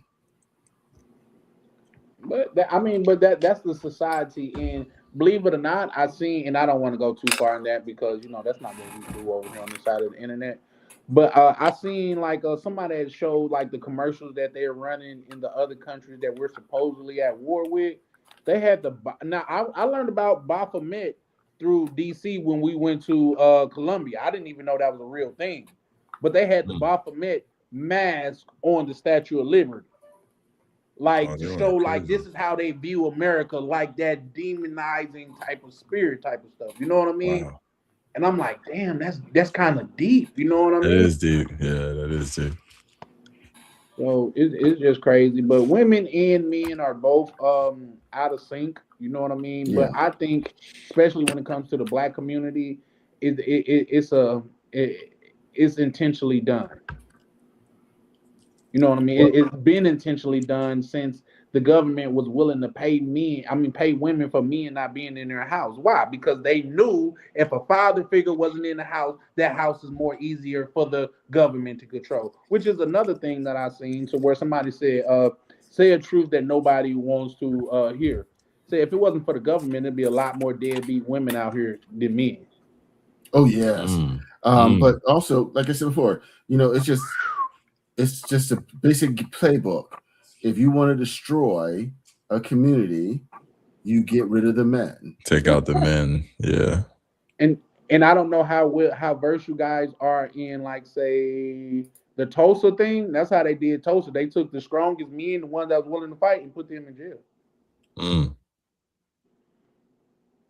I think, like, yo, I really think if you really peel back the layers of how this shit is structured, bro, these people are highly intelligent. If you really, really think deep on the things that were structured, the laws, the things put in place, and they knew what was gonna happen by doing certain things, it's like, yo, y'all motherfuckers is y'all smart. I ain't gonna lie. I don't like what y'all did, but y'all really did it in a smart way. It's diabolical. Yeah, definitely diabolical. I think you hit a point there, Ryan, because just think about it like this. Coca-Cola, and I'm only using Coca-Cola because, like, say, I be buying my pops and stuff in bulk, like 12 packs and stuff like that. Y'all know I love good deals. So it was a deal to where you buy 2 packs, you get you buy 2 12 packs, you get 3 12 packs for free with it. Which is why Coca-Cola come up. But do you know they spend millions and millions of dollars a year on their R&D department? For those that's watching that don't know what R&D is, that's research and development. And just think that's just Coca-Cola. Now, America got some of the best, smartest minds working for them. What do you think their R&D department is goddamn it looking at and researching? You see what I'm saying? Like, all of this is pre-planned, man. You know what I mean? Like, all of it is pre-planned to keep men, not just black women and black men, but keep the genders fighting, period. Yeah. That's just it's like all in the Roman everything time. happening. It's supposed to, like, it's structured. Yeah, that's a fact. It's supposed the men versus women, that everyone's struggling. All of this shit is supposed to happen. Like, This is the way they structure it. Because here's the thing: if they keep us fighting each other, whether it's women versus men, Republicans versus Democrat, red versus blue, they keeping us separated, so we don't come up to fight them. Yeah, they have to keep us like that. It And has to be. It has to it happen. has to be. And then just let's relate history in these points. They say like those Colosseums that was in Rome or whatever, like during the Caesar era and stuff like that. They was like that because people, the poor people, would need a distraction from their miserable lives and forget how miserable their lives was. Why do we got so many damn near Colosseums around the world? Like for men to be walking around with shirts on that have the last name of other men, it's kind of diabolical when you think about it. Mhm. You know what I mean? Like all of this is to keep your mind off of leveling up and keep you a slave. Because I also generally think this, and people don't have to agree, but they didn't abolish your slavery; they just repackaged it. Yeah. Like that. This is That's where I was like. That's where I was getting at. Like once slavery was over, they probably had the grand meeting, or before it was over. They're like, all right, we can't let these ninjas take over. Cause we could see, I ain't trying to be one of those guys, but we could see they're strong, they're fast, they're smart. We gotta the way I try to tell, like the way I would talk to my brother would be like, bro, imagine if we ran the whole world and we said, how can we make sure our family tree forever runs it? All right, fam, this is what we need to do. Because if we give them too much, they gonna take this shit over, and then you gonna have them running this shit. So to keep us running it, we gotta keep them down there. Give them a little something, so they, you know what I'm saying, so they happy. Give them a a little Jay-Z here, a little, you know what I'm saying. Give them a little, Yeah. you know what I'm saying. Get their winner, little LeBron James over there, or Kobe. Give them a little something to celebrate. Make them think the only way out is through sports or rap, and then the private schools make it to where they can't afford it. Keep our people and give our people the game on how to win, and Well, et cetera, et cetera. well, Charlie, you said it best. They say history might not repeat, but it damn sure rhymes. And it's a playbook from the Roman Empire. You said it best. It was about bread and circuses, food and spectacle, and that's how you control the masses. And guess what? They're doing it today. It's nothing original. It's the same playbook. That's why that's why they tell us those who don't know their history is doomed to repeat it. Yeah, you know what? When I asked in school, like, why do we need to learn history? Like, it's literally history. It's in the past. Like, how can you know where you're going if you don't know where you came from? You know what I mean? Like, you got to understand that these powers are in place because when you think about it, and I don't want to go too far in that, but there hasn't been a race held back in America like black people. You know what I mean? Like, not only that, like black people look out on the Germans, the Jewish people and shit like that, and for the atrocity that America didn't even cause to them. So they understand like repair and reparations and things of that nature. They just don't want to give it to us. And then let's just take that a step further. You had black people that came together and said, you know what, fuck your money. We're gonna go out and build our own town. We're gonna depend on us. It's no, you're not. And they burned it down. Burnt it down. They flood one. Then they Yeah, burnt the other one down. Come on. yeah. So yeah. But it is But let what me ask you this, right? I ain't trying to get too deep because I already know how it can get. Real quick, do you think it would be beneficial if, let's say, all black people was like, all right, let's say we the best basketball players, football players. Why don't we just all sit down and be like, we are never gonna play for y'all. We will only play for us. Do you think that could ever be? There will ever be a world where that could work out? not far as I can see, and I'll tell you why. Um, just like even back then when we were down and stuff like that, and we was moving to get up, it was always a mole in the camp. Now, when you look at what went on with the Somalian people in Minnesota, they was together. Them secrets didn't get out to us like that. When you think about what happened with the Mexicans, like say on with the trucking, all of them they was having trucking license and couldn't even read stop signs and shit like that. They was together. You see what I'm saying? And then I just watched another documentary to where, like, I think it's on the East Coast, to where the Jewish community, they got a whole thing to where they taking advantage of the government by having as many kids as possible. And this is what they train and taught to do, to build their family wealth off of the government's money. Once again, they stuck together. You see what I'm saying? I think they didn't accosted so many of our leaders to people get scared to take on that road. I give a case in point. Do you know how many people in America, black people specifically, thought that Obama was gonna die on that ride after he won the election? Everybody's heart was beating slow because they felt like they were gonna assassinate that man. Because it's like they're not gonna stand for this black man running this country. Right. Yeah. I remember. That's my synopsis. Even I was thinking that too. Yeah. That's my synopsis. Okay. Interesting. I always found that kind of. I personally, Ryan, just real quick, and I'll close that thought. I do believe if everybody's like kind of stood up and said that, I don't believe they would allow it. How would they stop it though? They would try to stop it somehow. I don't believe. For example, right? I ain't trying to get too deep. But I think we all heard Diddy. They was allowing Diddy to have his little weird fun until he got out of line. He tried to ask for too much. He tried to get too much. Got liquor money. That's what that was. And I got that on my Snapchat that I could show y'all to where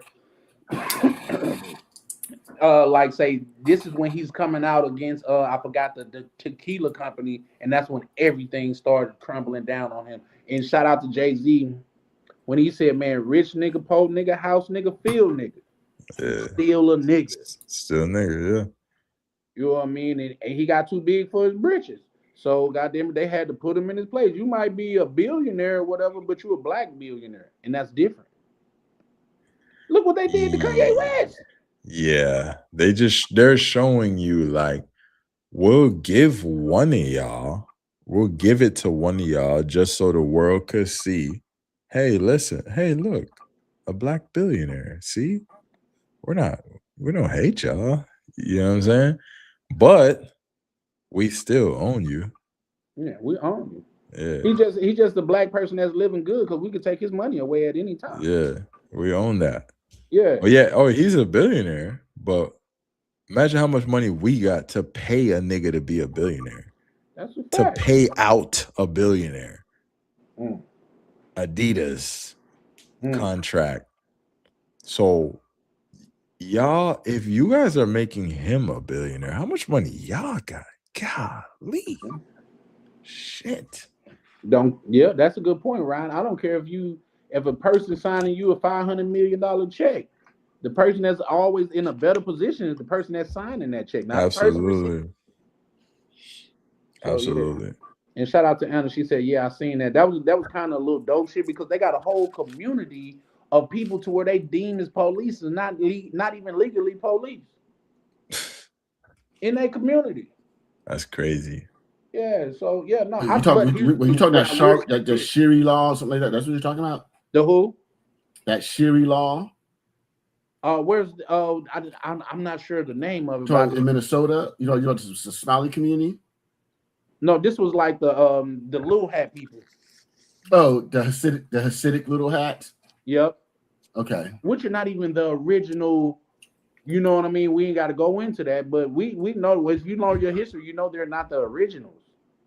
That's just like you got people with these thin ass lips and these long ass noses and shit talking about they Egyptians. That doesn't make sense. That doesn't make sense. Because the statue clearly depict the people that looked like them and they had big lips with wide noses. Come on, man. Yeah, man. Man, yeah, it's scary when you think about all this shit. Yeah, but I will like end that with saying I think there are little pockets of where that's going on. If you ever read the book, I forgot, I think it's called Black Wealth. It is about the first 7 millionaires after slavery, the first black 7 millionaires after slavery, and there was pockets of people that's doing work behind the scenes.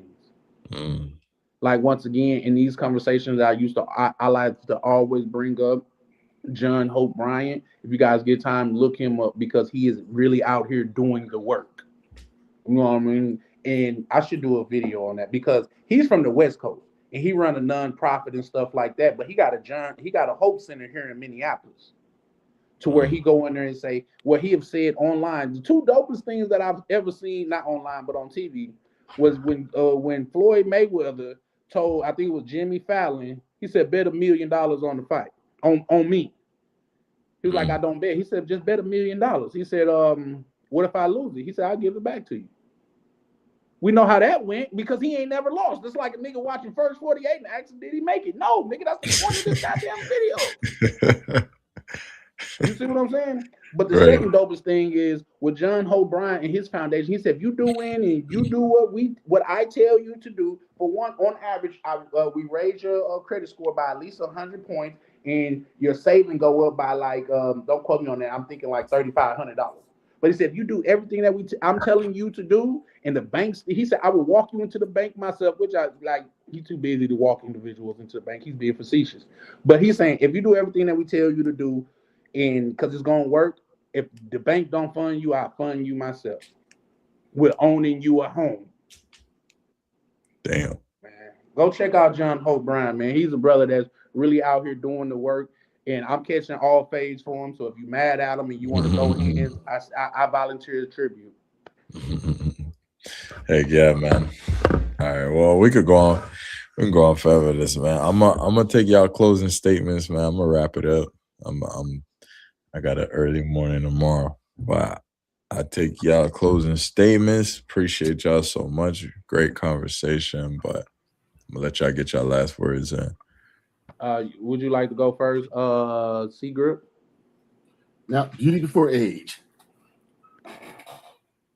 Hold on, say that again. No, I said beauty before age. No, so at the end of the day, look, whether you red pill, blue pill, black pill, whatever you prescribe to, at the end of the day, you have to do what's best for you, your family, your goals. How do you envision your life? And you're not going to agree, and you really shouldn't agree with 100% of what anyone says. Once again, thank you. Yes. Use what you can and discard the rest. There you go. That's my closing statement. Take what you need and discard the rest. I love that. For sure. Absolutely. Shout out to you for that, G Grip. What I will say about that, what I will say is, don't fall for this stuff, men or women, where women, and you don't see men saying that because that's crazy. But when women say they don't need men, and you got some weirdo men that say they don't need women, I don't want to live in a society where there's no women. That just doesn't make sense to me. But what I will say is this, man: be true to who you are and try to be the best person that you can be. Just because in this cruel world of ours, you need to be at your best at all times. And this is Charlie Chan with Charlie Chan TV, man. Shout out to Ryan with Vacation Time with Ryan, man, having another dope live, man. I'm gonna try to go live tomorrow, depending on who fighting it is, who's fighting tomorrow. But man, pull up and rock with me at Charlie Chan TV, and I am over and out. All right, salute. Shout out to Charlie. Make sure y'all subscribe to Charlie Chan TV. Thank you guys so much. Anna said, have a good night, fellas. Have a good night, Anna. Appreciate you guys. I see Dirk in the chat. Salute the chat. My bad, I didn't get to read all the comments. Just sometimes we in conversation, we don't want to mess up the flow or interrupt anyone speaking. So sometimes I might not get to every comment, but I do appreciate you guys in the comment, in the chat. The chat keeps it going, man. So you guys are very important.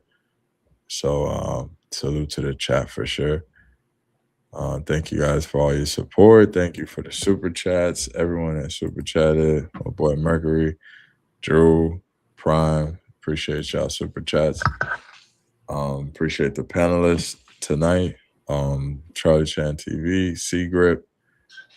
Great conversation, man.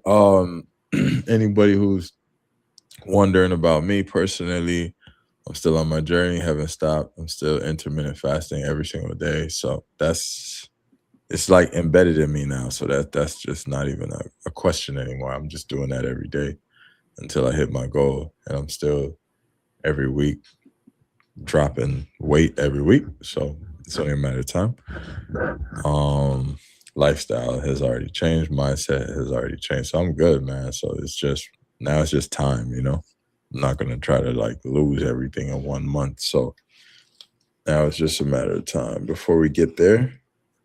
So just to get y'all an update on me before I get up out of here, I lost a total. If we're gonna go from total, damn, where am I at? I don't know. It's like 75 pounds, something like that. So I'm on the way. I'm almost there. I'm getting there. I'm getting close. What else we got? Videos.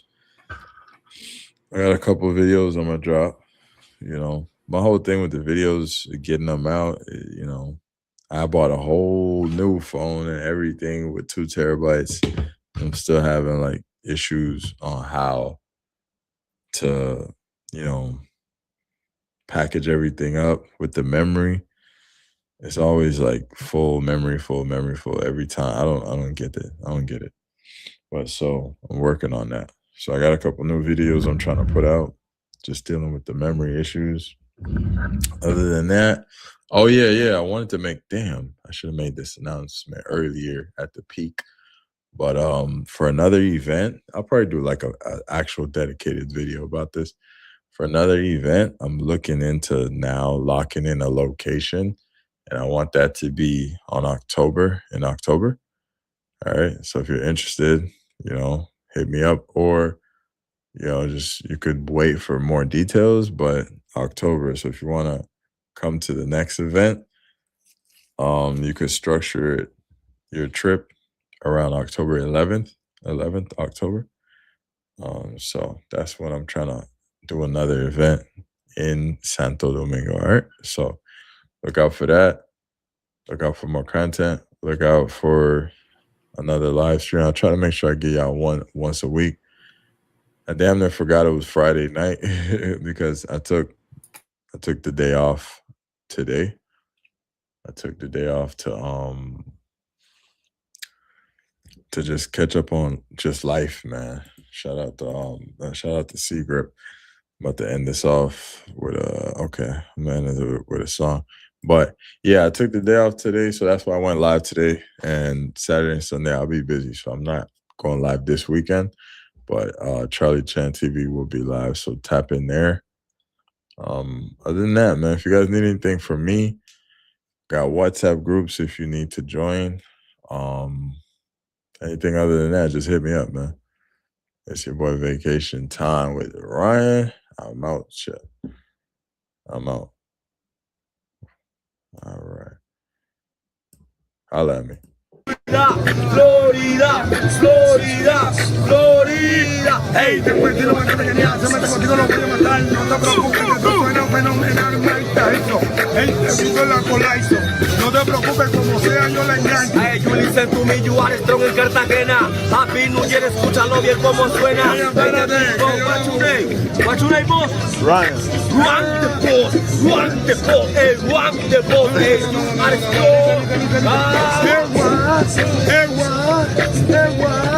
Hey, you are strong. Hey, párame bola, mírame la cara. Si viene a pedo que se me dispara. Hey, you are strong, blanc. Mira donde vaya el refrón. Hey, yo lo hago en el beat. Hey, you are strong. Hey, you are the key. Pero Barbie, quiere escuchar muy original. You are speaking English, you're speaking Spanish. Why? Hey, estamos a los enfoques. Hey, yo fucking. Hey, aquí en la playa. No te preocupes que yo vengo a la escuela, lo tiro en mayo. Hey, you are strong. You are strong. You are strong. You are strong. Welcome a Cartagena. You are the king. You my friend, yo lo hago en el beat. Hey, tengo talento, si viene pero lo hago estilo. Porque you my friend no puede pues contigo. Hey, saluda hasta el blanco, Juan. Tú eres ese gerente humano. 100,